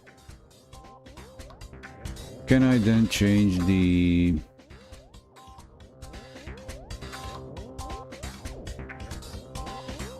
can I change its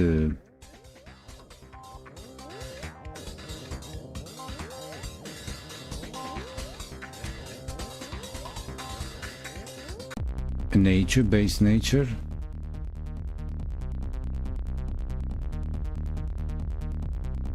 Wasn't there a way to change?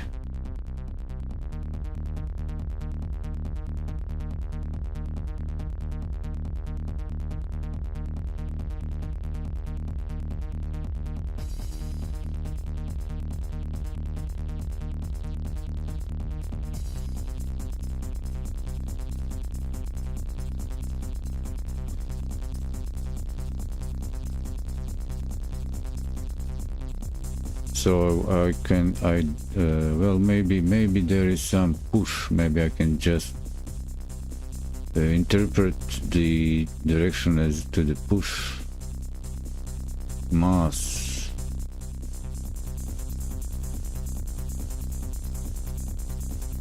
It has these properties, okay, properties then.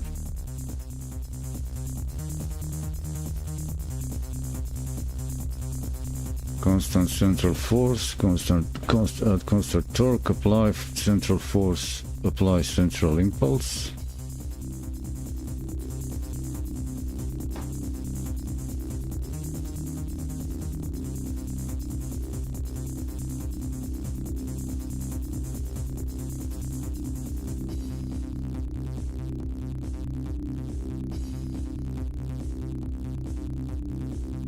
So I don't need the main GD, I don't need the mob GD, I don't need the player GD. I need the L2, so actually the L2, this thing, because I need to check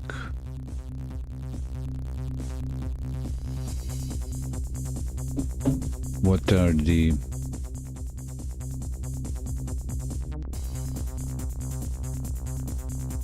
okay, so he's got the linear velocity applied, and that would be just the property,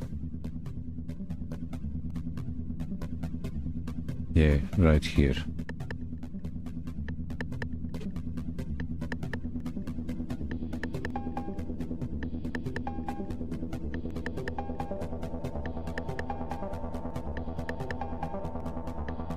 Since they are not the character to move around,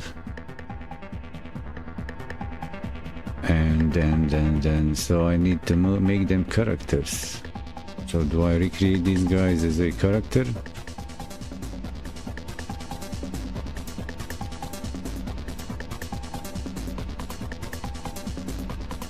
Or how would I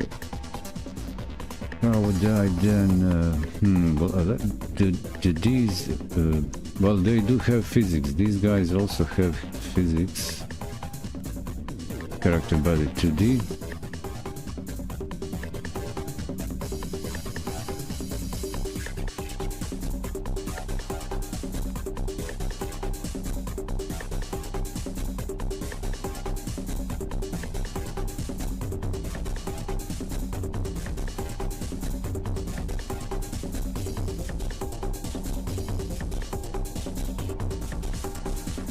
Well, or maybe not,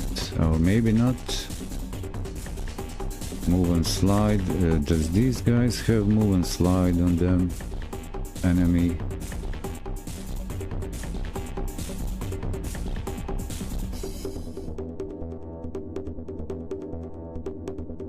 Pushback delta, then have, I don't see move and slide that they're using.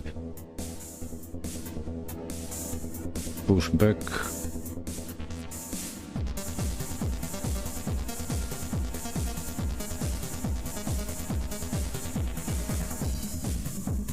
I don't see that on them. They just can, they're able to push around each other.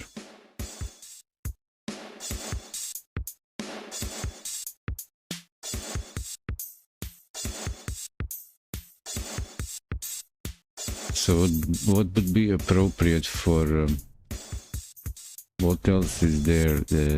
What are these? No 2D. Let's check. Let me check. L2 mob. Child node. 2D. Collision shapes, joint light, GPU particles, part, part visible. Okay. So. Collision objects, physics bodies, area 2D, static body, character body, rigid body. A physics by physics simulation, that's nice.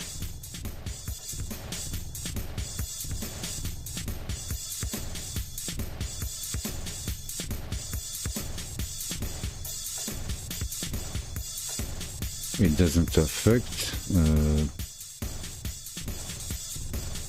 Specialized for characters moved by script,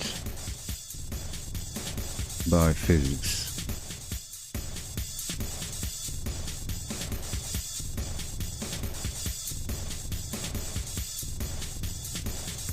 Okay, so I like them to have, they're like fired. I want them to be fired from a initial point and then have a push towards the player.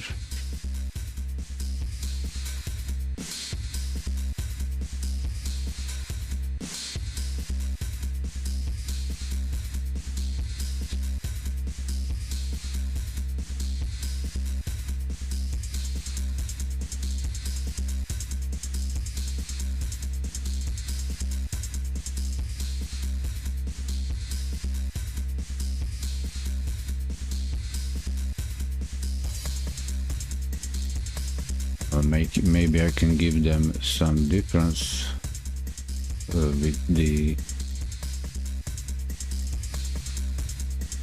in the script. If I tell them, well, let's see about, so angular dump and sleep, center of mass, constant force, torque, reasonable gravity, inertia, lock rotation, mass, max contacts reported, physics, material, sleeping.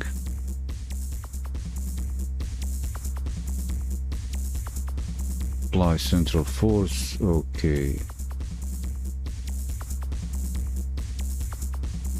Central impulse, central apply impulse.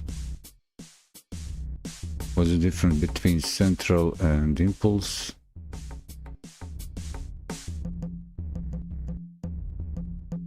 An impulse is time independent. Applying an impulse of the frame would result in frame rate dependent force. For this reason, it should only be used when simulating one-time impacts. Used the force functions otherwise. Position is the offset from the body origin in global coordinates. Apply force. Applies a position force to the body. A force is time dependent and meant to be applied every physics update. Central. Okay.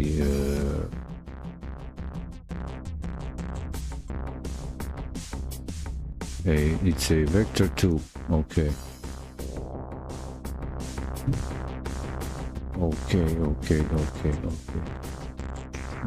Okay.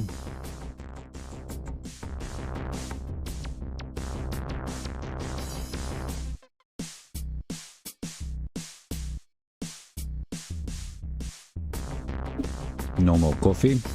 5.5 hours in the stream.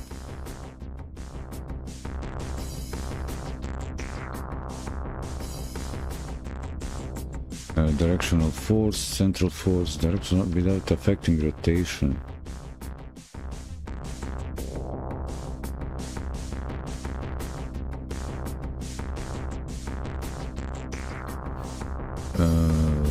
Do I do the impulse?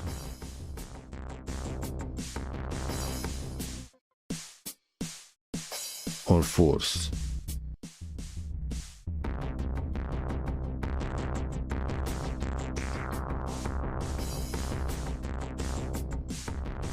That's a constant position force.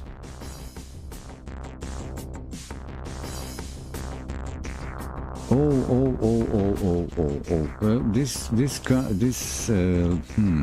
now even a little bit better, because here's the thing. I can add a little bit of impulse or force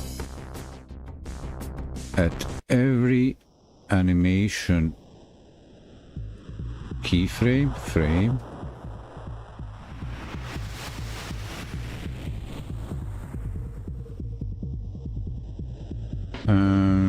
and add a little bit of force.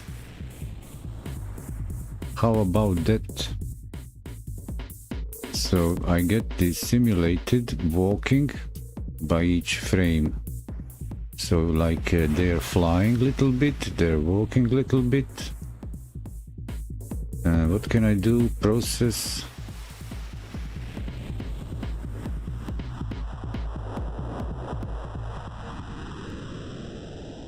How about I swap these around? So for swim, I think this should perhaps be like this. And this is maybe good. So if I have a look, yeah, that looks like I'm applying a force. No swimming, yeah, and walking, cool. So what if I would then, where are the keyframes for this?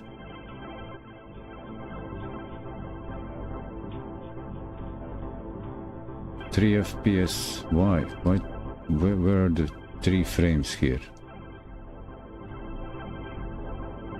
Just some in between frame. There is no keyframing here. That's the fact. So I need to think how to get this working.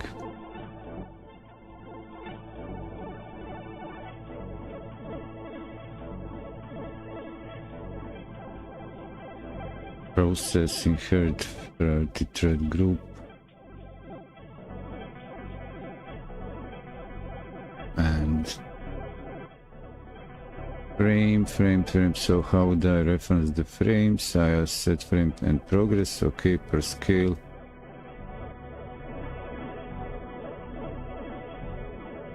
Okay, that's just the animation stuff.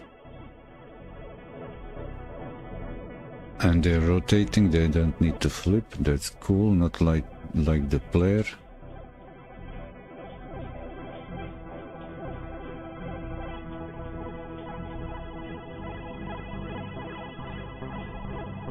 So they're like being launched in the level script, in the main script. They get themselves launched and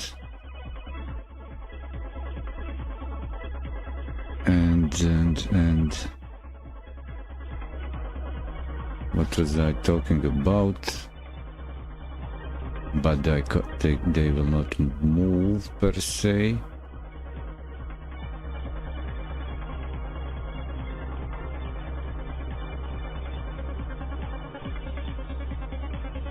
Hey.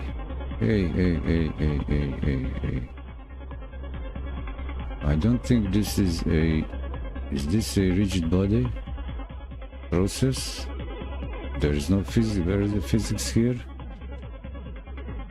Add a script. Inherits node template. Not using the existing. Not that. A template, GD script language, yeah. Template, no. No, wait. Wrong. Mob scene. That script.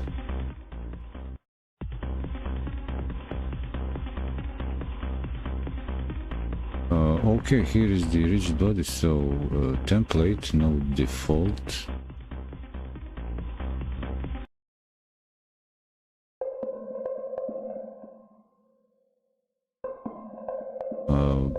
Maybe, well, let me try this again. Rigid body. Add a script to it. And say you're built in, but rigid body inherits, yeah. Node. Object empty, no default. No default, is this the rigid body? No default. Default base template for node with default cycle methods on node template. Inherits a rigid body. Yeah. Okay, that's what is this? Inherits. Oh, in case customs class. Okay. Is this the rigid body?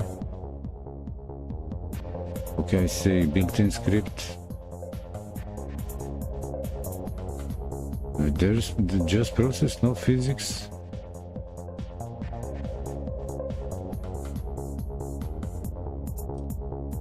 I was really hoping to get the physics process. How come? Who's got the physics processes?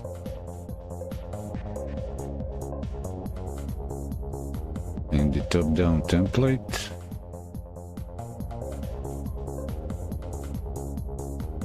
Enemy. Okay, these guys have physics process.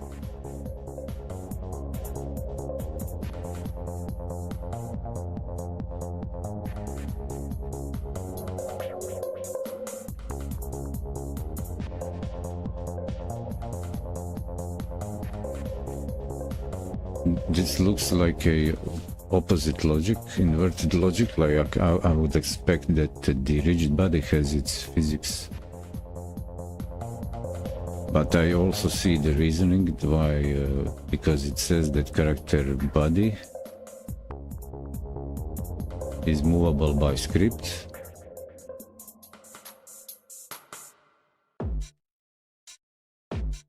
So I guess it exposes the physics process, like for overriding.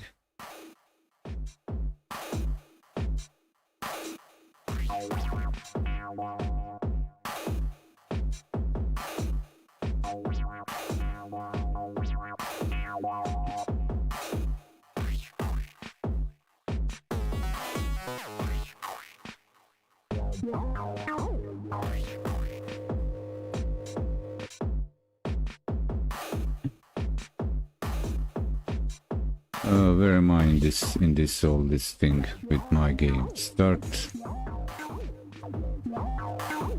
Okay, these guys are ignoring.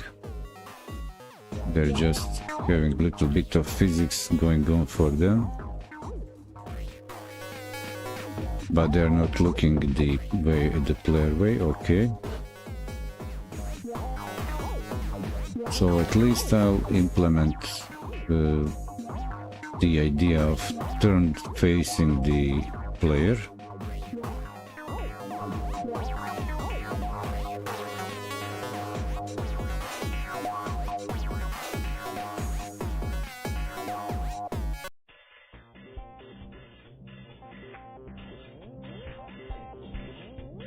And that I added here.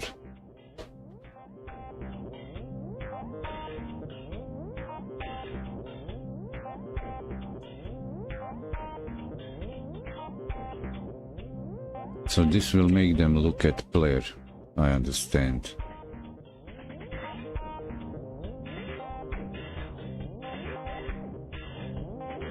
Does this attach looking to the player all the time? The whole time? Oh, I've just launched the scene, yeah, scene, not mob L2, yep. That.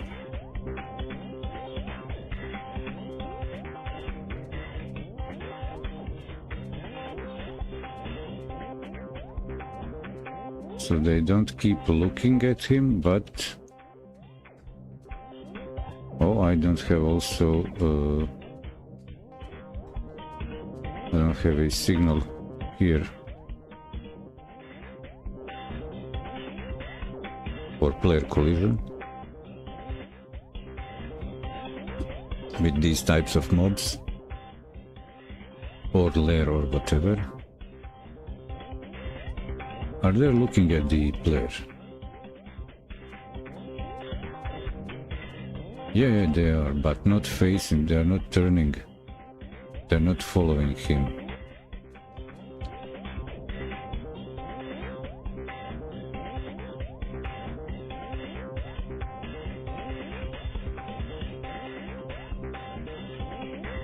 They just initially look at him and rotate towards him, like look at, but go in their own way, merry way.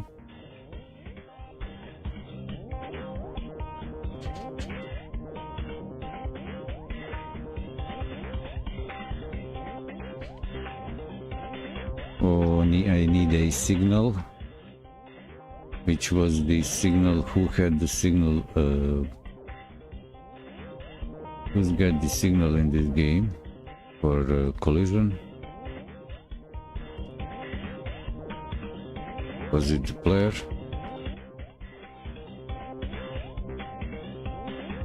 Player inspector, node, signal, hit. On body entered, okay. On body entered. Hit, emit.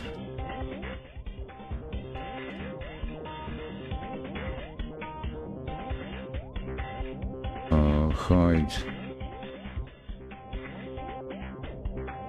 So why wouldn't this work?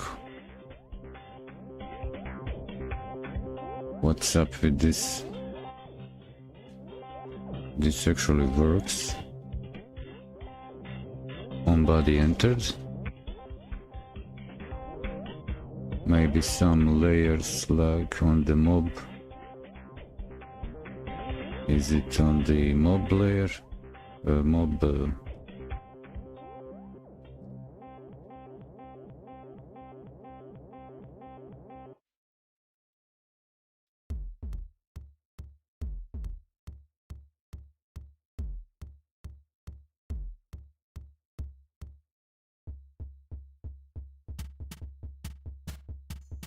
a node, a signal.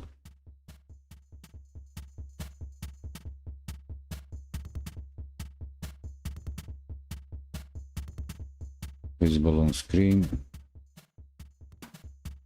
So who's what, who's doing what am I not getting? I'm not getting the what am I not getting? Mob, scene, Spectre, scene, mob, signal, yup.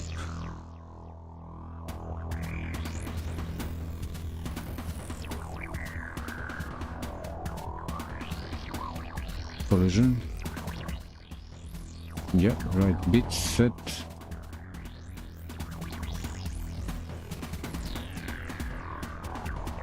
No additional signals. So player got wrecked, that's right. But the L2 scene is not receiving the what?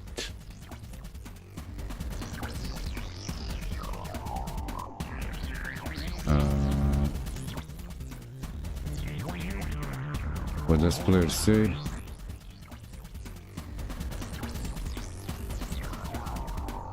Player script.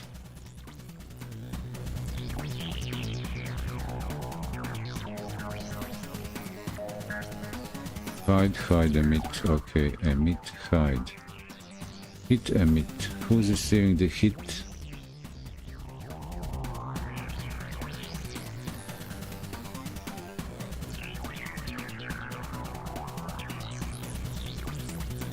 Signal hit on hit. On player hit. Who's supposed to get that? L2 script hit. L2 new game. Score new game over. Void.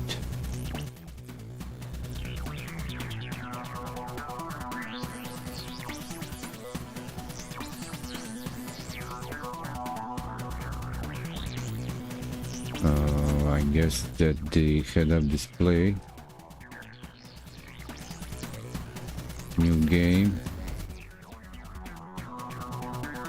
is it hit coming to the new game, start game, emit, hide, start button,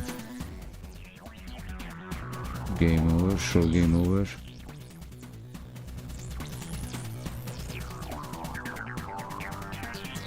Show game over.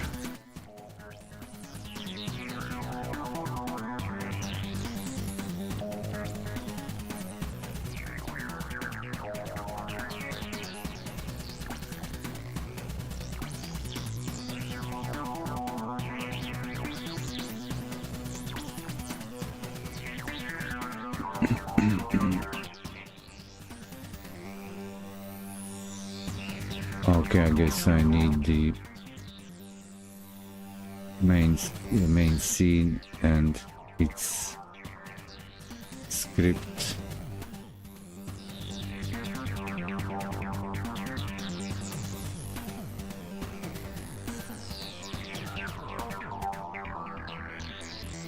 There is somewhere here dynamically connected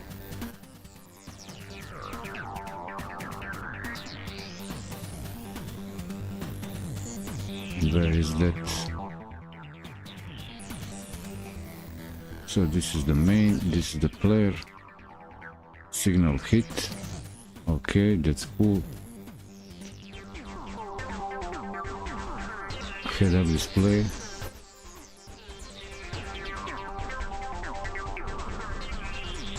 Show message.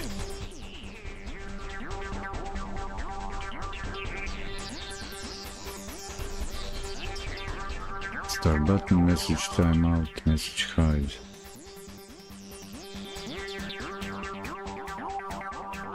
So, show game over. Is that in the main GD? Game over.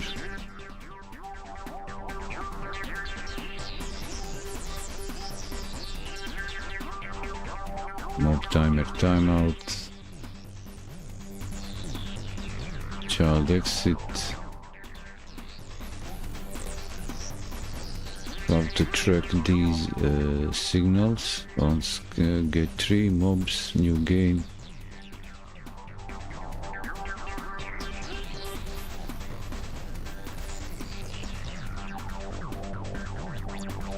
Head-up display show.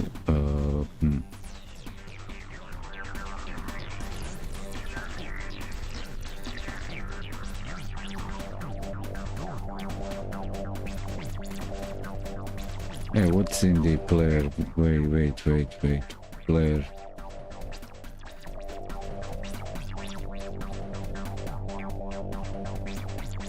Okay, you emit the signal and what?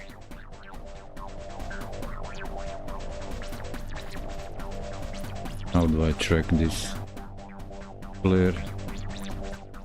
Signal emit. Hit.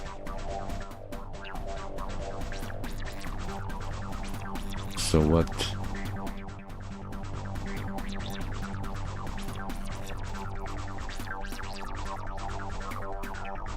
File system, I don't have. Do I have a head-up display? Yeah. And start button unpressed.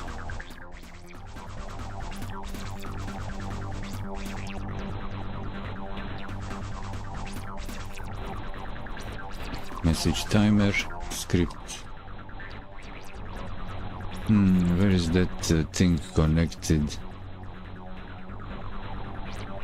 Hit. How can I search the whole filter name, filter scene,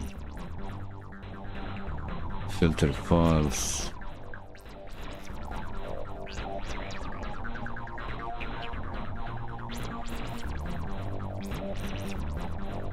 Player GD. Okay, you are emitting this signal to who? Who? To the movement, creating this, to the movement, rotation movement mouse.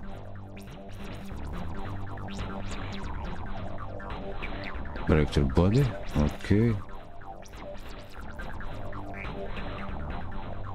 Movement plus mouse, character body, okay. Physics process data move and slide.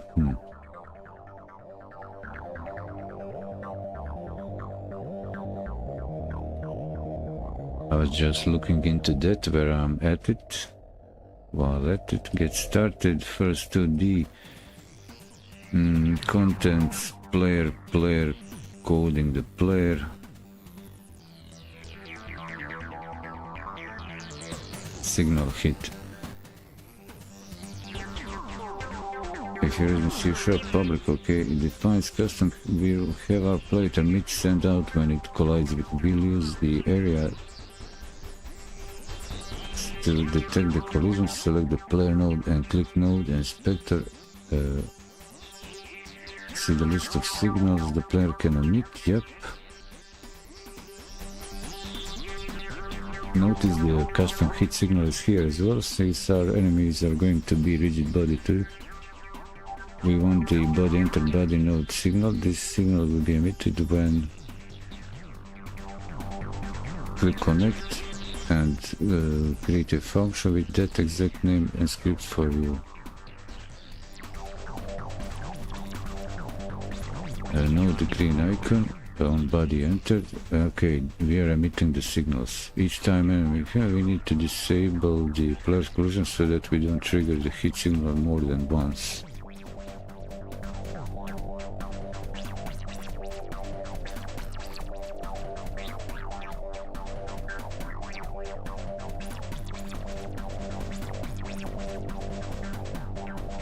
Okay.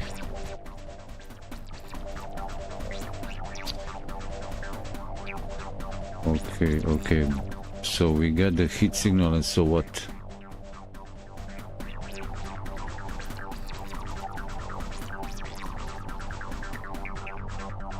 Sharing finished game with others.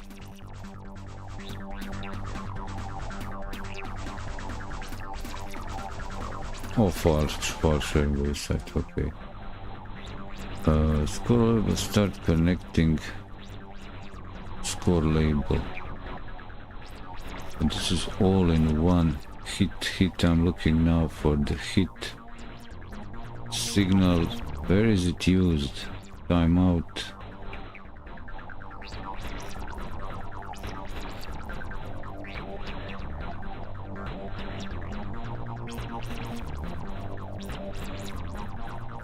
So what if we emit the hit signal? New game main call, and that's it.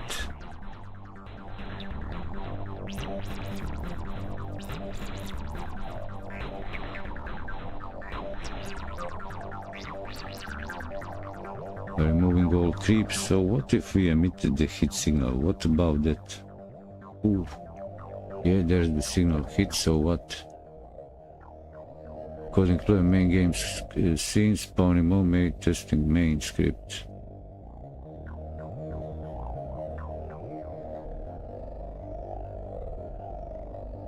Main script. Okay, main script. Path follow mob 2 main current mob screenplay. Oh.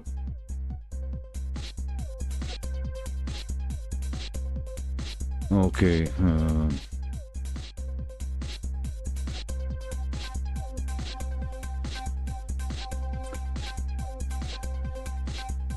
Also, that's the game over thing. Hit to game over, and that's the signal. So in my L2 2D scene,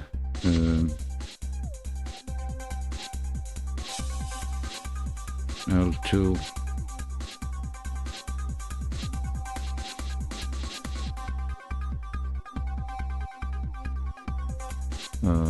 node. Oh, what was said there?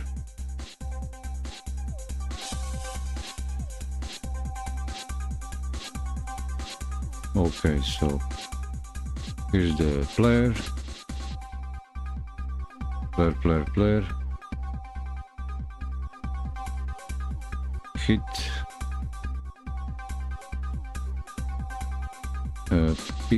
Pick L2. Okay. Pick 2, game over. Okay, is this now all in the orderly?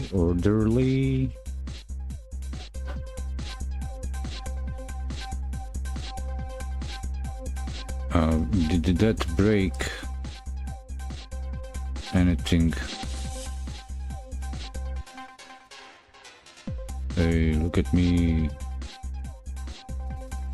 Okay, there's the game over. Okay. Start working. Okay, nice.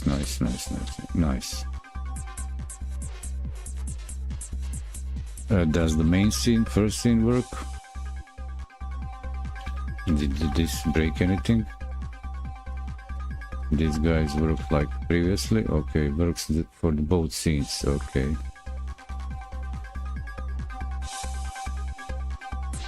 Okay, works for both scenes. So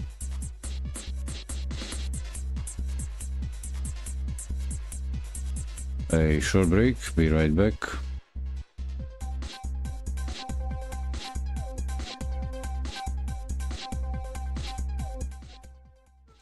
Again, like whole time, like every time I introduce in the break the C64 sound chip music from High Voltage SID collection.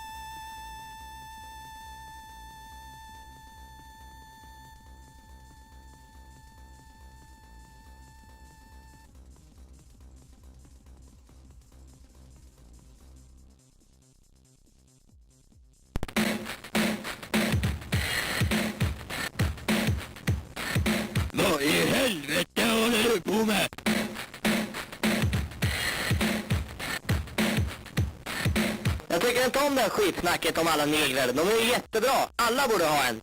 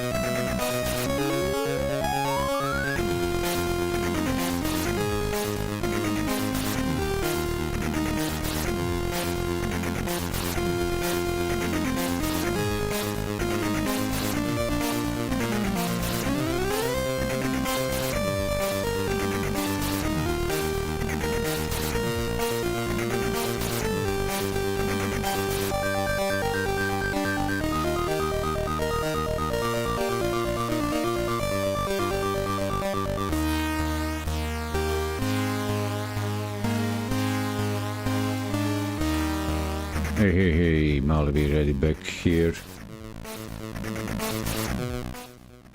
We are back in the subject, day 29, 24 in Godot, on my journey learning.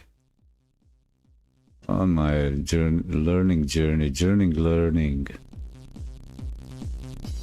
And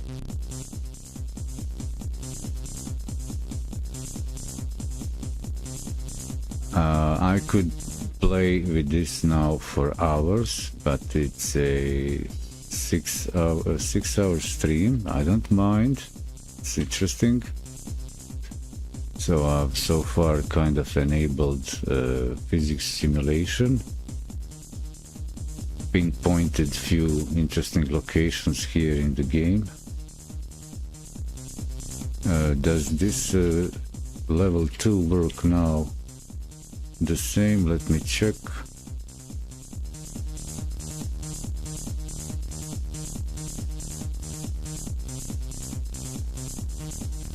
Do they bounce? They bump each other and they receive the like impulse. They get turned around.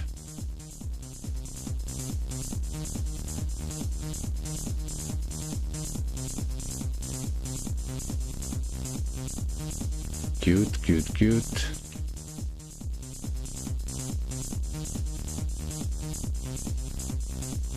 And I've actually rebuilt the level with the same player, but created new mobs scene,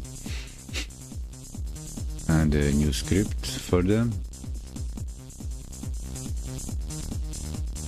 Later I'll do the game mode selection screen, like a main game menu. I don't need it yet because I wanted to spend as much time efficiently in the game running as a type of simulation, at least physics in the as a top-down game concept, but some rigid body physics enabled.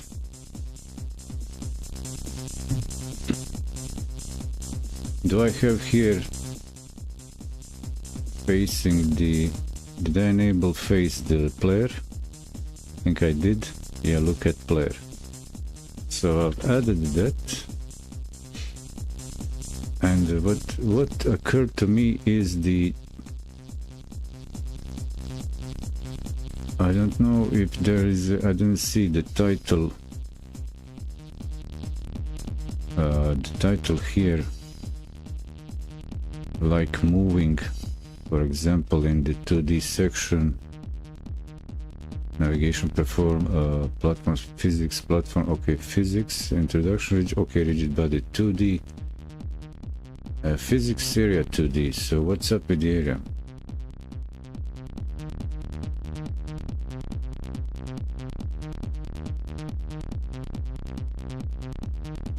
Both collision and response. A number of collision objects to provide both collision detection and response. Trying to decide which one to use for a project can be confusing. Can avoid problems and simplify development if you understand how each works. We'll look at the area 2D. Knowledge shows some example of how it can be used. What is area 2D? Defines the region 2D space. In this space you can detect other collision 2D objects. Overlapping. The gravity linear damp and angular damp sections are used to configure the area's physics body's override behavior. We look at how to use those in the area influence section below. The audio section allows you to override in the area, for example, to apply an audio effect when the player moves through. Okay.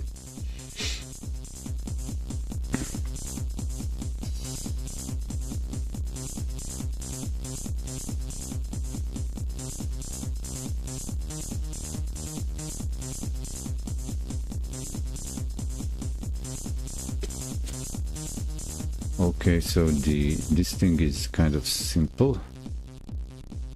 Rigid body physics introduction. Static body, rigid body at home. Now I have a, let's say, reason to continue through the manual.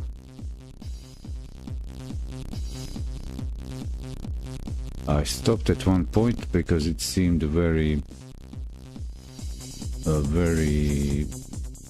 10 days ago it seemed very theoretical overview, but now when I actually got comfortable with these type of nodes, specific nodes, I can actually understand, hey, what am I looking at, specific section. And now I'm actually checking here in the KitScan code, for example, car steering, because I think that would work well for what I have in mind. So I would like my creepers to perform a little bit like a steered car.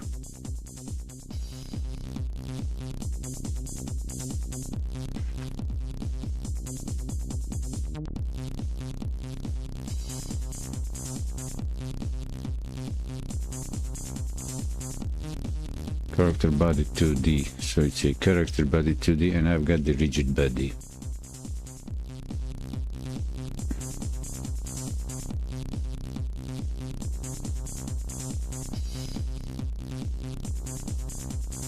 This is the setup, steering angle,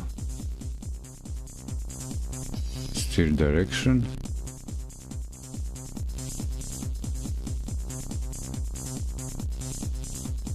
Oh, this is a little bit different. Physics process delta, get input, calculate steering delta, move and slide, get input.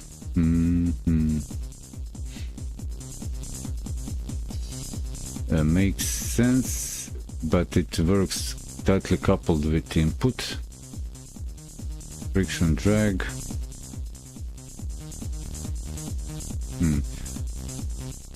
Well, my idea was to pass the creeps,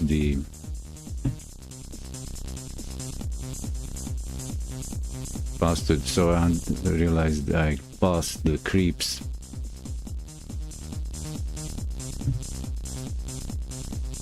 I'll pass the creeps the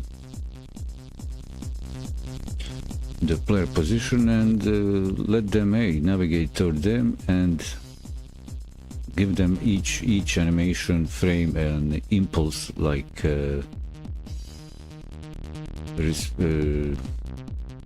representing their animation frame movement. So, and each frame would also be a kind of impulse,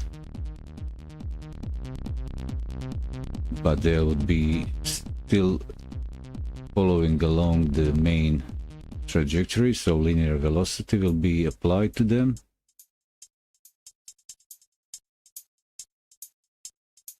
So I got them turned to the player, facing player, but it's not updated.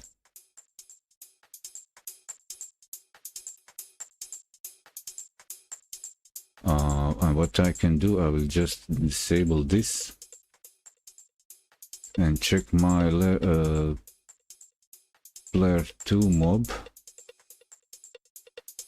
and see if I get the, okay, I got the target position. And I'll maybe say here, maybe I'll try and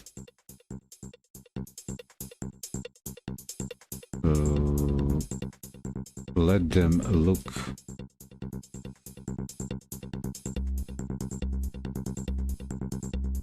What's this? That was the experiment. So maybe I'll just tell them, look at this. Hey, look at this. Okay, I'll do this. Actually, I'll do this and say, look at.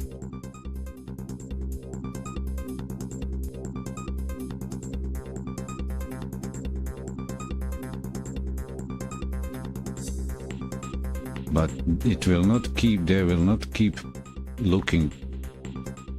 Okay, that's not proper. But at least something.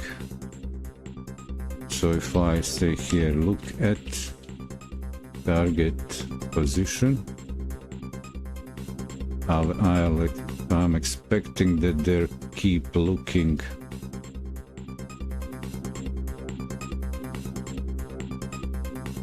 They might still keep looking at the player position. Let's see.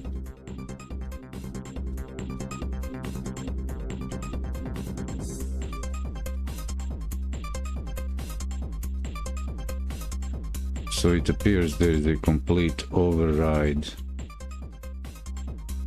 on their processing. Why? Why don't I just look at them?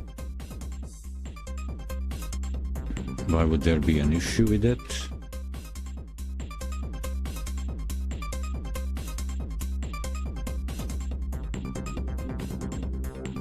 Why would that be a big deal?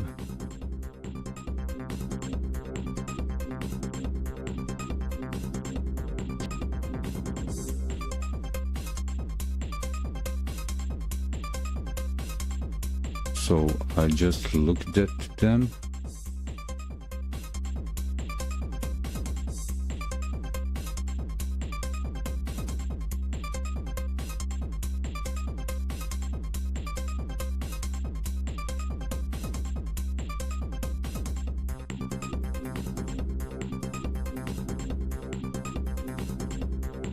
Okay, then I'll try something else. I'll try this. Well, let me see what's going on.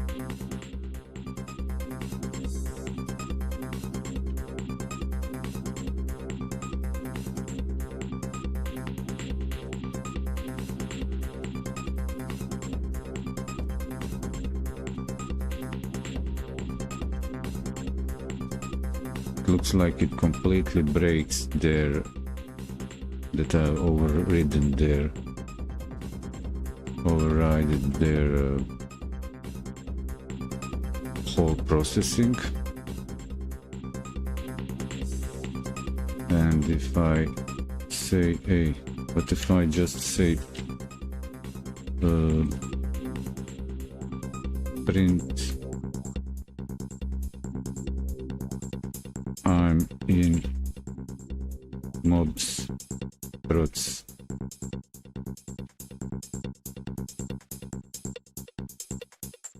But let's break it also.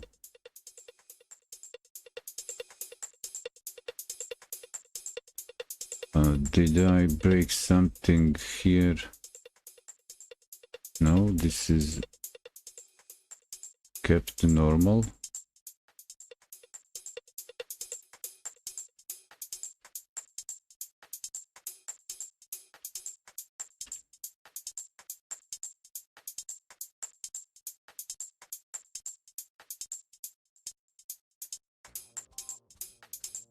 Yeah, so it's in process. It doesn't matter where am I looking at. They're not looking at me. Why is looking? What about that looking? What is it with the looking? Does a rigid body have a look at? Who's got the look at? Search help. Look at.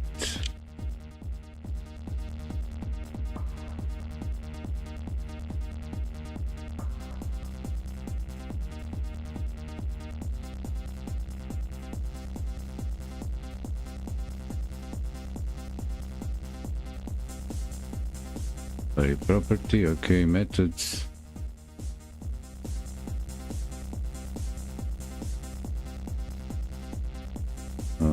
G L is I look.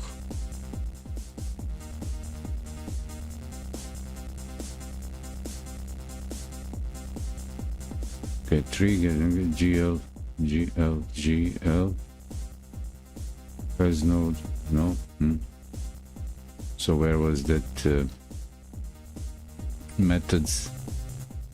This guy doesn't have a look at.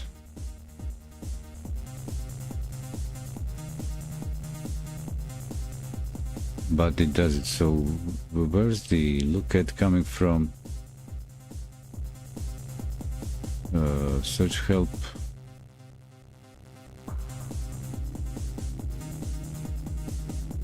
Okay, so node 2D has a look at. Where is it? Look at point factor. They all have rotates the nodes. Points to which are expected to use global coordinates. Points should not be the same as the node's position, otherwise the node always look to the right. Okay. And that did work, so all nodes have that. Cool, that's great to know. And why does everything break if I...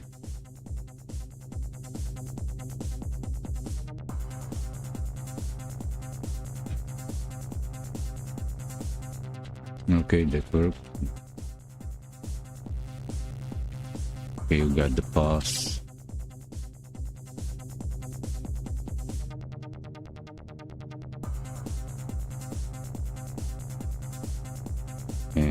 So they look at him, they just turn and float the same direction, which is linear.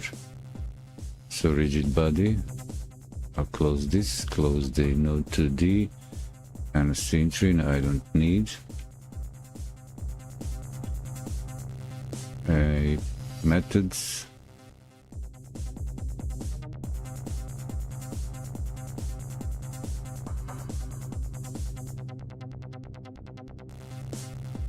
Add constant, okay, not that, central impulse, apply impulse, central.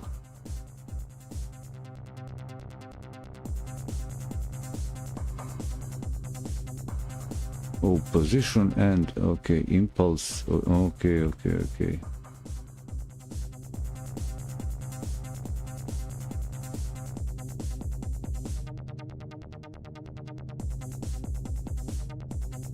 So perhaps instead of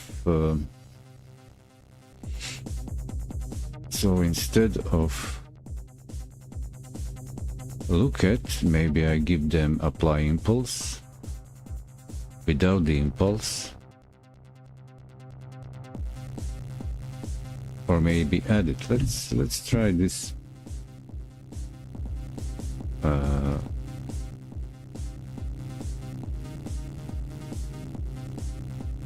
I'll copy all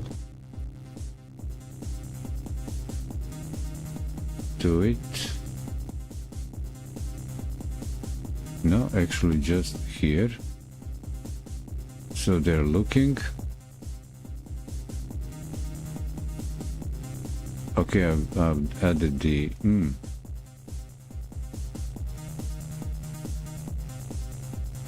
Oh, maybe do it this way or not do it this way. Target position, look at impulse, apply impulse. And that would get them spinning actually. So they'll turn that over there. So they'll turn, apply impulse. Okay.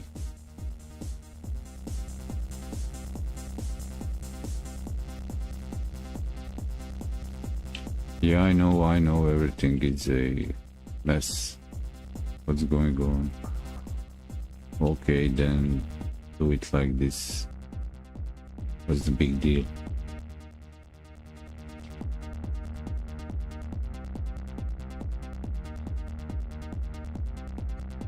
Okay, let's say I say 0.0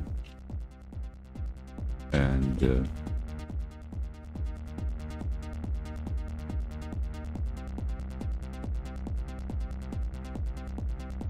oh, perhaps like this, right? And target.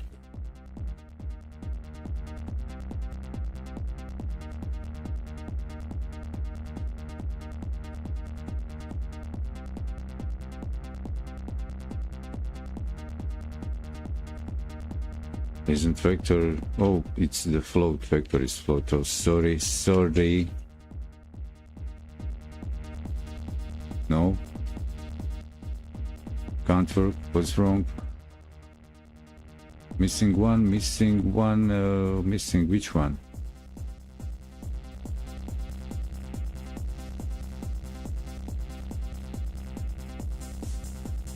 Where group and expression?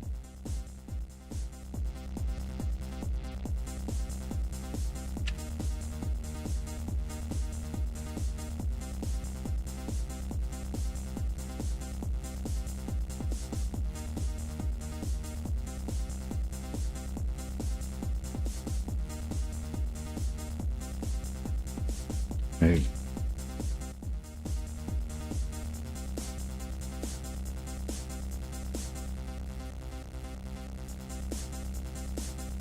Wait, apply impulse.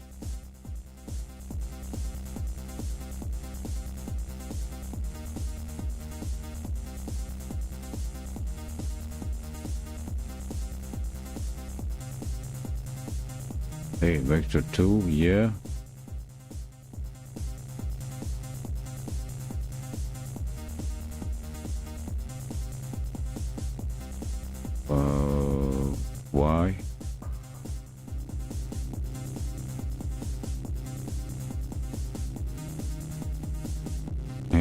Okay.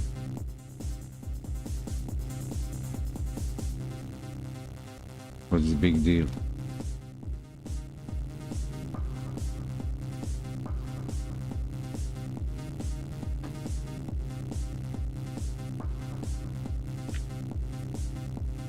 Oh, isn't the positionally vector?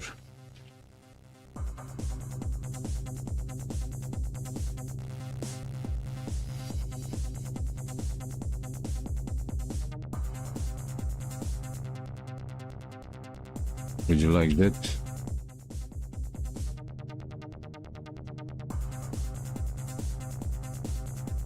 Yeah, I know. And so,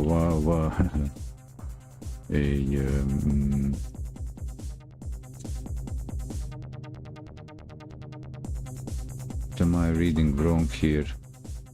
0?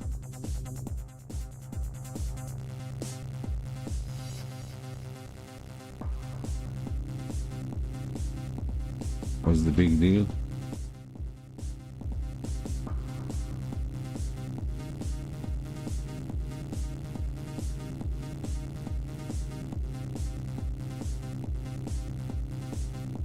Huh?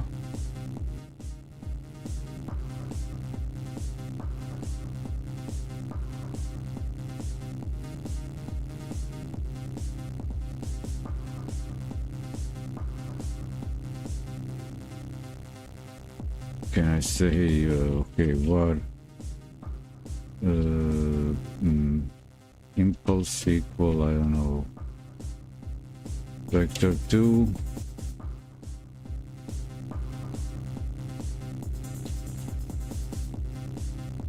Or what?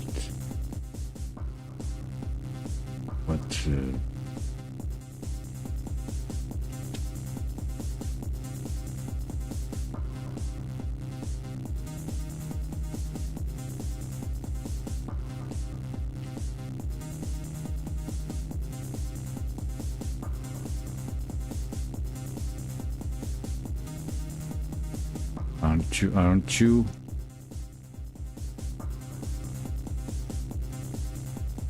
Are we happy now?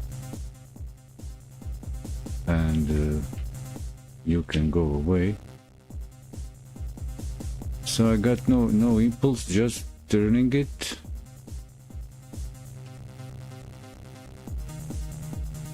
Just try turn it, face my guy. Similar, nothing. They're ignoring me.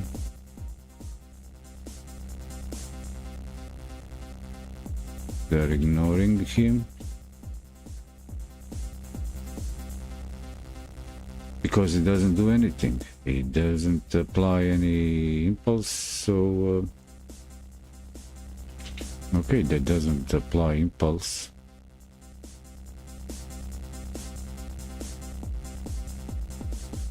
In the expected way.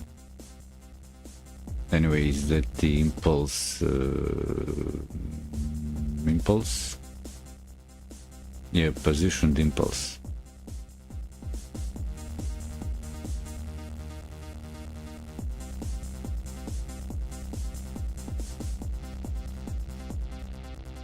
Oh, it's the position. Okay. So it's a from the body offset. Okay. Impulse.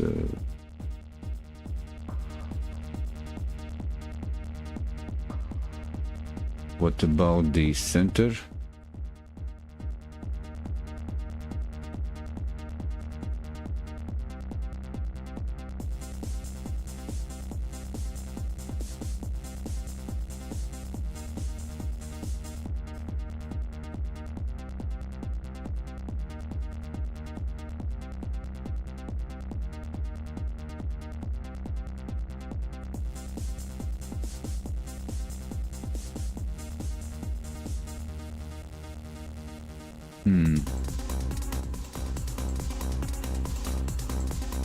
So there is a linear, wait, a linear properties, linear velocity.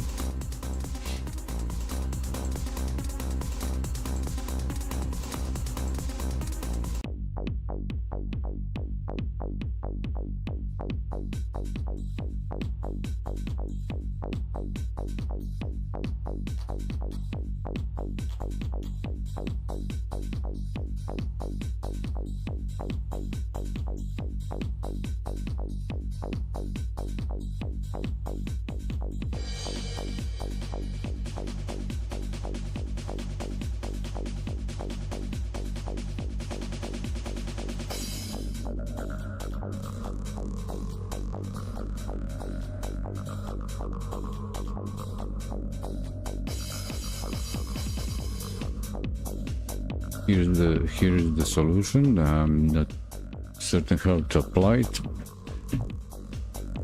It wouldn't be too bad to just use the nodes, node 2D face position. Constant force, I don't need that. I might just need the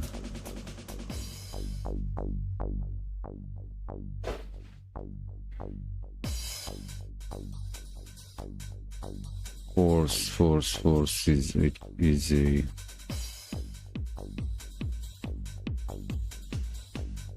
so I just need an impulse without effect. So I face it, I say face the player, cool, and apply impulse.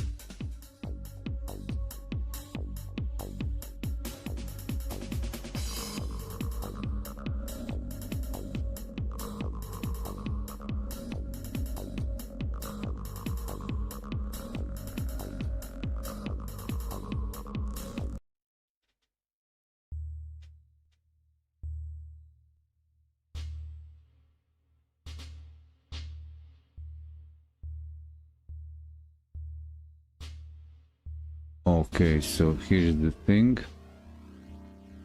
The thing is, I can't. Okay, so I don't know each mob's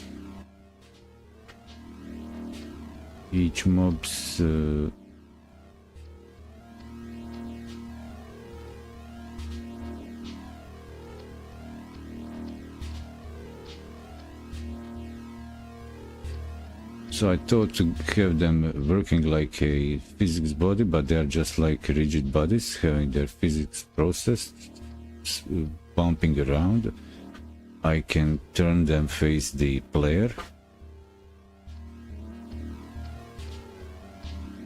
and there are two now challenges: to add an impulse occasionally to them. I'm not supposed to do it in the process, applying impulse, maybe occasionally again. What about the physics? What are the physics? Where are they? Force. Where are the force functions? Where is that? 2D? Or is that here? Inspector, force.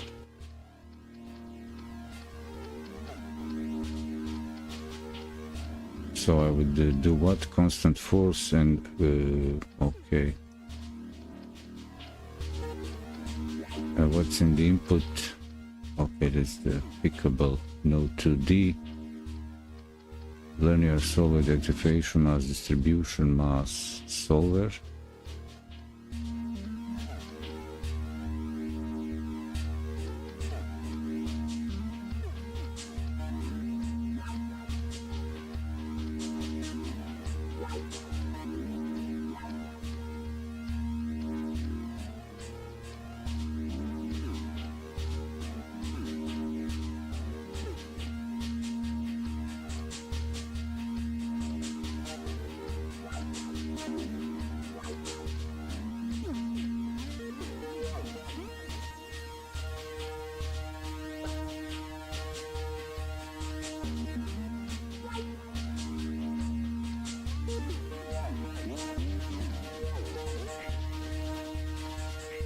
Okay, so first thing is to understand, can I have it? Can I have them? What should I do to them in the...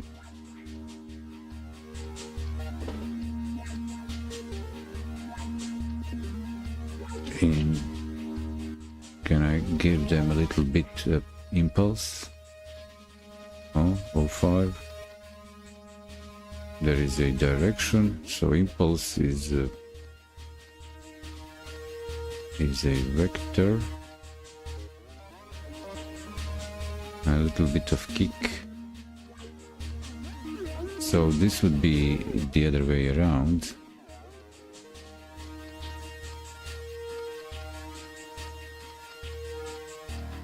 This would be a target position.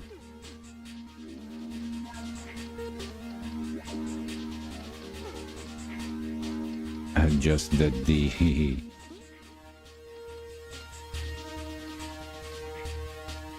And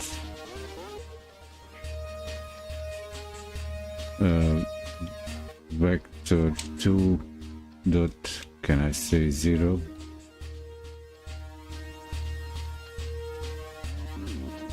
How would this work? Would this affect anything?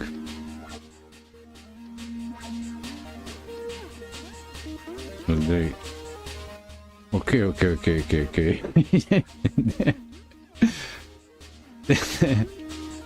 I thought this will happen.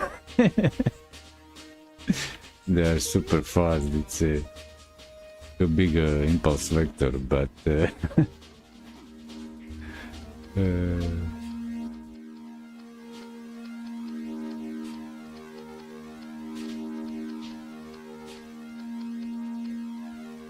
and it's interpreted the wrong way. I just need the direction and the impulse amount. Look at them flying faster than the collision detection. Okay, I got hit, so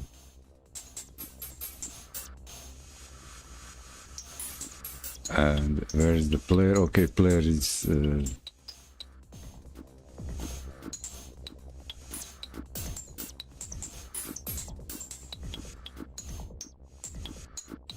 and something happened. Okay. So if I move out of the screen area, they get the 0, so they're a bit slower. And if I let them, I like this.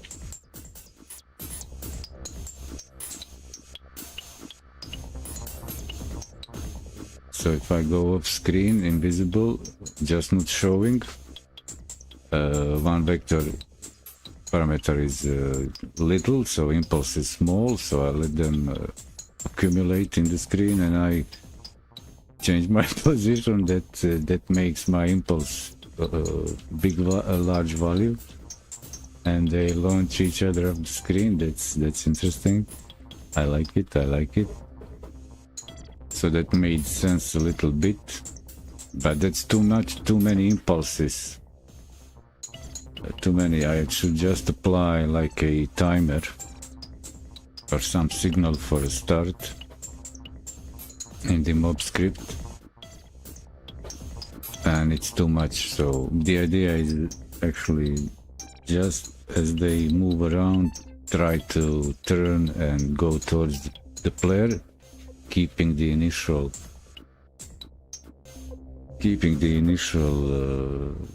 force, which is the linear vector. What was it called?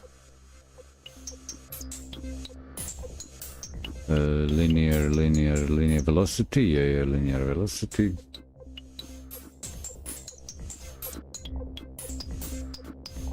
So they have that working for them.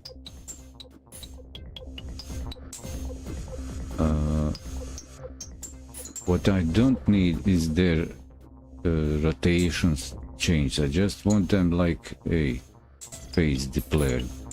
That's why I add the impulse. But it's the impulse. Let's have a look again in the position is the offset and position the impulse to the body, so I give them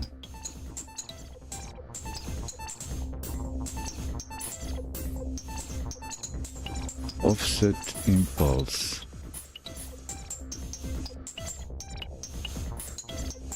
It should be small, it should be like initial kick. But how do I convert offset? What about, well, wait, what about the center?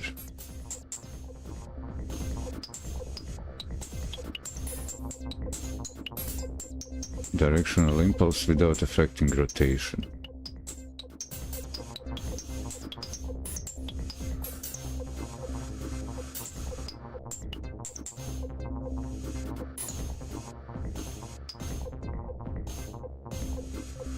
Without, and this is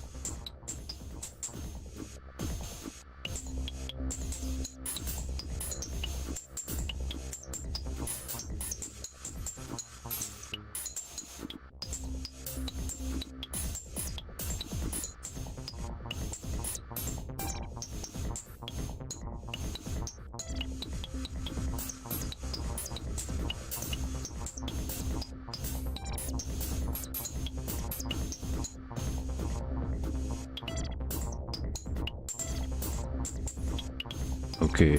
I maybe complete. I don't need perhaps this thing, or maybe central impulse. Okay, here it is, central impulse without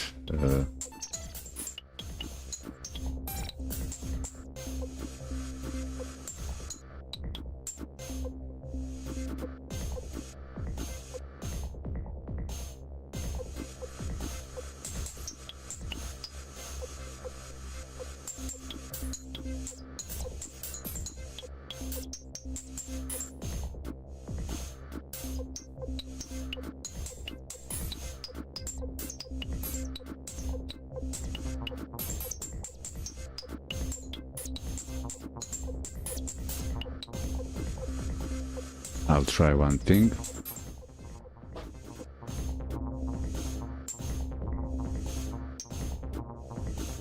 And that could be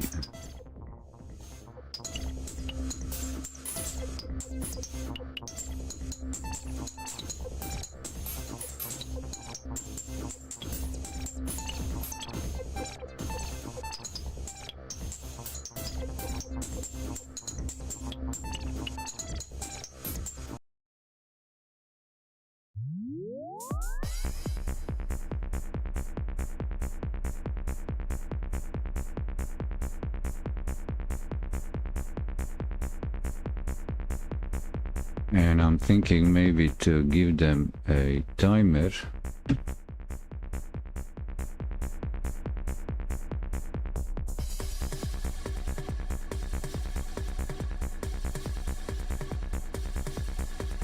Can I create a super short quick timer? Or maybe do that in the main.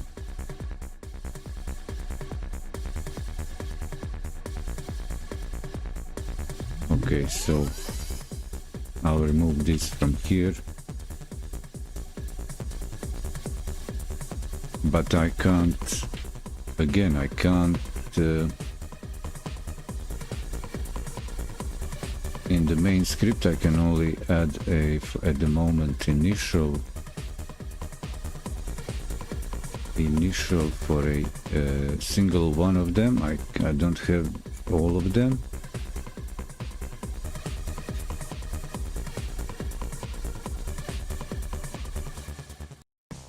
Group. Do I go through the whole group of mobs, iterate through the whole of them and add more impulse to them, or let's just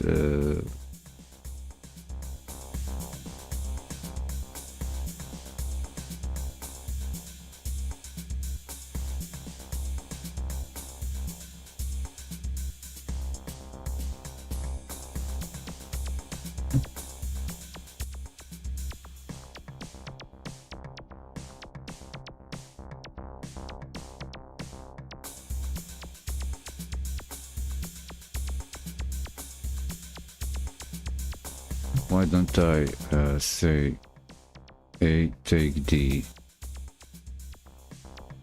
the player and follow him around?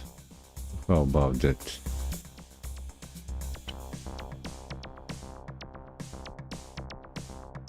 How about that? And I say here it's the player. How about this? And you can be the character body 2D, and that means that I would do what? Oh, I know what I would do.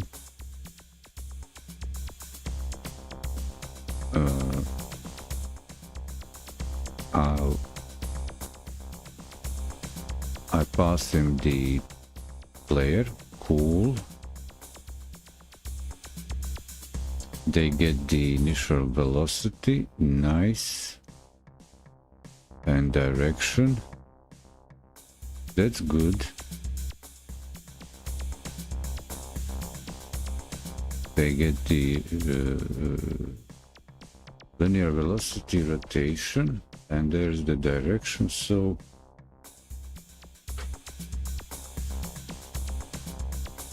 where is velocity? Hey.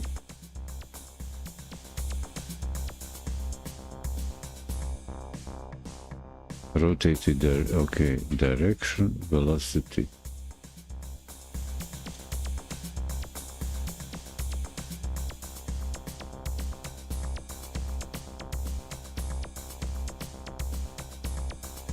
Rotated.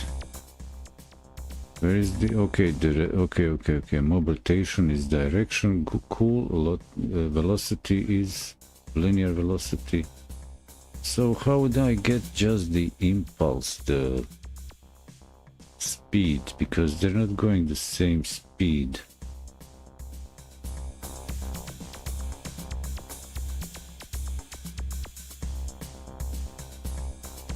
Velocity, rotated direction, velocity, vector. Mob rotation, direction. Position, cool. Direction is the, okay, that thing.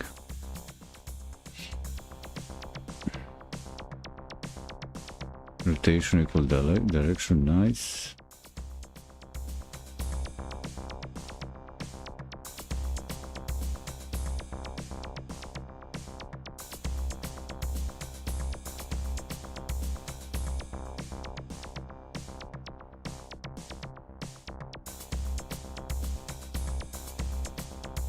Okay, so I say mob, hey, you got another thing, that's the speed. I'll call it the speed.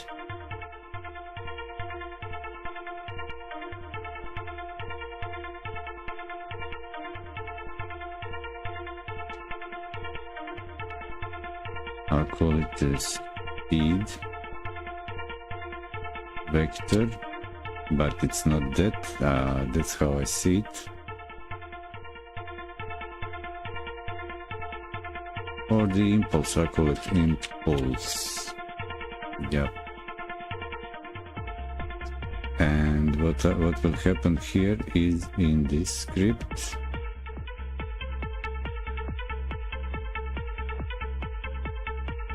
I'll also say that the mob dot imp impulse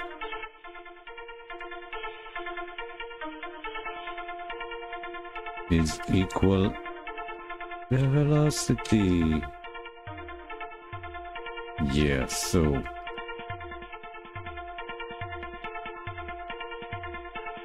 it's just the impulse. That would be kind of a little bit of speed given to him. And maybe I say here, hey, look at the player global position and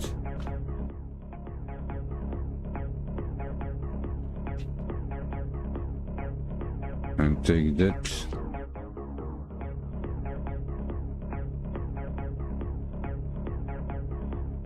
This is move and slide, and here, okay, this thing here, and just impulse center.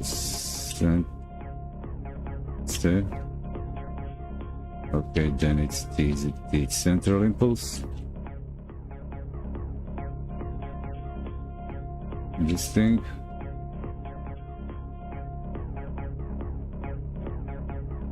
Impulse, yeah, so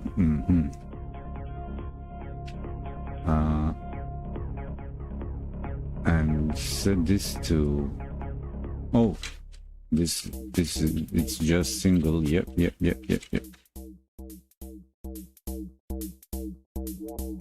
So does it work down the, is it directional? This could be interesting.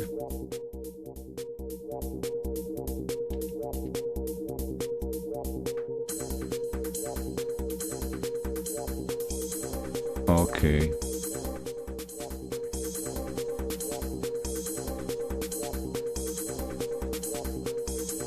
Oh, it's oh, sorry, it's the wrong thing, so it's area 2D, pardon, yeah, pardon. Player is area 2D, okay. Yeah, so what?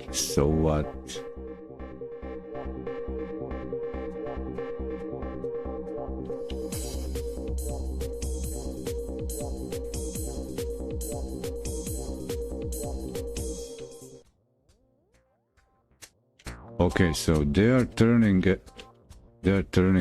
this way, and they get a little bit of push. Yep.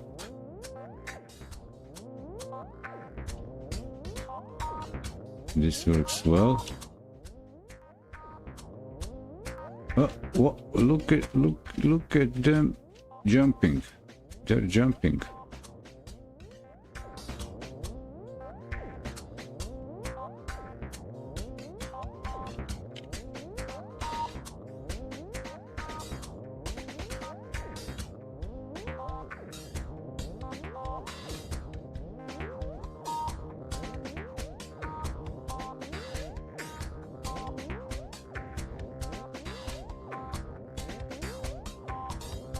Okay, that's kind of too much of something that they're getting. Impulse.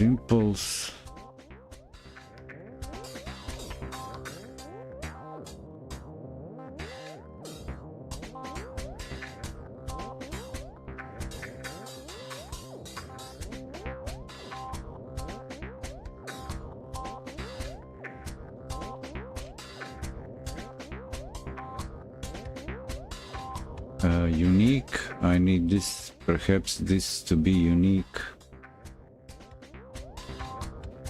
so they're not moving.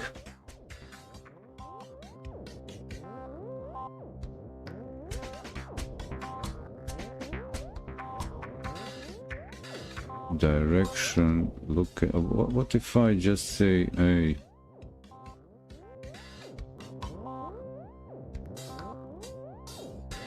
direction player.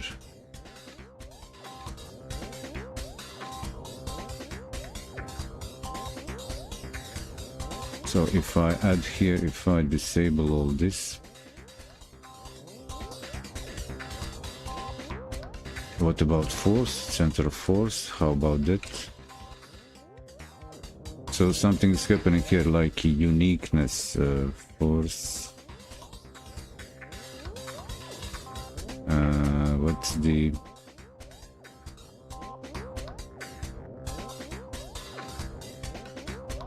How come? Isn't there a central force? Huh?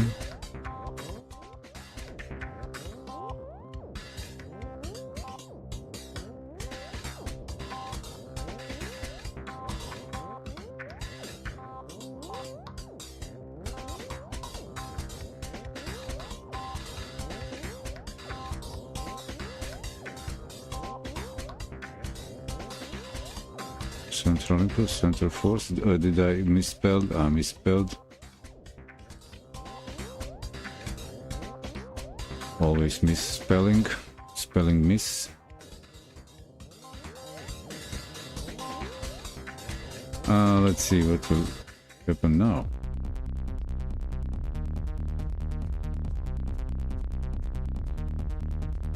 Okay, nothing's happening to them. They keep looking my way, that's good.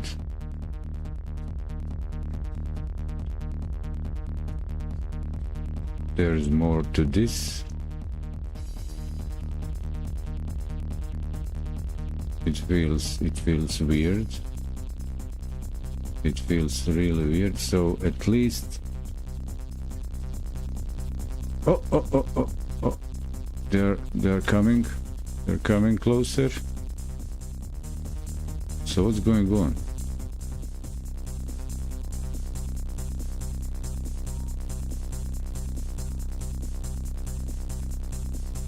Oh, they've been pushed. They're pushed in by the second row of creeps behind them.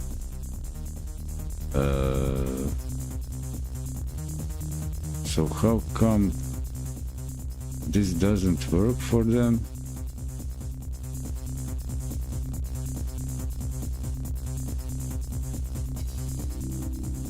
Okay, that doesn't work. Look at player. Pass. Okay, remove this pass.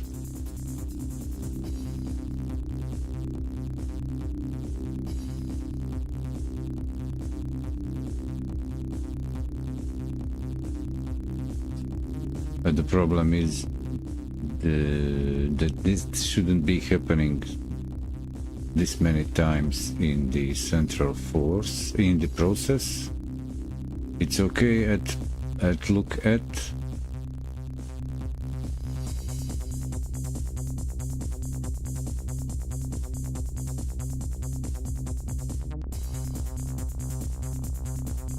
Okay, choose the velocity, and that happens, and then why wouldn't this work? F6.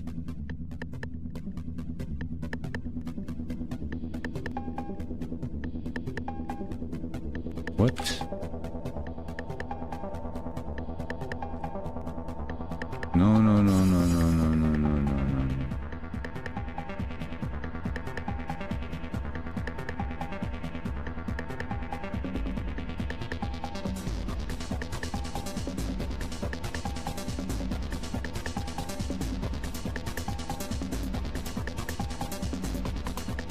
So why does that break the whole thing?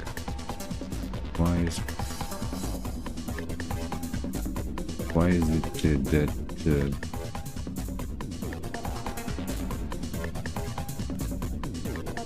putting anything in the... Well, okay, I guess that's what they say. It's not for the... I'm not supposed to do it. Is that the fact? I'm just updating it. So how would I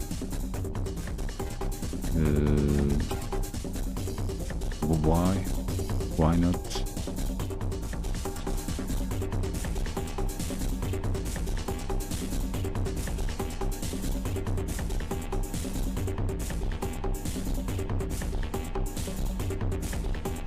It seems like, oh, you should use character body.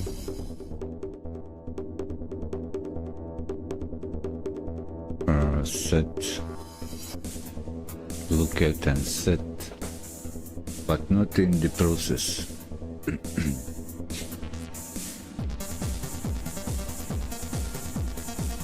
Play, okay, there is the play. So what if I put this in the, what does this guy have from the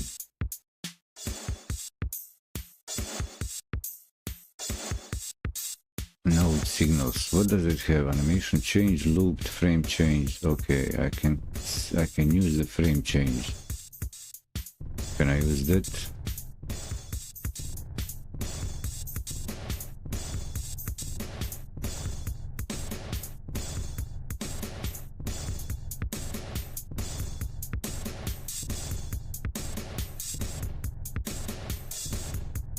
So I'll connect this to this thing and maybe animate it this way and have them look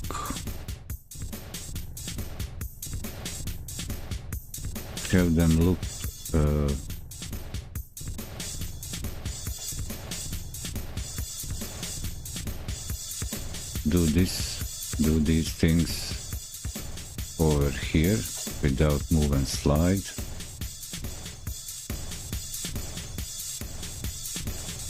So I'll leave this out from here.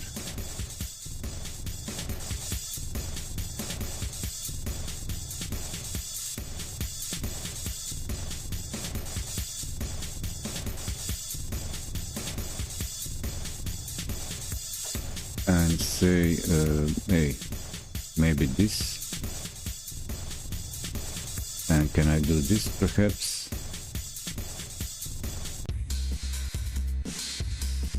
Where is if? What happened? Where's the problem? Okay, sorry, there you go.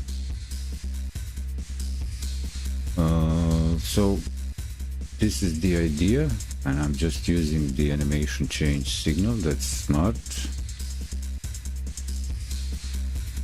And it's not every frame, it's not every process.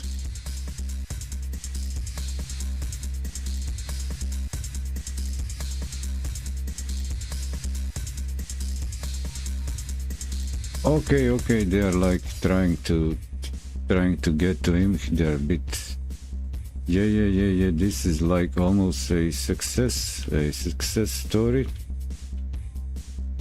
They're kind of getting a nudge towards him.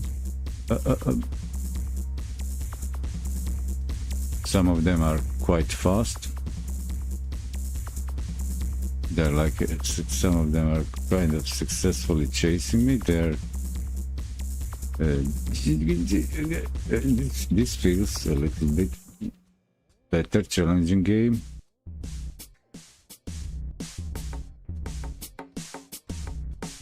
Impulse is not big enough, not too much. It doesn't help them at all.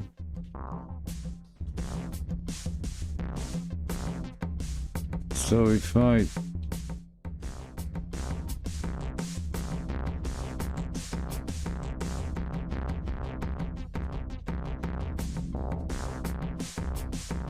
how come? Okay, what am I doing? What am I doing? The force or what? But it's feel better.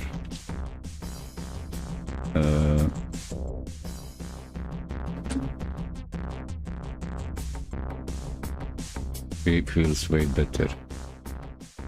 I'm looking at the... Oh, this makes much more sense. Oh, I will not say force, I'll take the impulse. How about that?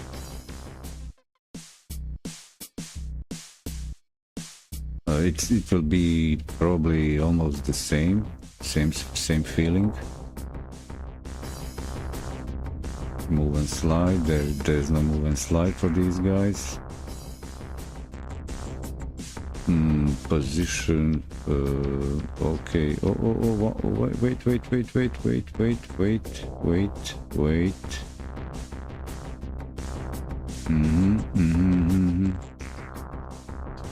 Oh, we'll see. We'll see any moment now. So what will happen? They get the impulse. They get the impulse, and it's too much.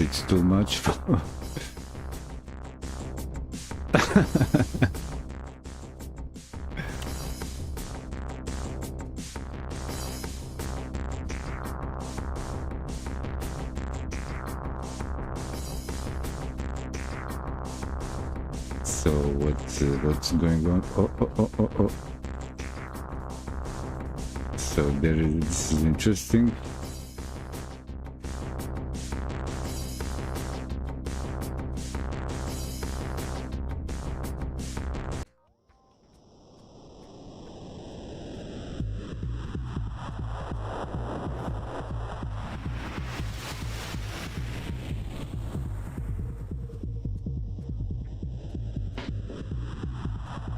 It's somehow always the same direction.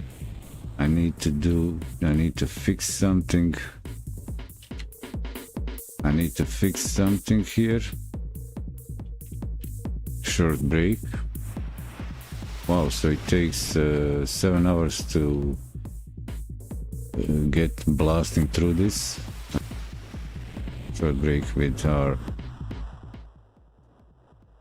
cool sounds of the 80s and with the Commodore 64 SID chip, a music library from high voltage SID chip tunes.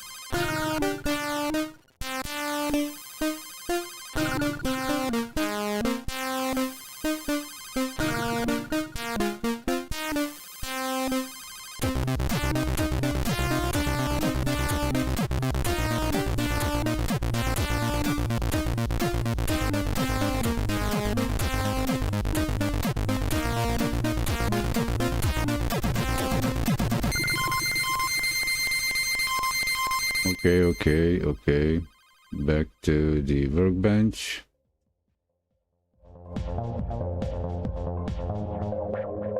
Back to workbench.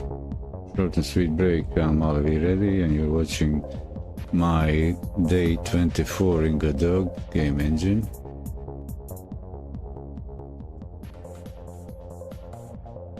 So I've actually allowed physics processing and tried to run this tutorial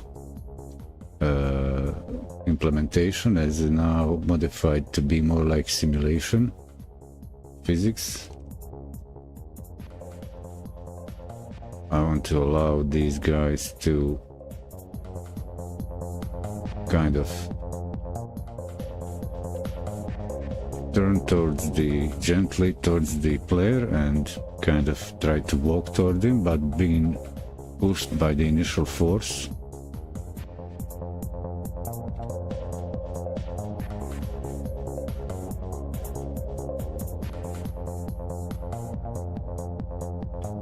It's actually fun.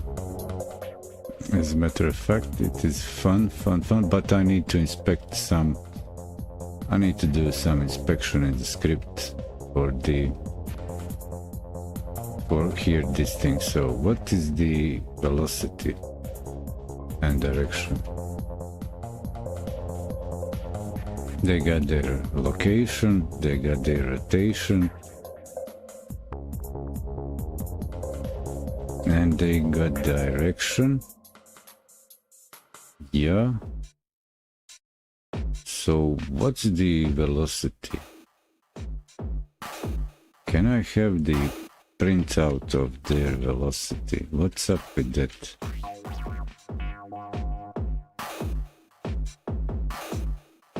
Come on, what you're saying?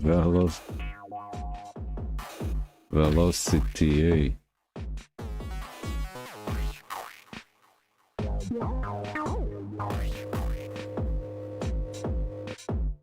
Oh, I've got... Oh.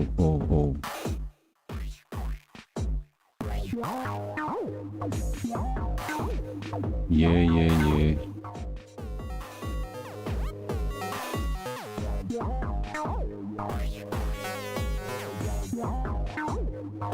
Like that, and let's see now what is the...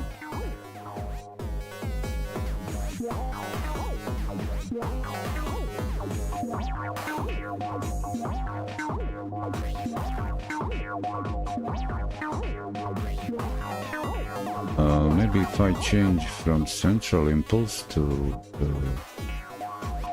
impulse, but it takes two. It's funnier with force. Force makes it more entertaining. But at least I get the readout. So why is it that why is it that this thing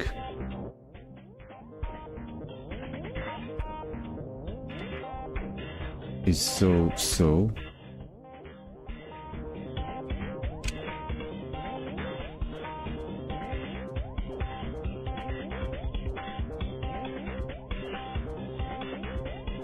it doesn't cover them much?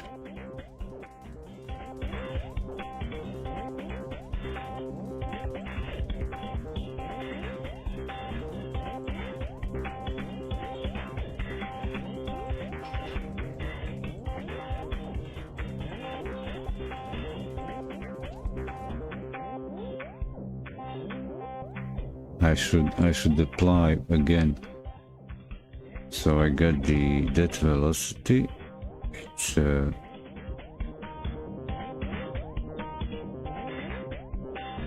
force and that. Okay, what I would like to happen is I'd like that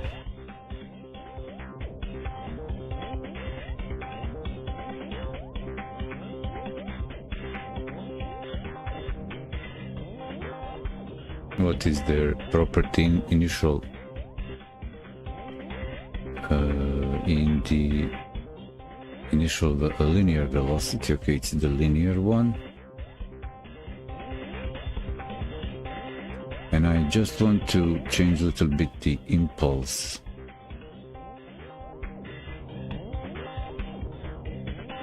Okay, what about the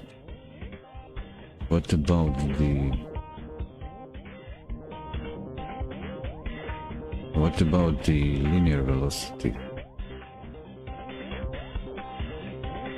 Can I get this printed?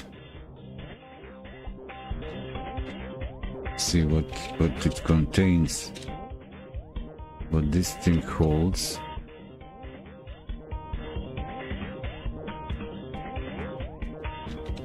Okay, it holds 2 parameters. Okay, I got it.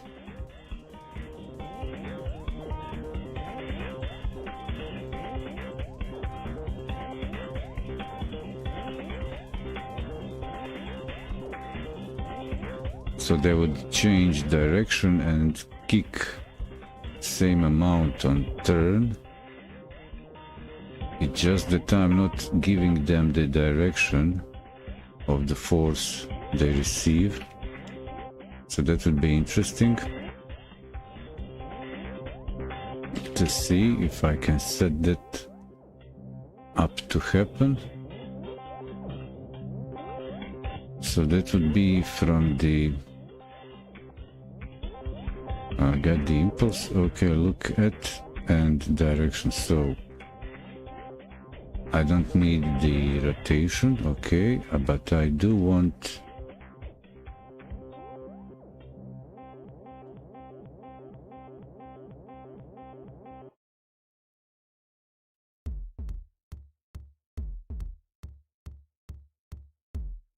impulse.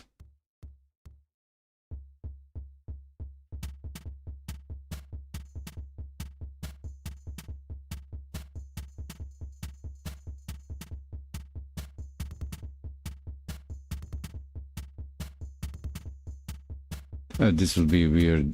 Probably this will probably be a strong kick. So if I say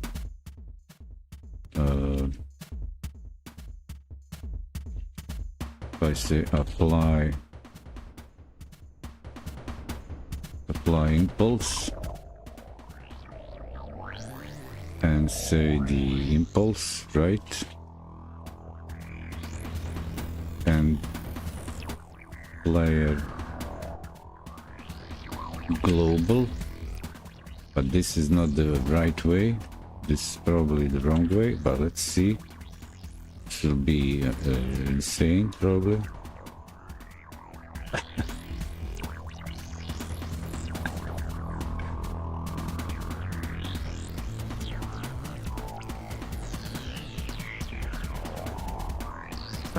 It's rotation, not the idea, not the intended idea. And it's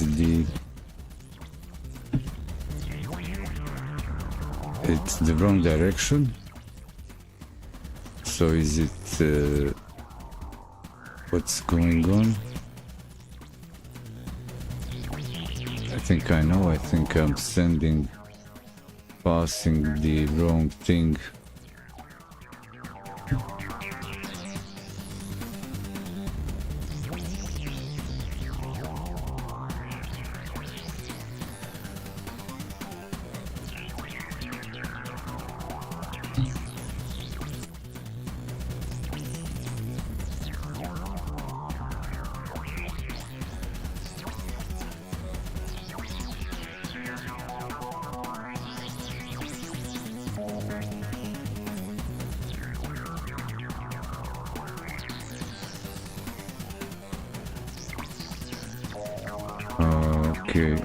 Okay.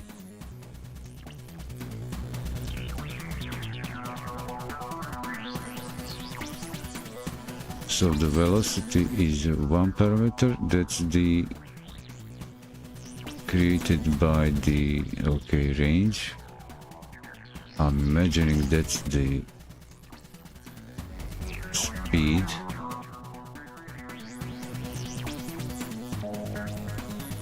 Let's have a look in the, what did they say in the tutorial about this movement for mobs, content mobs creating the enemy, or where is it? It's the main game scene, spawning mobs. Okay, let's see. Spawning mobs. Okay, path follow, start position. Okay, so here should be a breakdown. No breakdown.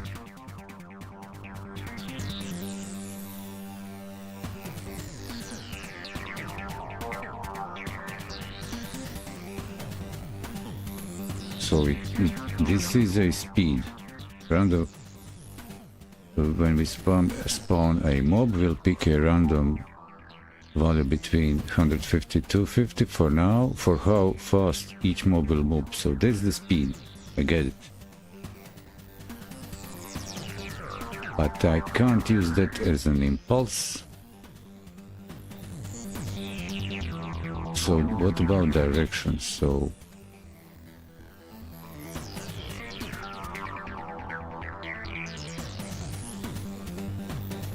this is a speed.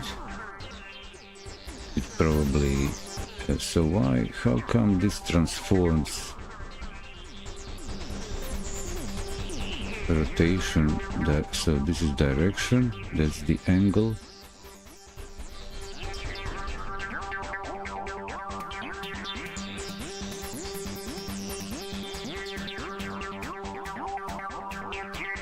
Rotated direction.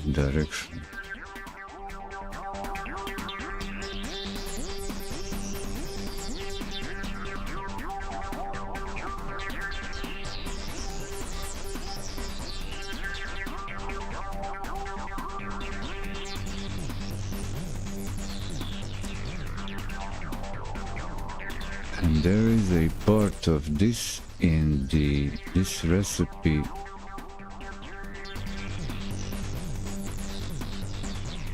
Not this thing. Not this thing. Did I move it? Yeah, using car steering, not car steering. Top down, grid based pathfinding. Top down. Click and move. Aim with mouse.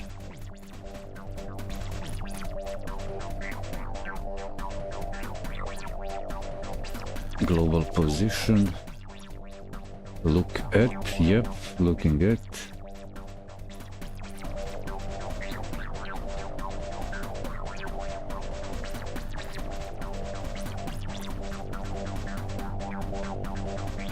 Click and move. So, okay,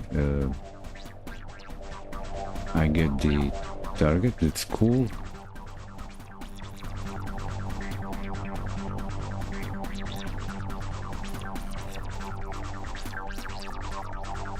Okay, direction, position, direction to target. Oh, wait.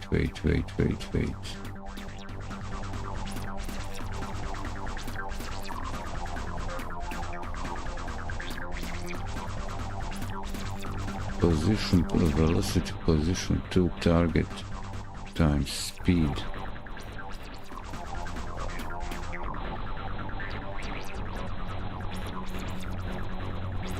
Velocity equals vector to 0.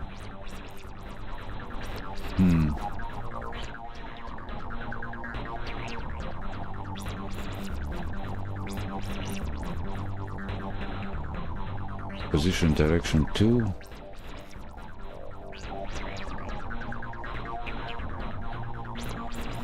Look at, so there is a look at, that's not fine, so maybe you can move.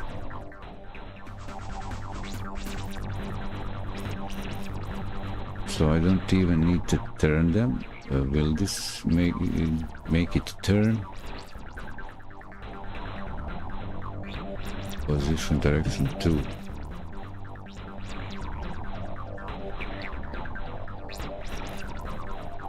How would I calculate this? Turn this into... Doesn't need to look at target. I get the target, okay. I don't have a speed.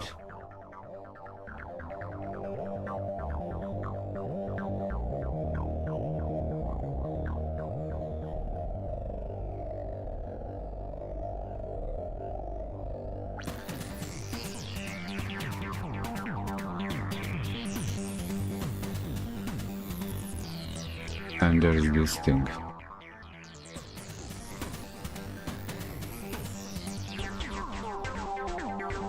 It is all very interesting,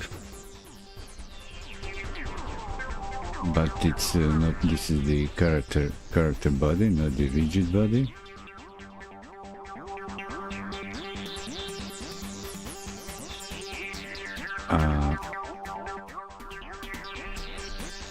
So I need to figure out from the impulse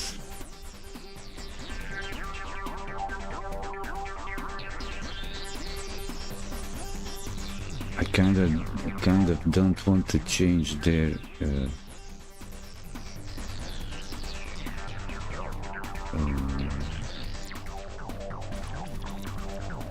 so I have the impulse, which is always the same, and they are looking at.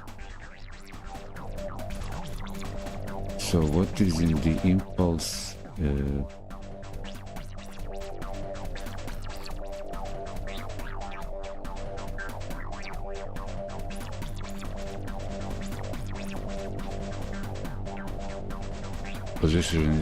Position is offset. That's why it gets a rotation, affects the rotation.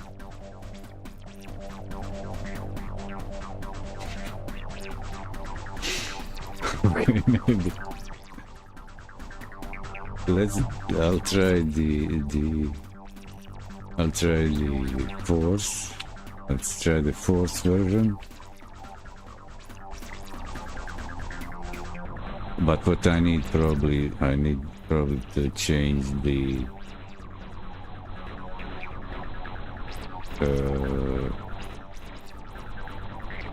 okay, do I have this? Did I copy this? Yes, I did. So I just need to comment this. This is a kind of a template.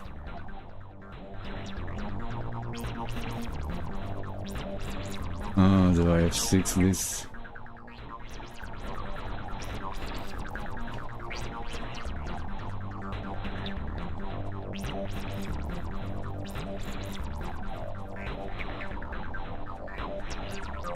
Okay, they're trying to turn, but still okay. So it gives them rotation. This all.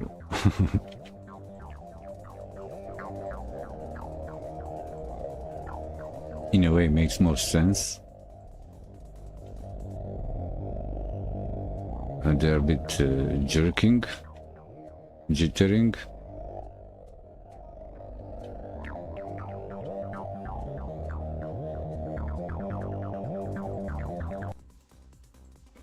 They kind of want to go my way. Yeah.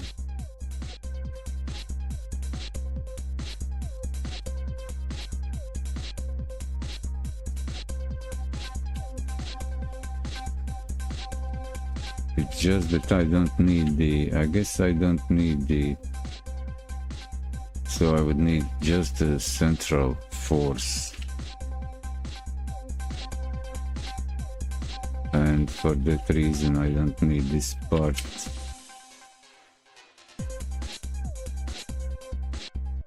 So what's going on?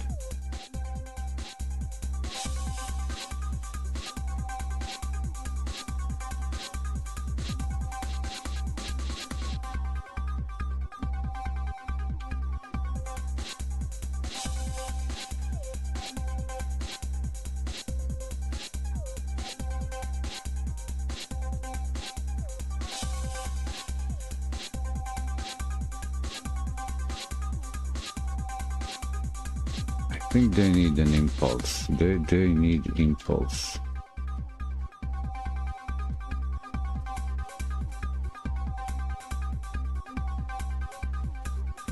But much smaller impulse. I can try again.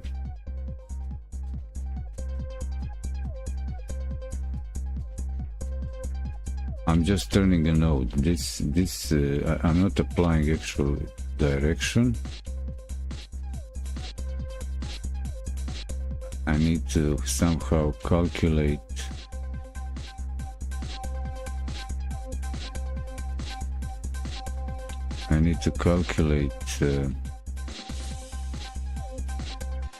so what's going on with impulse. This will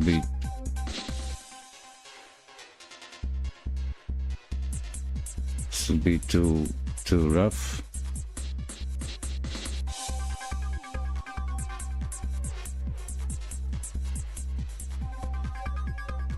And it's not properly directed, so that's another problem. So it's always the same. They keep the same. No, they even worse. Even worse. I'm missing another parameter. That would be a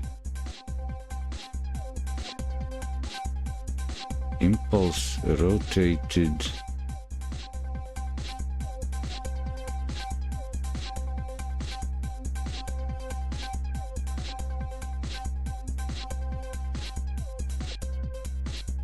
okay, I guess this is the thing.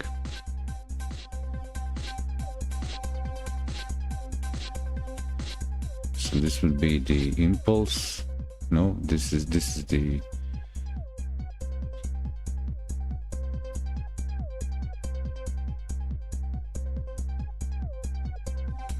looking at is almost not important.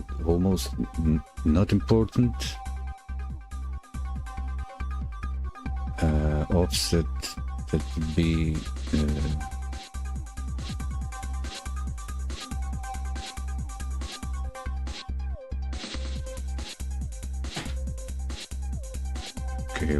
okay. Impulse a positioned to about a central. Okay. Central impulse. Okay. Let's see. Central impulse.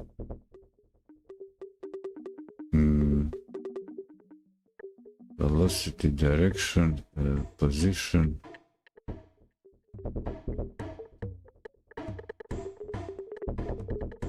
So if I add this, but it's not a target, it's the player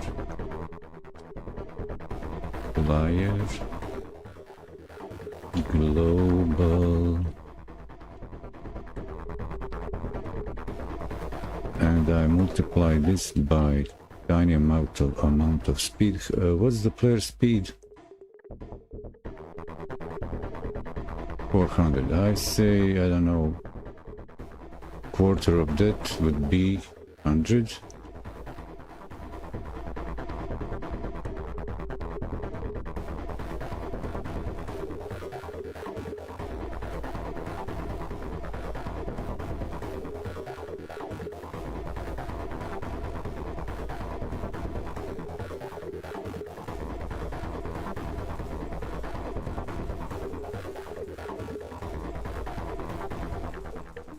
Okay,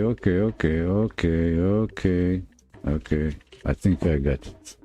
But it needs to be slower. They get each time faster, I feel.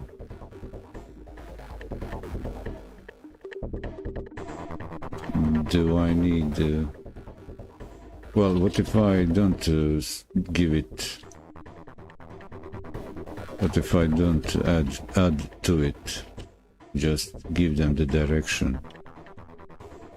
So they'll keep their initial velocity.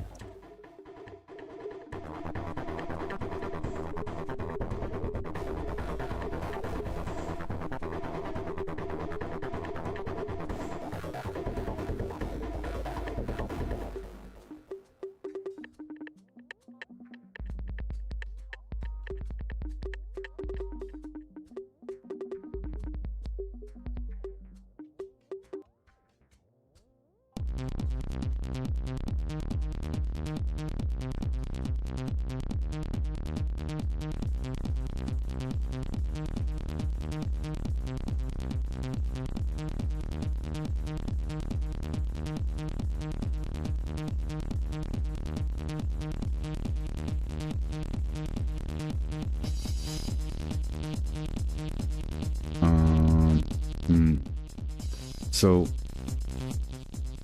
some amount of speed multiplier would give them like their natural speed. I might make a variation between fly, walk, swim.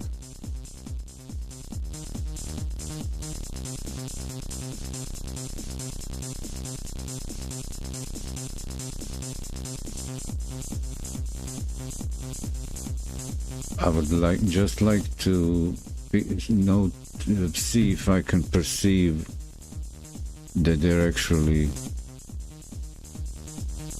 kind of having some, adding each frame, animation frame, adding little bit an impulse towards that direction. Does it work for them? So if I add a little bit of speed, like a 25%, and run this again,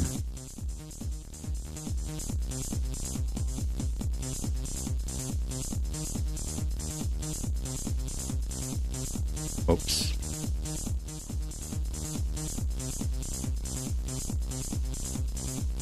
Is it adding up?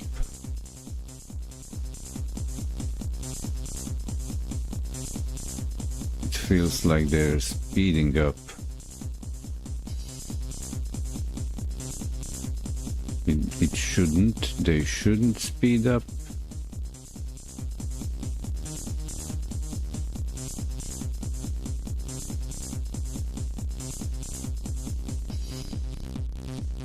But at least they're not going the same way, always the same way.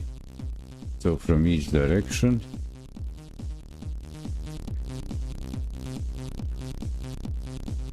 So they come from each direction, they have the initial kick, and they swarm at me. That's cool.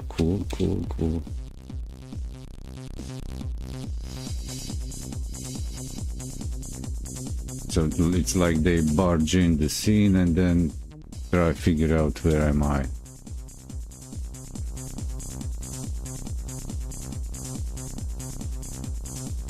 It's just that I'm bad on the keyboards.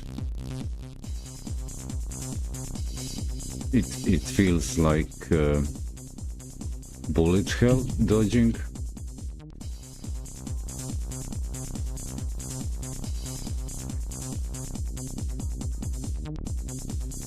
Oh, they've got me cornered.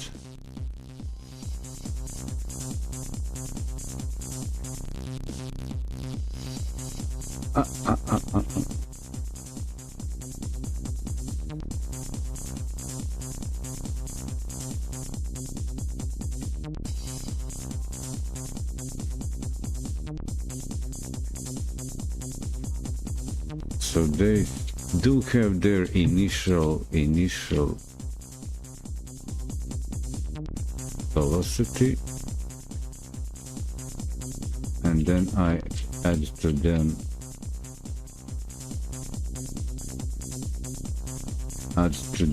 the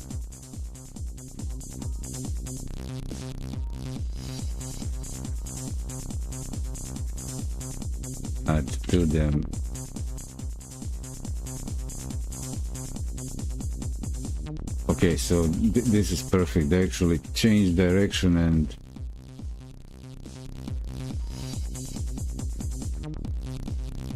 I think I got this working, because they can change direction from the initial and kind of get the impulse by the animation frame, like steps or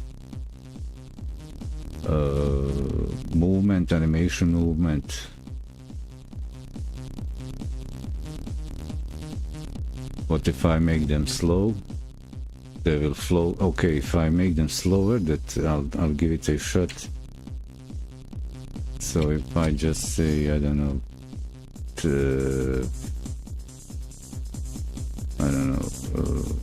11, 5, or even 3, no, 9. Okay, I say 9. That will give them time to stick around the screen, and also travel off the screen by the initial kick will, initial linear velocity will send them off.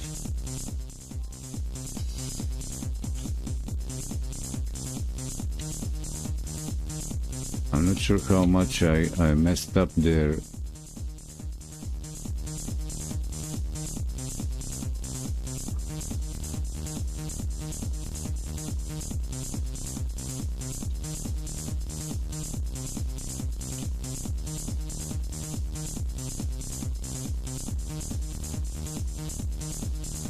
So they got their initial,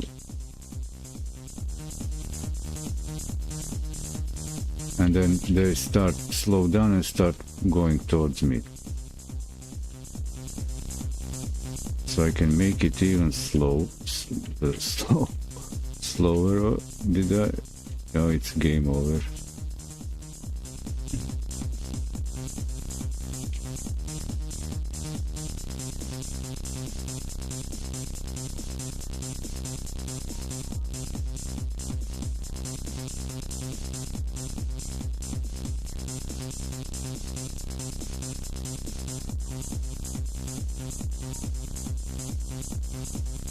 So I can cap the number of mobs to make it a level, difficulty level, and implement progression.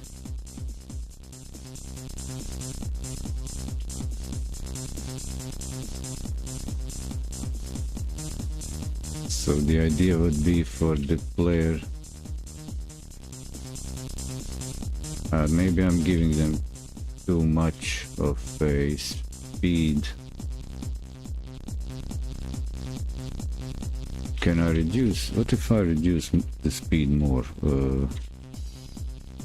What if I say just 2, or maybe even less?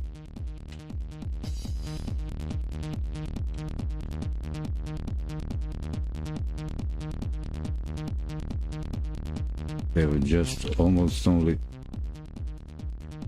turn, and they managed to overcome their initial velocity on the launch.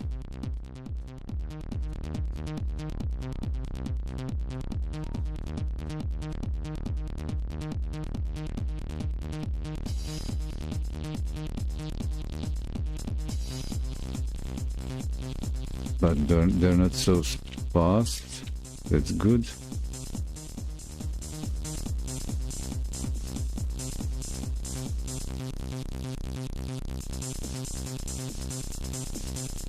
Oops. What?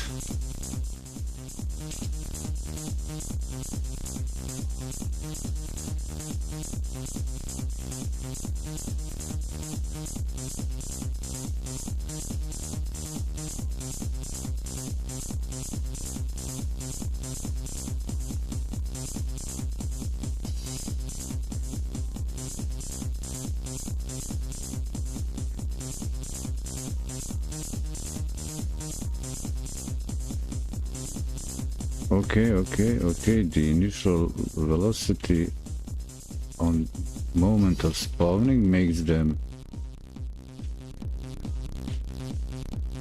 it can drag them out of the screen.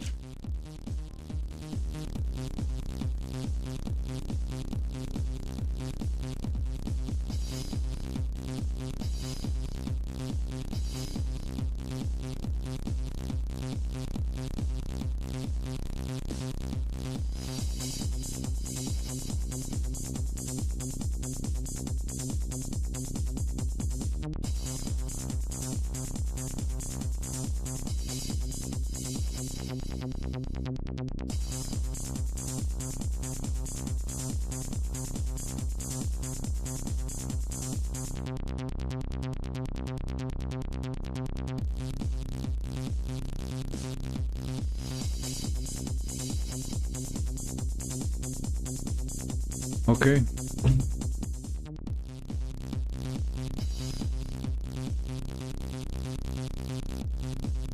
Since this now runs as a simulation, I'm just observing what will happen, what's going on. The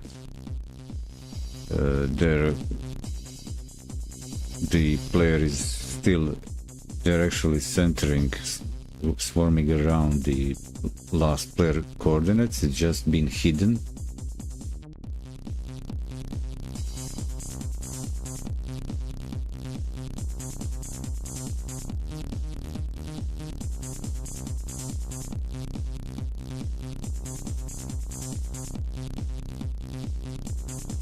I could do something else now when the game is over. For example, like make them go back to their initial state, stop giving them a face player and impulse.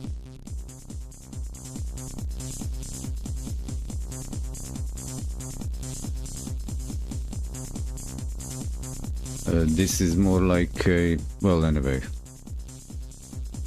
I'm done for today.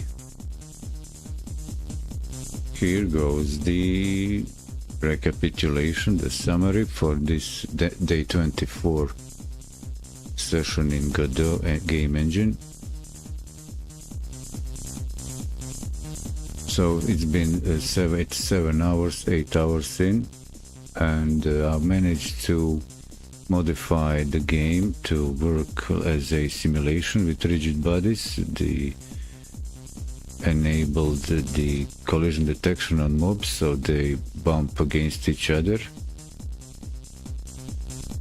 I wanted to have the game running as some sort of simulation that gives it variety. And also I was looking into how to make mobs change direction from the initial impulse they're given and the instancing, and how to make them actually, while the simulation for their rigid bodies is running, I had to implement some force application of the force like impulse, so I've added a signal from the animation player for the mob scene, for their scene for each frame change, that they get a slight impulse. So they're like on animation they're kind of walking with a slight impulse, changing the direction, overcoming the initial direction from the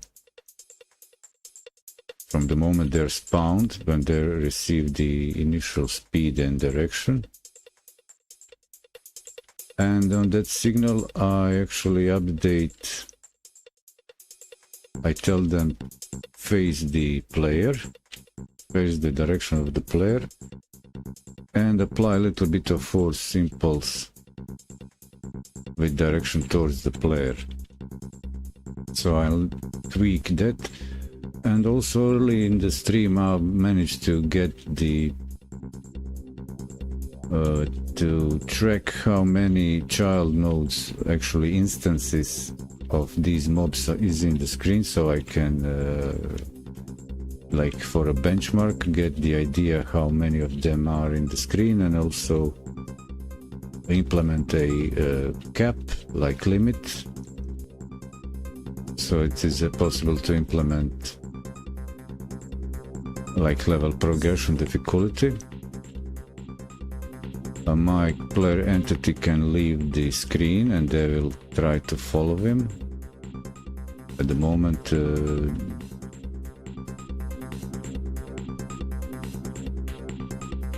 so very interesting way to learn more about the simulation or applied simulation processing, physics processing applied to the implemented in the rigid body. They're not per se, they're not supposed to be, they don't have methods implemented like for controlling movement, but applying forces. And I just wanted to make it simple, more relying on what's implemented in the engine. This is Godot's game engine, physics engine.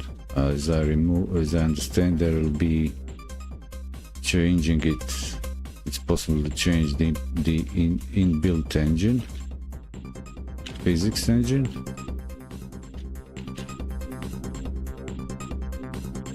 At the moment, well, did I actually in the recapitulation run what's going on, how the game is running? So they have their initial velocity, they'll bounce off each other.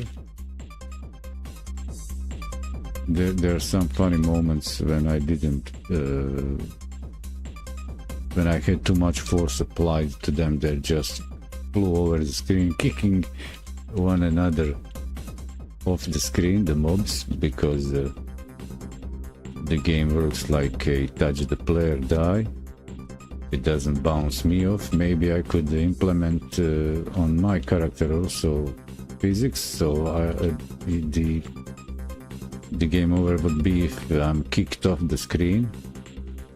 Here is just on the collision. Game over implementation. But this is kind of initial idea for having something going on in the game, for a top-down concept for prototyping, and the basic directing of forces, like a impulse directed towards the player, so it gives the impression that the mobs are well, it's cheating. I just pass them the player position and they face him and apply little force trying to get to him. There's no AI, only AI is nothing. They're not like detecting the area. So what I could do next is add a ray cast and use the raycast, maybe allow them to detect their surrounding, the objects. Maybe let them try to go around each other, let the simulation running, and maybe do those types of things. So simulation physics engine would make them tick, live, and give them some properties like and methods to, while being ticked and animated by the physics engine, get them move around.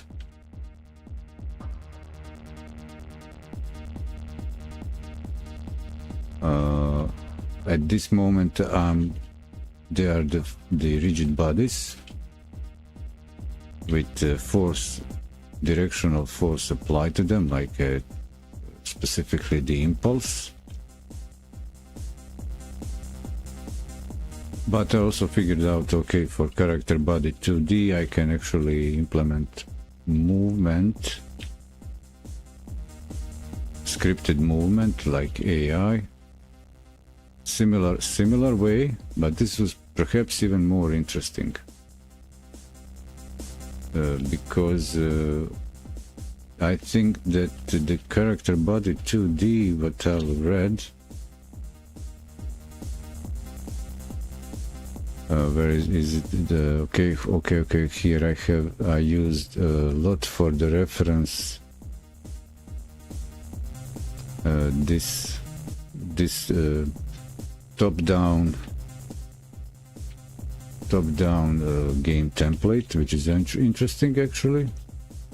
At first, when I just played with it, it was like awful, but one can learn a lot from it to learn how to customize and create useful prototyping without to interactively learn without wasting time on creating assets, just to develop game logic, or what would be called start building game design and leave visuals on the side. But it implements, for example, these enemies are actually character body 2Ds, but they have the if you notice, they push against each other, so they also have a physics.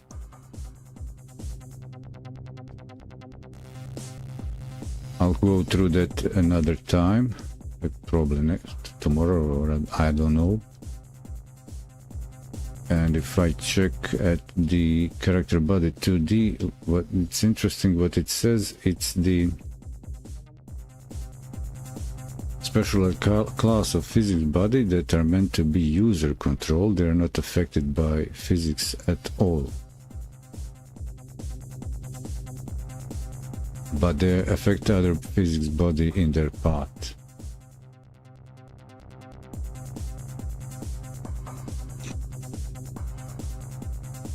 But that's not true. Character body have a physics gravity. They're usually recommended for platformer, and the initial script, template script for the node, generic script, implements the jump and left and right movement. Is it move and slide?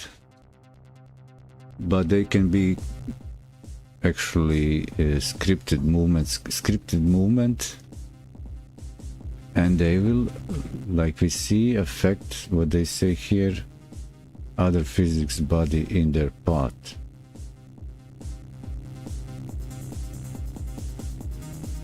Wall and slope detection. In addition to general collision detection provided by physics body 2D move and collide, this makes it useful for highly configurable physics body that must move specific way and collide with the world.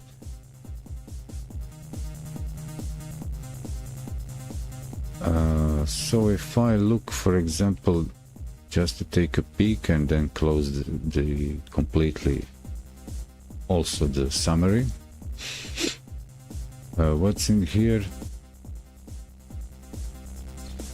Okay, they have the physics process. Do they have move and slide anywhere here? How are they being commanded?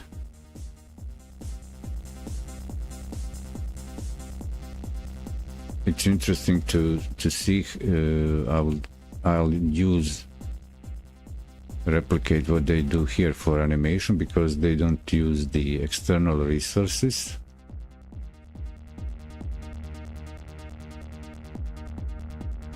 What am I looking here is the pushback. So there is a this would be like a simplified version for the for example, from Kids Can Code, something like click and move, or aim with mouse. So they have a look at, but they don't need to turn.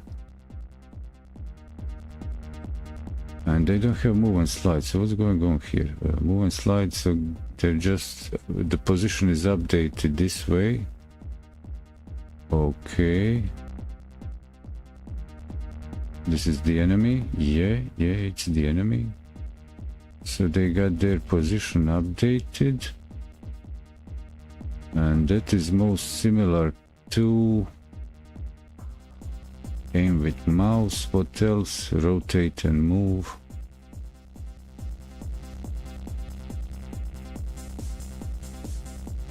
Move and slide.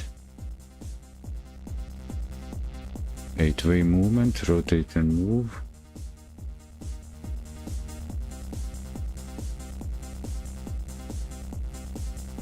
Velocity, transform X.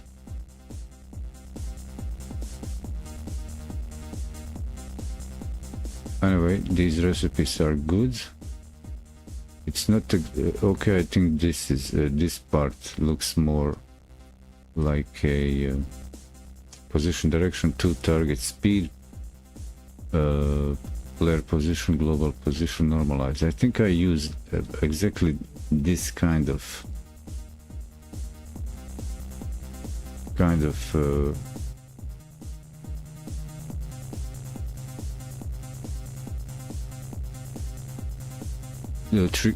implementation, how to turn to the player and go towards the player, like direct the impulse for the rigid body. So the my implementation is apply central impulse, position, direction to player. So I didn't even need to use the look at. I could just say direction to. Maybe let me just check this. Do I need even this? Is this even necessary? Because what I wanted is actually for them is to look at player. I think this is the default scene. I ran the wrong scene, I think.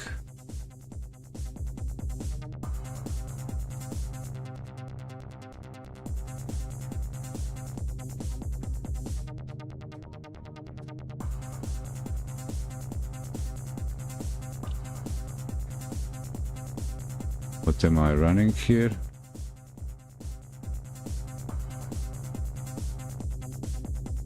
It feels like they're not even receiving.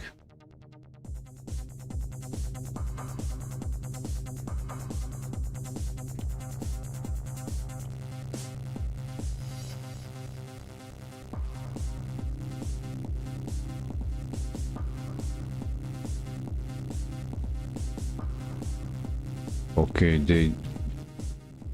they do have their force applied towards me. The impulse force as they're trying to get to me. Let me see that again.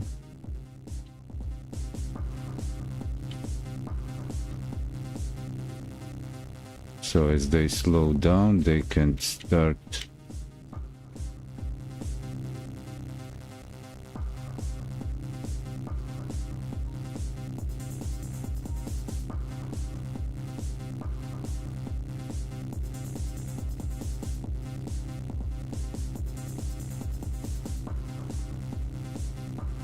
They are slowly going towards the player.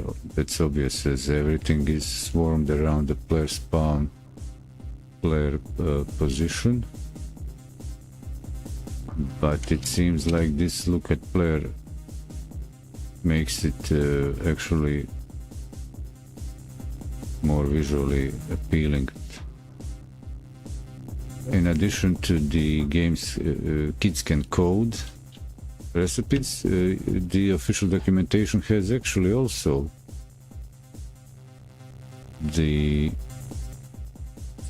the manual to this section, physics and movement, to the movement overview, click and move.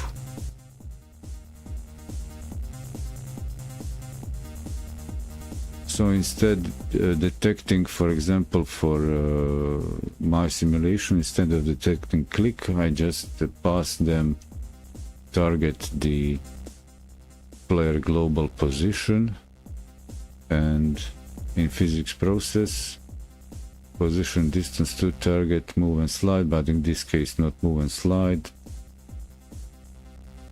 Some combination of these expressions here. Actually just getting the direction. One implementation of this to apply the impulse for the rigid body. And that's it. Thank you for stopping by. It's been great fun after quite a few, I don't know, 5 days running around doing not much. So I say I want to play, I want to be playful, use the engine, work for me without implementing who knows what. I want for prototyping some basic simulation going on and build around that. So I'm mveddylive, your host. You know who loves you the most, you know. Signing out. Thanks for stopping by, checking the summary.